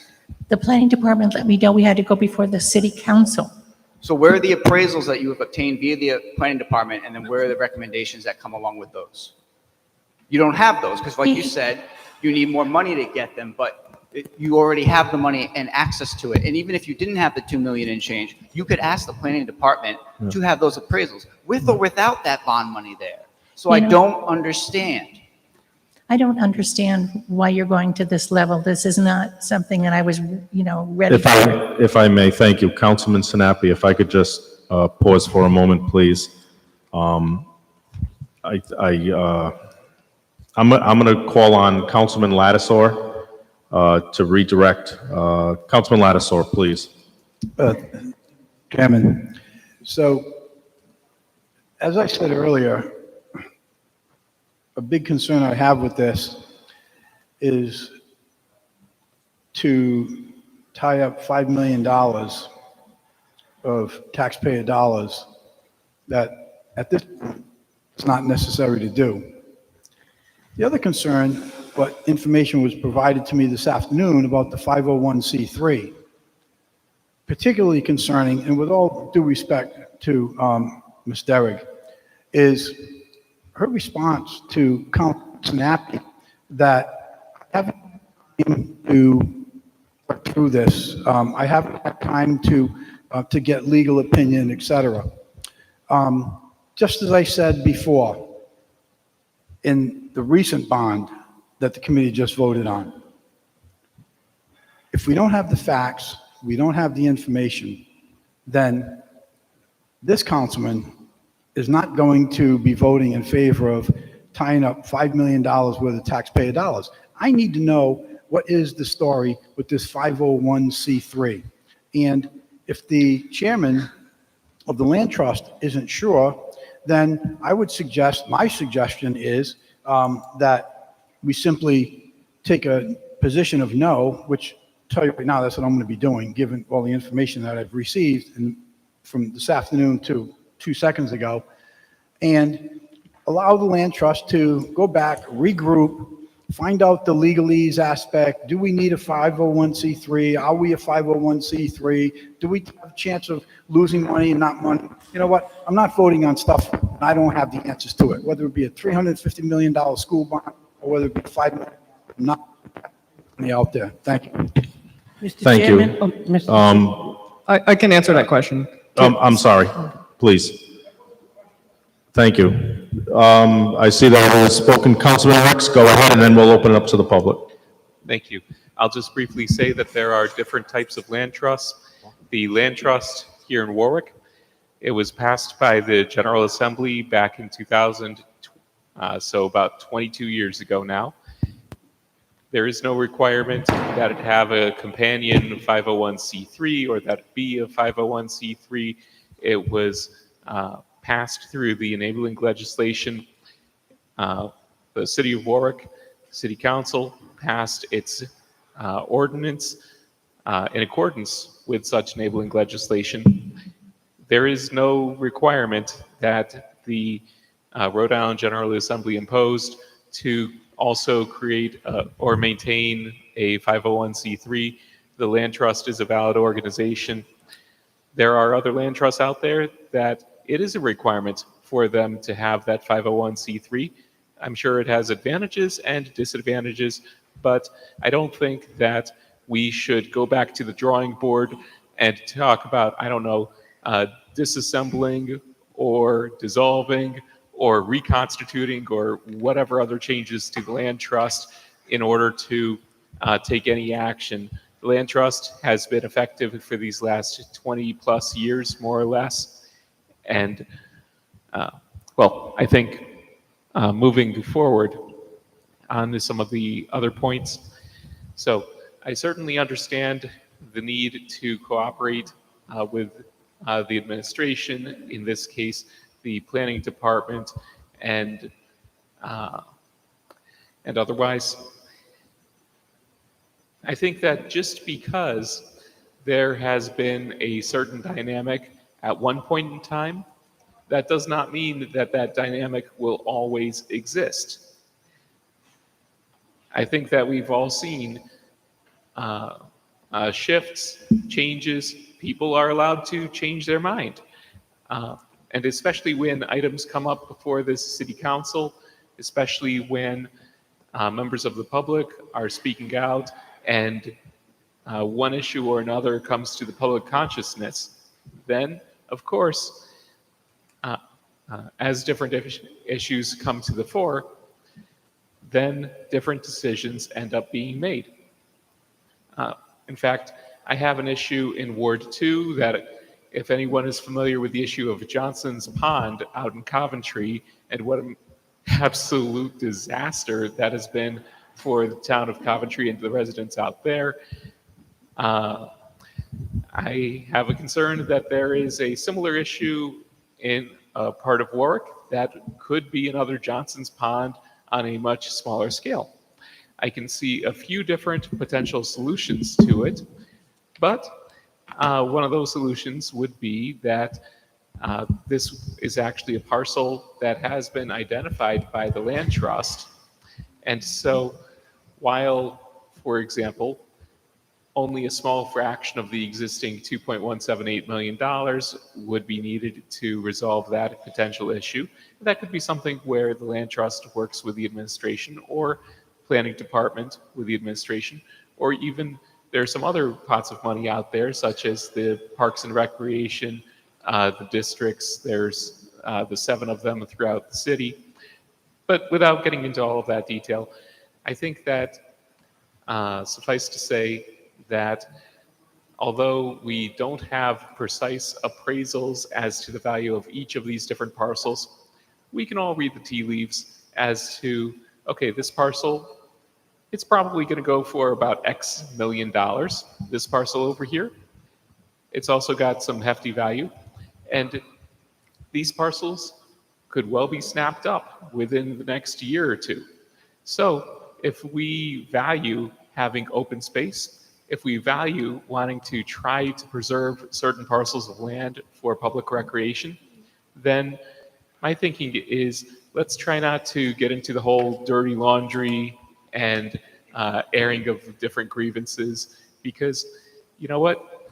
One day we may be on different sides of a vote. The next day an issue comes up, we're on the same side of a vote. And so allowing the land trust to have the authority should, of course, it make it to the ballot, and should, of course, the voters approve it.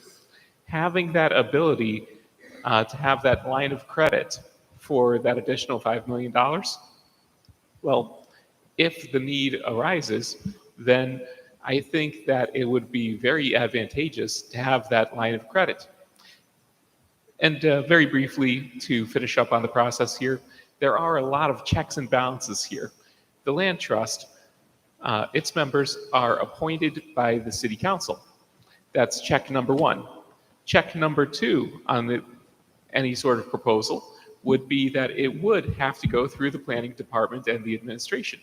And then, if the administration decides, in accordance with the land trust, their recommendation, that bond funds should be freed up, that it makes sense to authorize that expenditure, it also comes in front of the city council. There are a lot of checks here to make sure that any proposal to buy a parcel of land is thoroughly vetted by multiple entities here.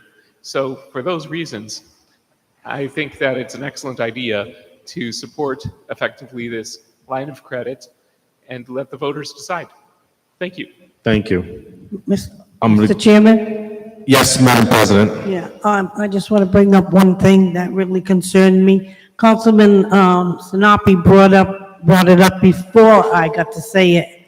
But that email that we were talking about, I also received it, and it came out very clearly. It said, my recommendation, we need to ask for a withdrawal, our request to have a bond for 2022. Explain that we need to create a nonprofit 501c3, and explain that we were only given this information last week. That's a concern to me. They just got the information last week, but yet we were told everybody voted on it, and then we get an email saying that we should withdraw it. Thank you. Thank you, Madam President. What I'm going to do now is, seeing that the committee and the council spoke, I'm going to open up to public comment. Is there anyone that would like to speak on PCR 46-22? Nathan Cornell, member to Warwick Land Trust. So just to clarify everything, because there's a big misconception. So this is from the Rhode Island Land Trust website. In Rhode Island, most land trusts are private, nonprofit 501c3 organizations. Other land trusts are affiliated with municipal government and are created by state legislation or municipal charter or ordinance. We're the latter. So municipal land trusts do not need a 501c3 to be a land trust. So the whole confusion is because, as that member was pointed out, there are talks about the current Warwick Land Trust becoming a 501c3 independent of the city, because we haven't been getting any support from the council or the administration. But that is only hypothetical. That's not a reality right now. So that's just talk. It's not a reality of this current situation. But for a municipal land trust, it does not need to be a 501c3. That's the Rhode Island Land Trust Council, and so I hope that will answer your question. Do you have any questions on that? Or? I do not. Thank you. Okay. And yeah, I know how that can be confusing. The second thing regarding Leslie Derrick, to be honest, she's one of the hardest working people I know. Like every day I talk to her, we talk about land trust matters, and even when she's sick, she's working on land trust matters. She works so hard, and I just thought you should know that. And I want you to understand, Mr. Cornell, no one's questioning the loyalty of the people on the committee. It's the process and it's procedure. Yeah. And as you said, you have to work with the planning department. You have to come to the council, and and then there's a lot of things that are just going like by the fly. We're just saying the process, for me, I'm just going to speak for myself, the process was flawed. And that's all. This was not done, in my eyes, correctly, and it's being done in a very strong rush. So I do want to you have responded to questions. I'm going to respectfully ask if you can give the other people who haven't had a chance to speak on the microphone an opportunity. Thank you. Okay, and just one more final thing. So we did try to work with the administration. We tried to meet with the mayor. The mayor said no to open space bond. But then, what do we do then? Do we just sit on our hands and do nothing? Our job is to preserve land in the city, so that's what we did. That's why we're coming before you now, because we really feel like this needs to happen. It's really important, and this is our one chance to do this. If we don't do this now, this land will be gone. So that's why we're here before you today, and that's why it's such a rush time frame, because we don't have the time to wait on this, because this is our only chance to preserve these lands. Now that they're not going for solar, now they want to build a lot of housing developments there, and they're already in talks now to do that. So that's why we're coming before you now to acquire that property, but we don't have the money to do that unless these bonds are approved, and not just the $2 million bond, but also that's why you need the $5 million bond as well. So that's why we're coming before you today, and we would love to work with the administration and you to achieve this. We just hope that you'll work with us. Thank you. Thank you. Please state your name when you come to the microphone. Thank you. Rebecca Leugnan, Ward 8. I'm a lifelong resident of Warwick. I'm in favor of PCR 46-22, the bond to purchase open space in Warwick. Open space is a very limited resource in Warwick. It is our responsibility to save and protect what we do have left. Once it's gone forever. The city has a duty to adhere to the comp plan. In addition, the comprehensive plan makes it a priority to secure several of the parcels that have been highlighted to secure from this bond request that are all under extreme development pressure. The availability of this bond money will help in matching state and federal and private programs to acquire these properties. I strongly urge the council to approve PCO 4622, the open space bond. And this is not the first time that the Land Trust has come before the council. Ms. Travis, you were here once before, and I was up here once before, and we passed the resolution to allow the bond to go on the ballot. I drove the paperwork up to the State House to make sure it got there. We purchased Barton Farm with part of that money. This is not a rush job. The 501c3 is somebody's thrown in to muddy the waters. It has nothing to do with the municipal land trust. Like I said, I was a founding member of this land trust. I fought like hell to get it. So I wish you would strongly consider the approval of this. Let it go on the ballot and let the people decide. Thank you. Thank you.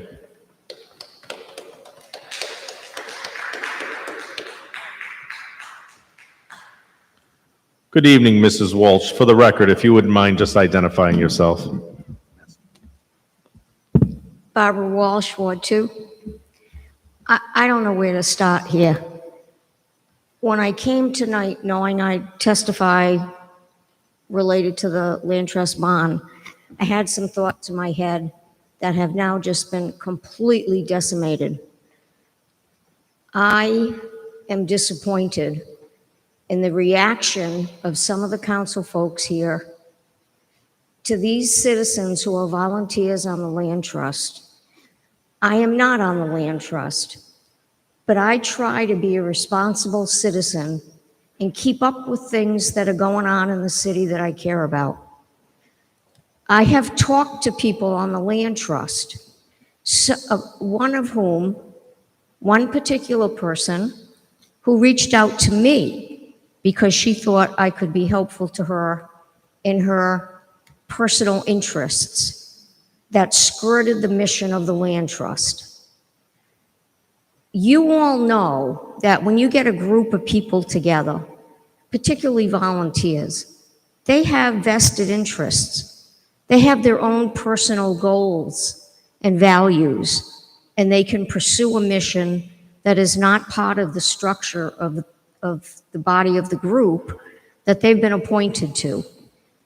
You folks don't know that when you recommend or appoint. You don't know how those things, turn around over the course of a year or two. But there is one woman that I spoke with multiple times, and she has her own interests, vested interests, that got in the way of what the land trust mission was supposed to be. I'm only going to ask, and excuse me, I don't know who the woman is you're talking about when you reference emails. I don't know who that is. I don't want to know. But I would ask that you be a little more objective about the reality of throwing a group of people together who may or may not be coming from the same place and moving in the same direction at the same pace. One of the things I also want, so I'm ending that comment. That's just a comment to try to put some of those issues in perspective. They may have nothing to do with the rest of the members of that group, the land trust body, and what they're trying to accomplish. The other issue I want to try to clarify a little bit is this whole nonprofit status business. Most of the land trusts that are municipal cannot be nonprofits. They're tax exempt because cities are tax exempt, but they can't be a separate nonprofit body. I went through this about 25 years ago as a volunteer of the Warwick Animal Shelter for probably 30 years. When the city built the new shelter and got different staff and put into place all of the programs that we're so proud of today, I would proudly say we probably have the best municipal animal shelter in the whole state. And they got that way because of certain policies and protocols that were supported with the staff that were hired. But they work for the city. They're a municipal shelter, and there are certain things they cannot do. So they created Friends of the Warwick Animal Shelter. I think probably similar to what Leslie's talking about when she references Friends of the Land Trust. Friends of the Warwick Animal Shelter is a nonprofit. They work hand in hand with the Warwick Animal Shelter, which is municipal. So the shelter is governed by whatever policies and protocols they put in place under the guidance of their executive director, but they work for the mayor. The Friends of the Warwick Animal Shelter is their fundraising arm, where they raise money, they do fundraisers, and the monies go into a pot of funds for which they decide how they'll be used. When donations are made to the Warwick Animal Shelter, there has to be a restricted receipt account that is honored, and it doesn't have to be honored. It can go, those monies can go into the general fund. And I shouldn't even say this to you because now I'm worried about, you'll ask what that is. It's a couple $1,000s, no big deal. And they use it for vet care, for animals that need vet care because the city does not provide that.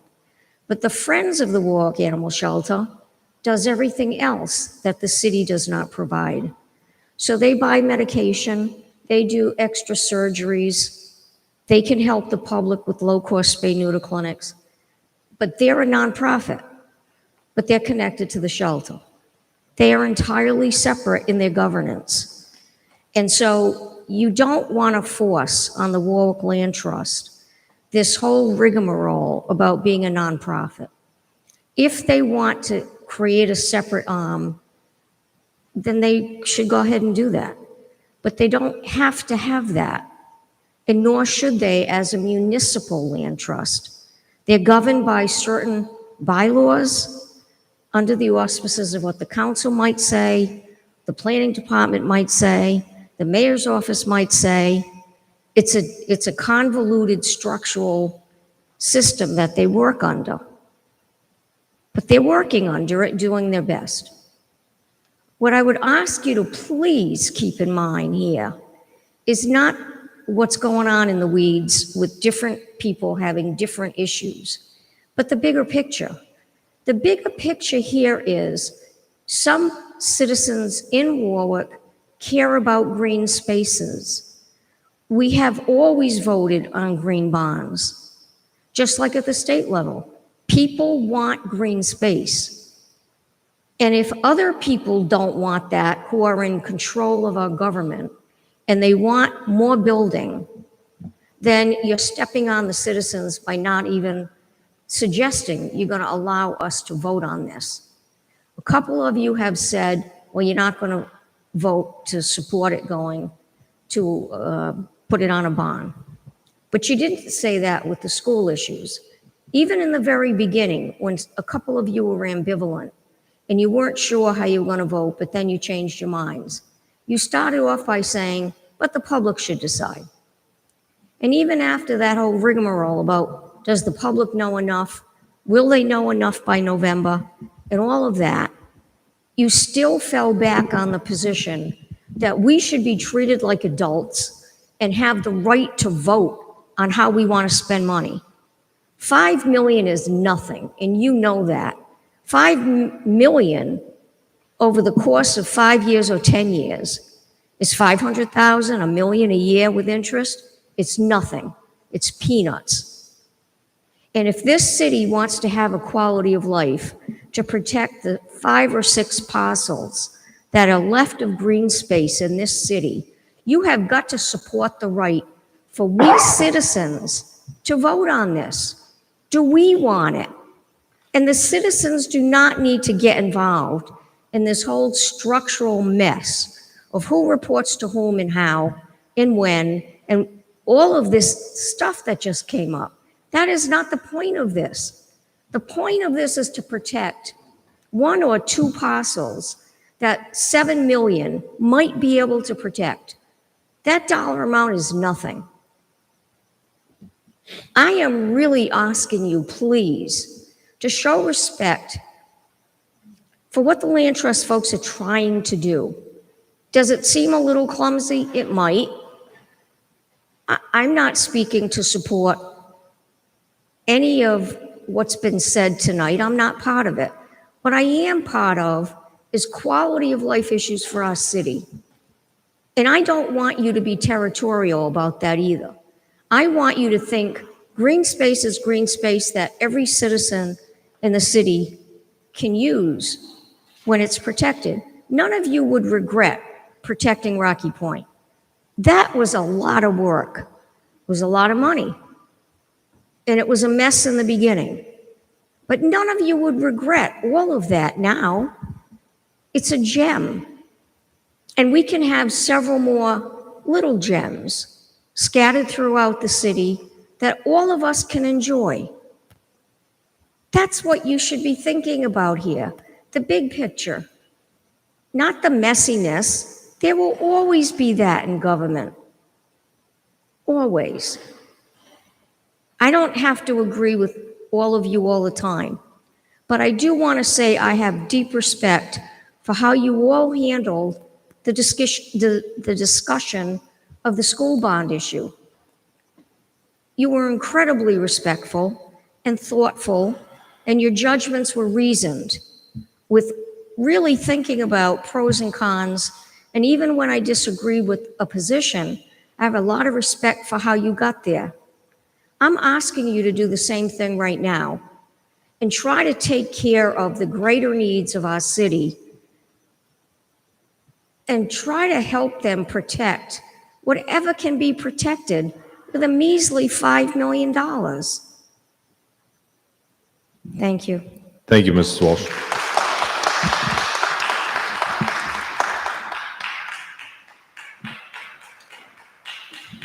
Please state your name.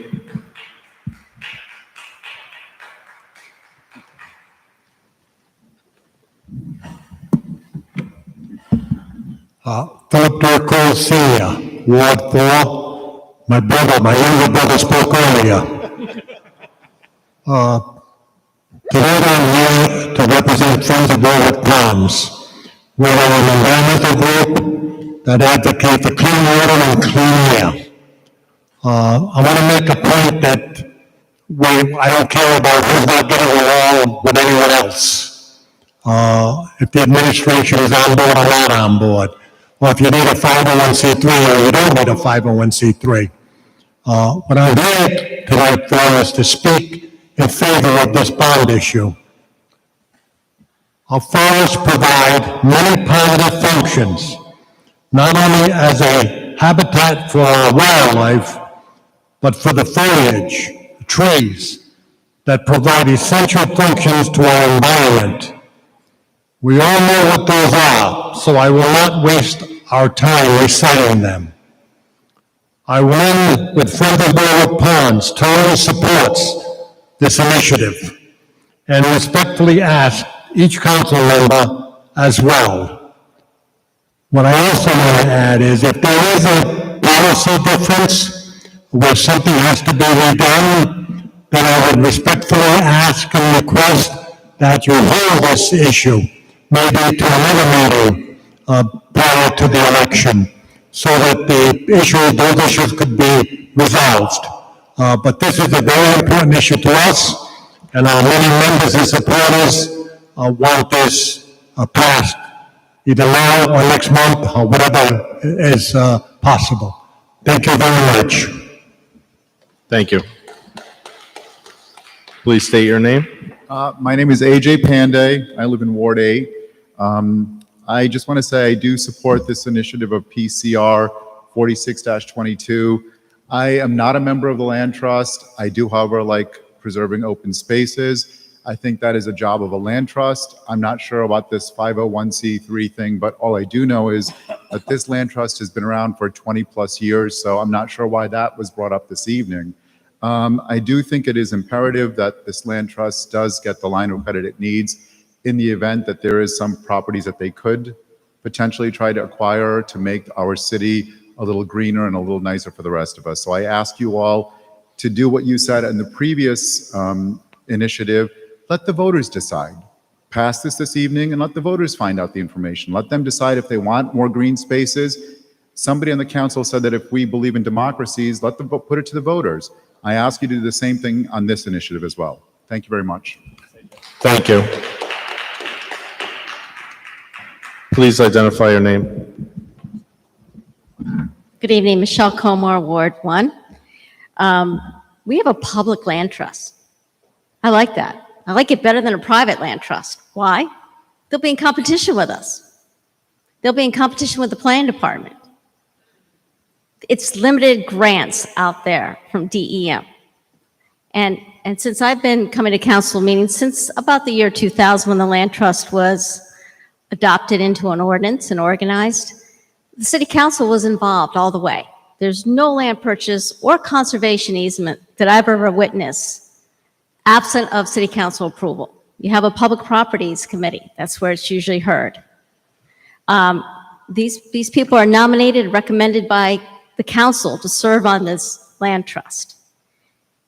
The way I'm hearing it tonight, you prefer a public land trust, which goes out and gets their own funding, which is out in the open market competing for funds that municipalities want to get. And it shouldn't be like that. We have a land trust that can work with all the departments, the conservation department, commission, the planning department. They all work together to come up with the best buys, best fits for the city. And I like to have a public land trust, but you can't have one without financial support. And without the backing and support, and I didn't hear a whole lot of rah-rahs here tonight. I was disappointed because I thought a lot of the comments from the council were off topic. We're here to vote on a bond referendum to get it on the November ballot. I didn't hear the mayor really come out publicly and say, and I might have missed it, that he was all for the school bond referendum. I didn't hear him say he was for the open space or not for the open space. He gets a vote just like every other Warwick voter if it gets on the ballot. And that's what we're asking here. We're not asking, unfortunately, all this interrogation of how does the land trust work. The council is welcome to go to any of these public meetings. I kind of know how they work. They're working really hard. And they're a group of diverse people. And you need a diverse group. You need somebody that's environmentally based, somebody more financially based, someone who knows the system to get things approved. It's a whole group of people that should be diverse. But the way that things sounded tonight, you want a land trust that's a private land trust outside of the city of Warwick. And they will be competing for the same funds. And they can be more aggressive. And they can be more wheeling and dealing because they don't have public money. They're taking on money to do as they please. So they can sell a frontage lot to a developer, save the piece they want, use that money to get another piece. It's a lot more creative. But here, we're going to work together as a public land trust. And I like that. And I hope you support the land trust in that way. So all we're doing tonight is to put this to the voters. And like I said, I was disappointed to hear a lot of topics that I thought were off really the topic tonight, is to just get this on the ballot in November before the voters. We do have the privilege of the city council solicitor being here that can answer any questions of the 503C requirement.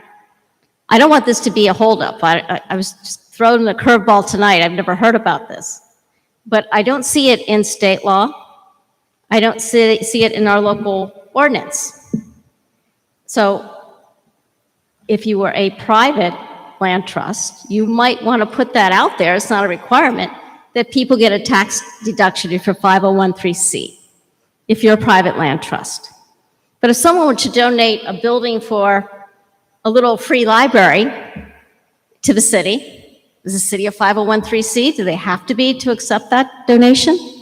I don't think so. So, Ms. Komar, what I'm going to say is this is discussing 46-22. There was discussion. There is no such committee set up. So, or set up. So I'm going to ask that you focus on 46-22. I didn't realize I was talking about a committee. I'm just saying that the lack of financial support here triggers to me that a public land trust maybe is not what the city wants. They want a private land trust that can go out and get their own money. And I don't like that. I want the support to go to our public land trust. And if the holdup is this 5013C, the council could ask for a ruling from our council solicitor if that's a requirement or not. And the other issue I just want to bring up, council's free to get that answer, is that we're not tying up $5 million of taxpayers' money, like was discussed at the school bond. It's an equity line of credit. You take it as you need it. I think the council mentioned that. Same case here. If they find property and it goes through the planning department, the council feels that they should buy it, you tapped into this $5 million that the city council had put on the ballot and the voters approved it. There is one typo, house cleaning, before I leave you. And on the PCR 4622, there's a figure of $50 million that should be $5 million on the second page. I believe that's a typo.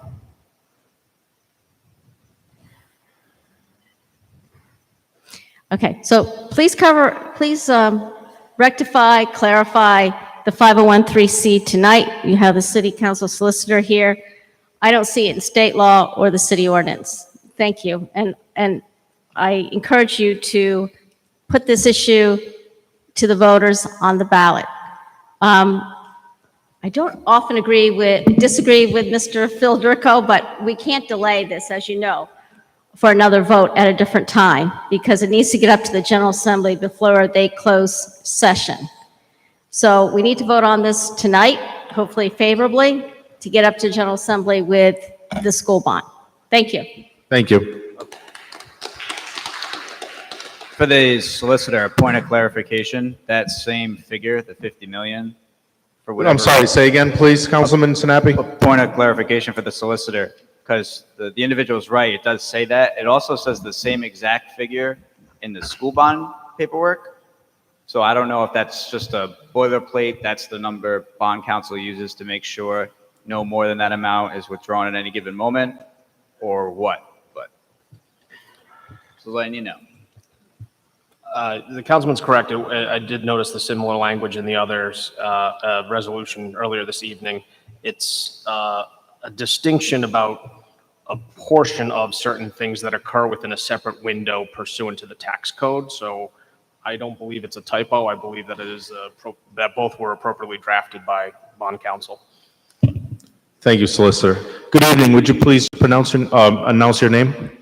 Yes, my name is Jane Austin, Ward 5. I just want to speak briefly in support of putting this on the ballot. I think it's important in the sense that it kind of creates a capacity and resources within the city to look for opportunities to acquire, to match other funds that are available to the city. I think that council has recognized over the last year the amount of pressure that we have on open space. And I think within the context of the land trust, as it is structured, there's opportunities for strengthening the partnership between the land trust, the administration, the planning department, and the city council. When that happens, we've created that capacity to go out, and I couldn't put it better than Mrs. Walsh did earlier in terms of saying, look back, step back, look at what it is that we want to preserve, and make sure that we have the capacity to do it when those opportunities arise. So I would, the land trust has a broad charge. It's an arm of the city, and I think we would all benefit by strengthening the capacity of the city across the board to defend the many natural resources, recreational resources, historical, cultural, and environmental resources that a good, strong working relationship within the city and resources to back it up could help us with. Thank you. Thank you. Are there any further comments? Oh, Finance Director Peter Shaver. I know you've heard a lot, and this is going on a long time, but I just want you to hear me now? Yes, I can hear you. Okay. Thank you. We did a capital budget 2 weeks ago, and you remember the list of items in there. And the planning director was very involved in that whole process. Connecticut Light, earmark. A lot of vehicles, ARPA funds. City Hall Plaza, ARPA funds. And the whole plan, part of the whole long-term financial plan was not to issue any more debt. The schools being another issue, obviously. But in every event, every case, instead of using any bond funds, we were able to find resources either through earmarks or ARPA to finance those projects. So this is really a contradiction of the financial plan that you approved, and you could have worked to amend that plan back when we sat here 2 weeks ago. That's my concern. We made a commitment not to issue any debt for any city projects. We were going to use ARPA funds. The planning director knew about their interests. He knew about a lot of other interests too. And we prioritized, we brought something to the council, and that's where we are. Thank you. Appreciate it. Thank you. Last comment. Thank you. I'll keep it brief because it's late and we're all tired. I'm here. My name is Aaron Sherman. What's your Ward 9. Aaron Sherman, Ward 9. Thank you. I am a member of the Warwick Land Trust. It has been a privilege to serve on the Land Trust and to learn about the opportunities to preserve land in Warwick. As a passionate environmentalist, I believe that it is our duty to look for these opportunities in our cities, in our towns, municipalities, what have you, to preserve land. And whenever these opportunities come up, we should not stand in the way. I hope that you'll all vote in favor because I believe that this amount of money will serve as a place for the Warwick Land Trust to make recommendations that the city preserve land. I think there's a lot of land here, and these opportunities are going to go away very quickly. So it's very concerning. Thank you, sir. Good evening, Mrs. Walsh. I just want to state that your comments are well recorded, and I just request that you respectfully keep them brief as we're going in the late of the hour. And these are different comments. I cannot tell you how furious I am right now. We have been spending millions and millions of dollars in this city for things we do not need. We do not need an outdoor skating rink, but everybody's going to vote for it and give millions of dollars for it. We don't need every single gas-guzzling diesel truck and vehicle that's being bought, none of which are EVs. So we keep paying more for gas than what we have to. We don't pay for solar on rooftops to save electrical bills, but we just keep spending everything that currently gets spent and we add to it.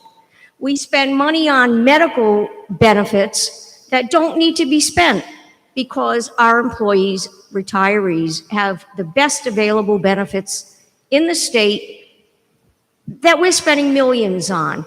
And for a lousy $5 million to have this finance director come up here and say, oh no, we used ARPA funds for this or that. I've asked that we use ARPA funds for purchase of land.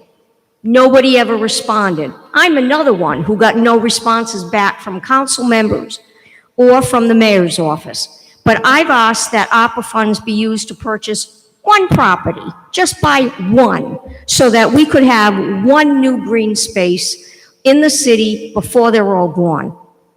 This is outrageous. We have millions and millions of dollars in our budget that get carried forward every year and added to. But to begrudge $5 million that because everybody wants development and we've got a lot of development going on, there's more development going on than I can ever remember. To save a little bit of green space in between all those developments is just outrageous for a city like ours. We are not the city we used to be. And this is one of the reasons. We have got to save a few little pieces here or there where you can breathe and maybe not hear traffic and protect wildlife habitat, which we're losing. Of course, you have to, I guess, care about that, but some of us do. And I want you to give us the chance to show you if we care about putting $5 million in an equity account that maybe we draw $500,000 a year. Big deal. Give us that chance to tell you if we care about $5 million. Or don't do it and spend whatever ARPA funds are left to buy whatever the 5 most important properties are on the land trust list. Buy one. But no, nobody wants to do that. Nobody wants to do anything except defer anything that involves the environment to the future, to the future, to the future, till there's no future left. We are destroying the planet. We are destroying the city. We have no green spaces left to be able to go in and just sit and breathe the air. I am hoping you take all of Ward 8's properties and save them all.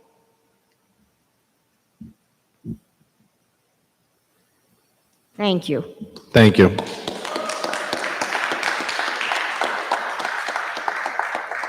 May I have a recommendation? Move favorable action. Second. We have a motion for favorable. We have a second. All in favor? Aye. No. No. Thank you. Time is now 10:34 PM. The Finance Committee is closed. Council President. Yes, I want to take a 5-minute break. I know, Councilman Howell, you got to get ready for your bids.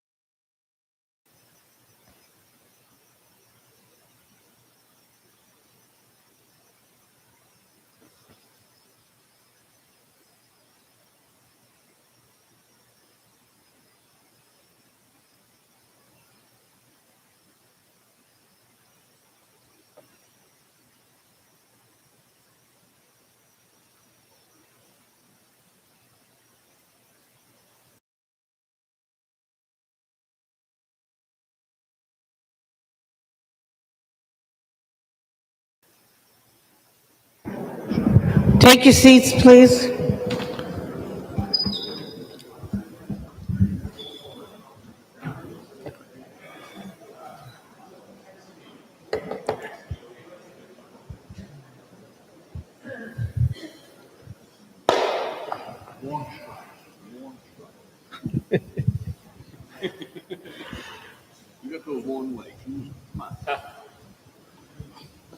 Number one on the consent calendar, PCR-68-22, resolutions relative to bids. Councilman Howell. Favorable action. Do I have a second? Councilman Foley. Okay, you can continue. Thank you, Council President. Bid 2023-030 Bravo Medical Supplies and Equipment. Bid 2023-061 Probate Court Advertising. Bid 2023-060 Code of Ordinances Supplementation.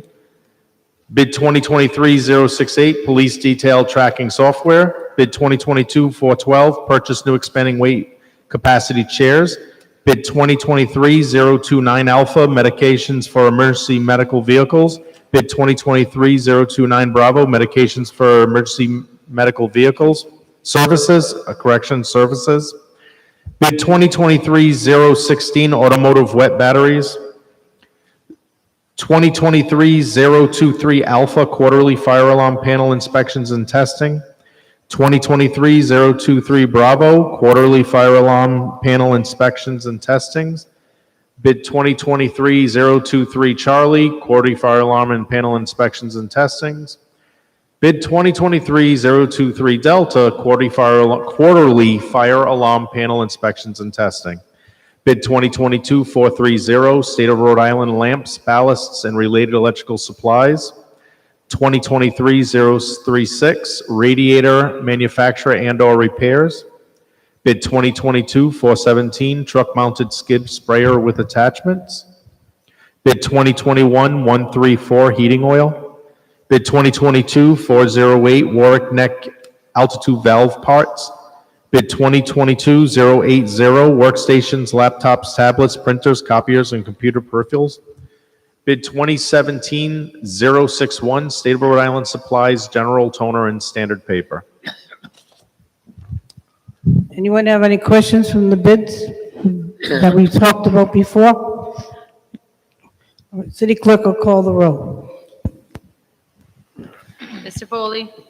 Yes. Mr. Gephardt? Yes. Mr. Howe? Yes. Mr. Lattiser? Yes. Mr. McElroy? Yes. Mr. Riggs? Yes. Mr. Sinapi? Ms. Travis? Yes. 8 yes, consent passes. Okay, I believe there was some that were removed from the consent calendar. Yes, Madam President. Bid 2023-0308, right? That became PCR 70-22. Roger. Formerly bid 2023-030 Alpha Medical Supplies and Equipment. Motion favorable action with amendment. Date in the amendment is? What's the amendment? The amendment here was recommended to add Medline as a vendor, and Councilman Howe has moved it, seconded by Councilman Foley. Okay, so everybody knows what that was. We added the Medline as a new vendor. No questions? City Clerk, call the roll. Mr. Foley? Yes. Mr. Gephardt? Yes. Mr. Howe? Yes. Mr. Lattiser? Yes. Mr. McElroy? Yes. Mr. Riggs? Yes. Mr. Sinapi? Ms. Travis? Yes. 8 yes to amend. Second one was 2023-062, now becomes PCR-7122. Move favorable as amended. Committee move favorable as amended. This is to reduce the amount, right? Yes, it's a reduction of to $10,000. apologies, if I may. We moved an amendment Oh, on the amendment, yes. we PCR have to- 7022, if we could have that moved as amended. As amended, okay. City Clerk, call the roll. Mr. Foley? Yes. Mr. Gephardt? Mr. Howe? Yes. Mr. Lattiser? Mr. McElroy? Yes. Mr. Riggs? Yes. Mr. Sinapi?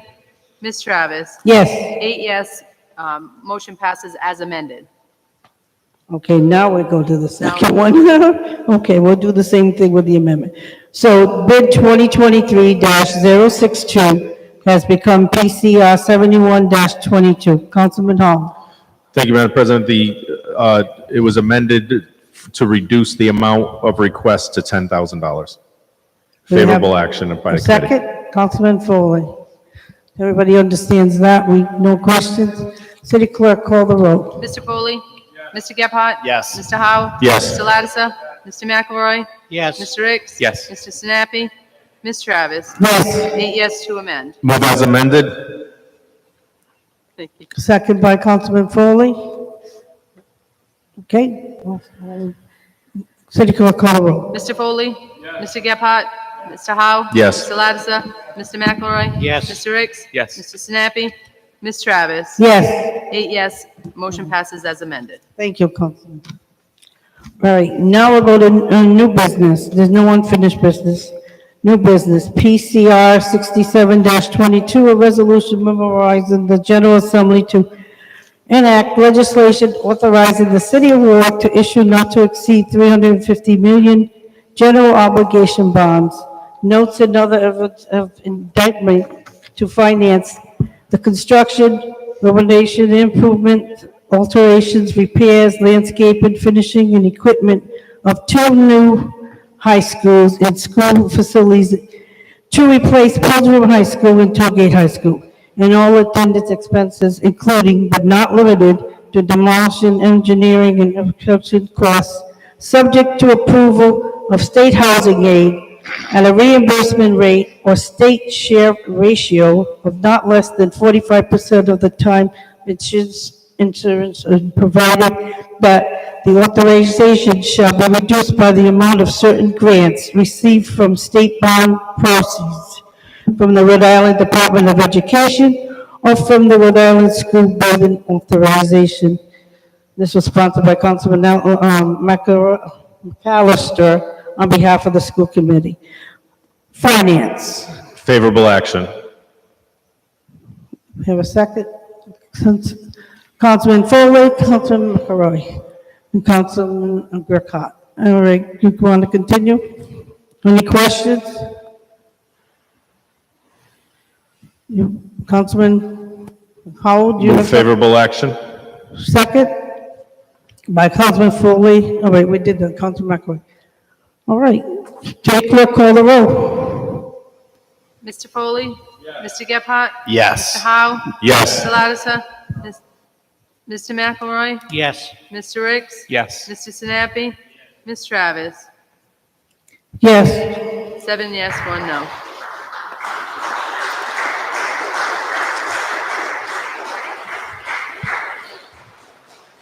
Next, we have PCR-46-22, a resolution memorializing the General Assembly to enact legislation authorizing the City of Warwick to issue not to exceed 5 million general obligation bonds, notes and other evidence of indictment to finance an acquisition of the development of open space in the city.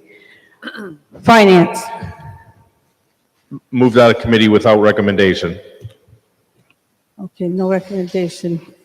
Councilman Ricks.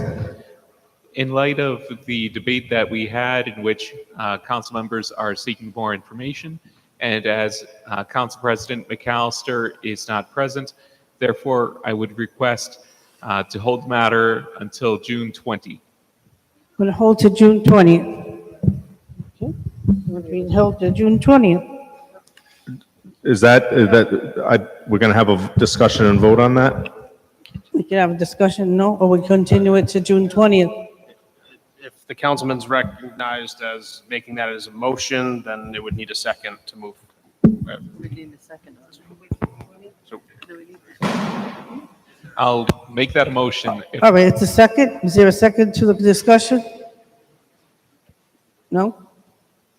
Then we're going to hold it to June 20th. Right, unless, No. There's no second. if there being no second to the motion, the motion would fail and we're still before us. Councilman Powell? Thank you. It would go before the if I'm correct, it now comes up for a vote without a recommendation from the committee to the council, correct? I'll second it. What- Who Okay, seconded just that? to I didn't know who clarify. seconded that. I'll do it. So the committee had no recommendation. Councilman Ricks was recognized and made a motion to hold the item to June 20th, which has now been seconded by Councilman Sinapi. Any discussion?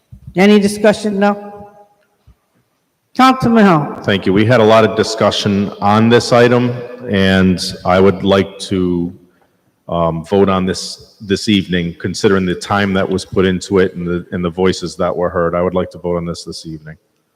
So I will be voting no on the motion to hold. Thank you. Councilman Sinapi. Honestly, I agree with literally everything you just said. The only reason why I'm seconding the hold and I'll vote in favor of holding is that, again, remarkably biased, stands to benefit my ward tremendously. There's obviously some issues I have with the current whatever is going on. That has also been mentioned by other council members. If those issues can be addressed, then it works for me. Do you want to vote for it tonight? Are you voting to hold it? This is a vote on the hold. I plan Okay. to vote to hold it. You're planning to vote to hold it, all right. So we're gonna, any other remarks?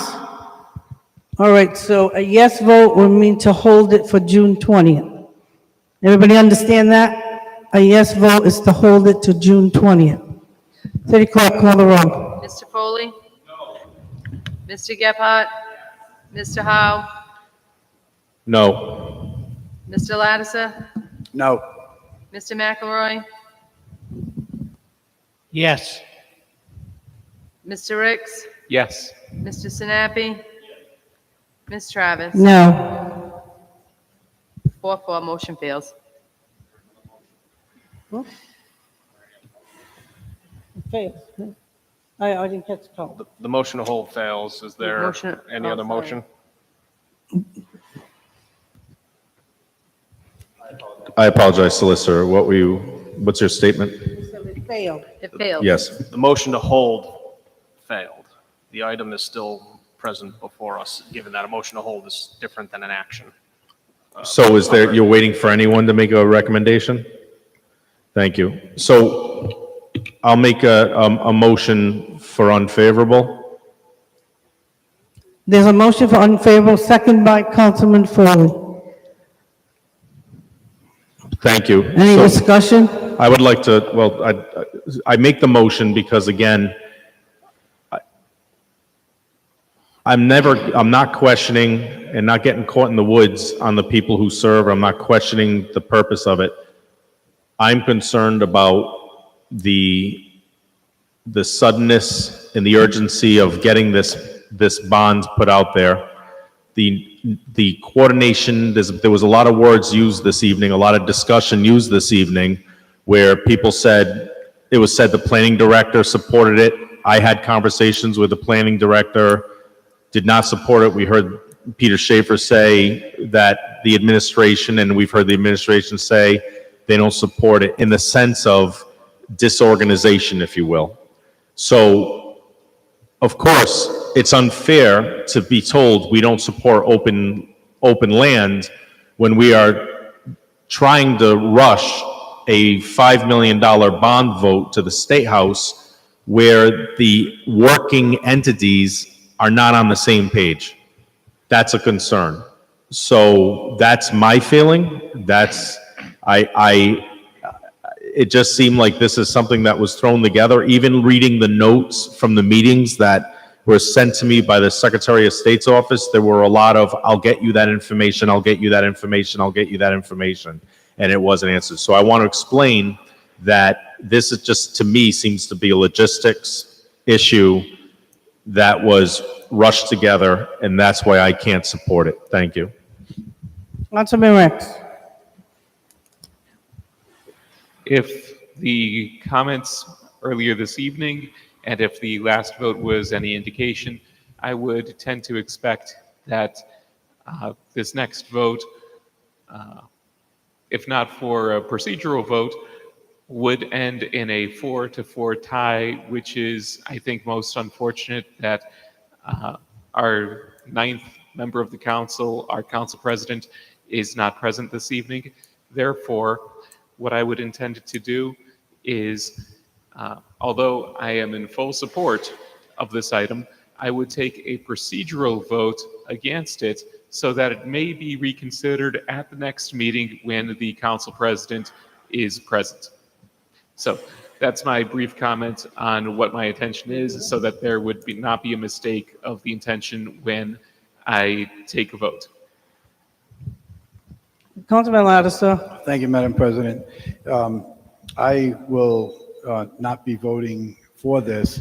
I think Councilman Howell brought up numerous points that I agree with, but I'd also like to point out and make it clear that I'm not voting no because I do not support open space. If you all remember, back in March of 2013, DEM acquired 83 acres of Rocky Point. The city owns 30-some acres, 38 acres, I believe it is. Now, the city's purchase was before I got elected. I was elected in 2012. The March vote in 2013 was in the first few months of my first term, but I had, let's just say, plenty of discussions with DEM and the Rocky Point Foundation, people in my ward and Ward 5, et cetera, and I have continued to be extremely protective, as you know, about what goes on in Rocky Point and what doesn't go on. It's a very, very important asset to Ward 5 and to the city, and as long as I'm on the council, I will continue to fight to protect anything and everything from going wrong in Rocky Point. I do support open space, but as I said earlier, it's numbers. And I don't see the sense of urgency, as Councilman Howell said, of doing this right now, particularly where there's $2 million still sitting there and there's nothing pending for purchase. $2 million, that'll certainly buy a lot of appraisals. It'll buy a lot of inspections, and with interaction with the planning department, who I also, as the Land Trust Committee, I believe has done a very good job. I've extended the kudos on the chair and the members of the committee. But for those reasons, I will not be able to support this particular item at this time. Thank you. Councilman Sinapi. So the degree which my board stands to benefit from this is unfortunately far too high for me to pass up, even if I have strong reservations. I'll vote in favor only with the express knowledge that the administration still will be able to act as oversight and basically the release valve on this. Councilman Graham. I will quickly just echo what my colleague from Ward 8 stated, and I have my hesitations on this as well, but I take comfort in the oversight that this body has. I think that there's significant room for improvement in process, and I've said this directly to the Land Trust previously, and I'll echo it again, which is that the best way to preserve open space in the city is to work with the council member in whose ward that open space is, and to help use them as a lever to get action from the city if we're not moving forward as quickly as we want. So I think there's definite room for improvement in that group. But with that said, and at the risk of a bad dad joke here, I don't want to miss the forest for the trees. So these funds, being available, do help us in the event that there is an opportunity to make a generational move to preserve open space. So I will vote in favor with the conditions and statements similarly made by Councilman Sinapi. Thank you. So now we're at a vote. I've always supported open space. I'm a big supporter of open space, but just like Councilman Lattimore said, we have 2.1 million there already. I'm sure if you buy something, you come to us, I will be supporting that. But right now, with that there, I think that's the way we should go, so. Now, we already had Councilman Rick's unfavorable, and a yes vote means unfavorable. So everybody understands that a yes vote, it means unfavorable? Yes. City Clerk, call the roll. Mr. Foley? Mr. Gephardt? No. Mr. Howe? Yes. Mr. Lattiser? Yes. Mr. McElroy? Yes. Mr. Ricks? Procedural reasons only, yes. Mr. Sinapi? Ms. Travis? Yes. 6-2, unfavorable. So, it doesn't pass. It's unfavorable. So now we're going to go to unanimous consent, right? We concluded that. Ward 1? Ward 2? Pass. Ward 3? Pass. Ward 4? Pass. Ward 5? Ward 8? Ward 9? Ward 6 passes. Councilman McElroy, there be no further business? If there be no further business before this honorable body, we now move to the docket session. Thank you. Ward 1? Ward 2? Pass. Ward 3? Pass. Ward 4? Pass. Ward 5? Pass. Ward 8? I have two. One is making June 6th Robert Shapiro Day. I think that's a resolution. The intergovernmental? Or community affairs? Be community affairs. And the other one would be ownership and licensing regarding domestic fowl. That would be I couldn't hear you. Ownership and licensing regarding domestic fowl. That would be ordinance. Or it's an ordinance, rather. Sorry. Councilman, could you repeat the title, please? Ownership and licensing regarding domestic fowl.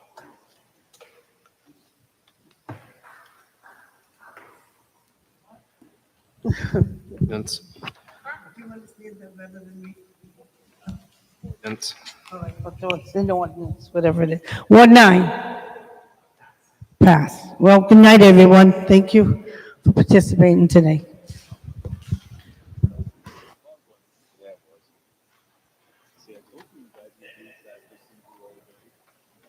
I told you.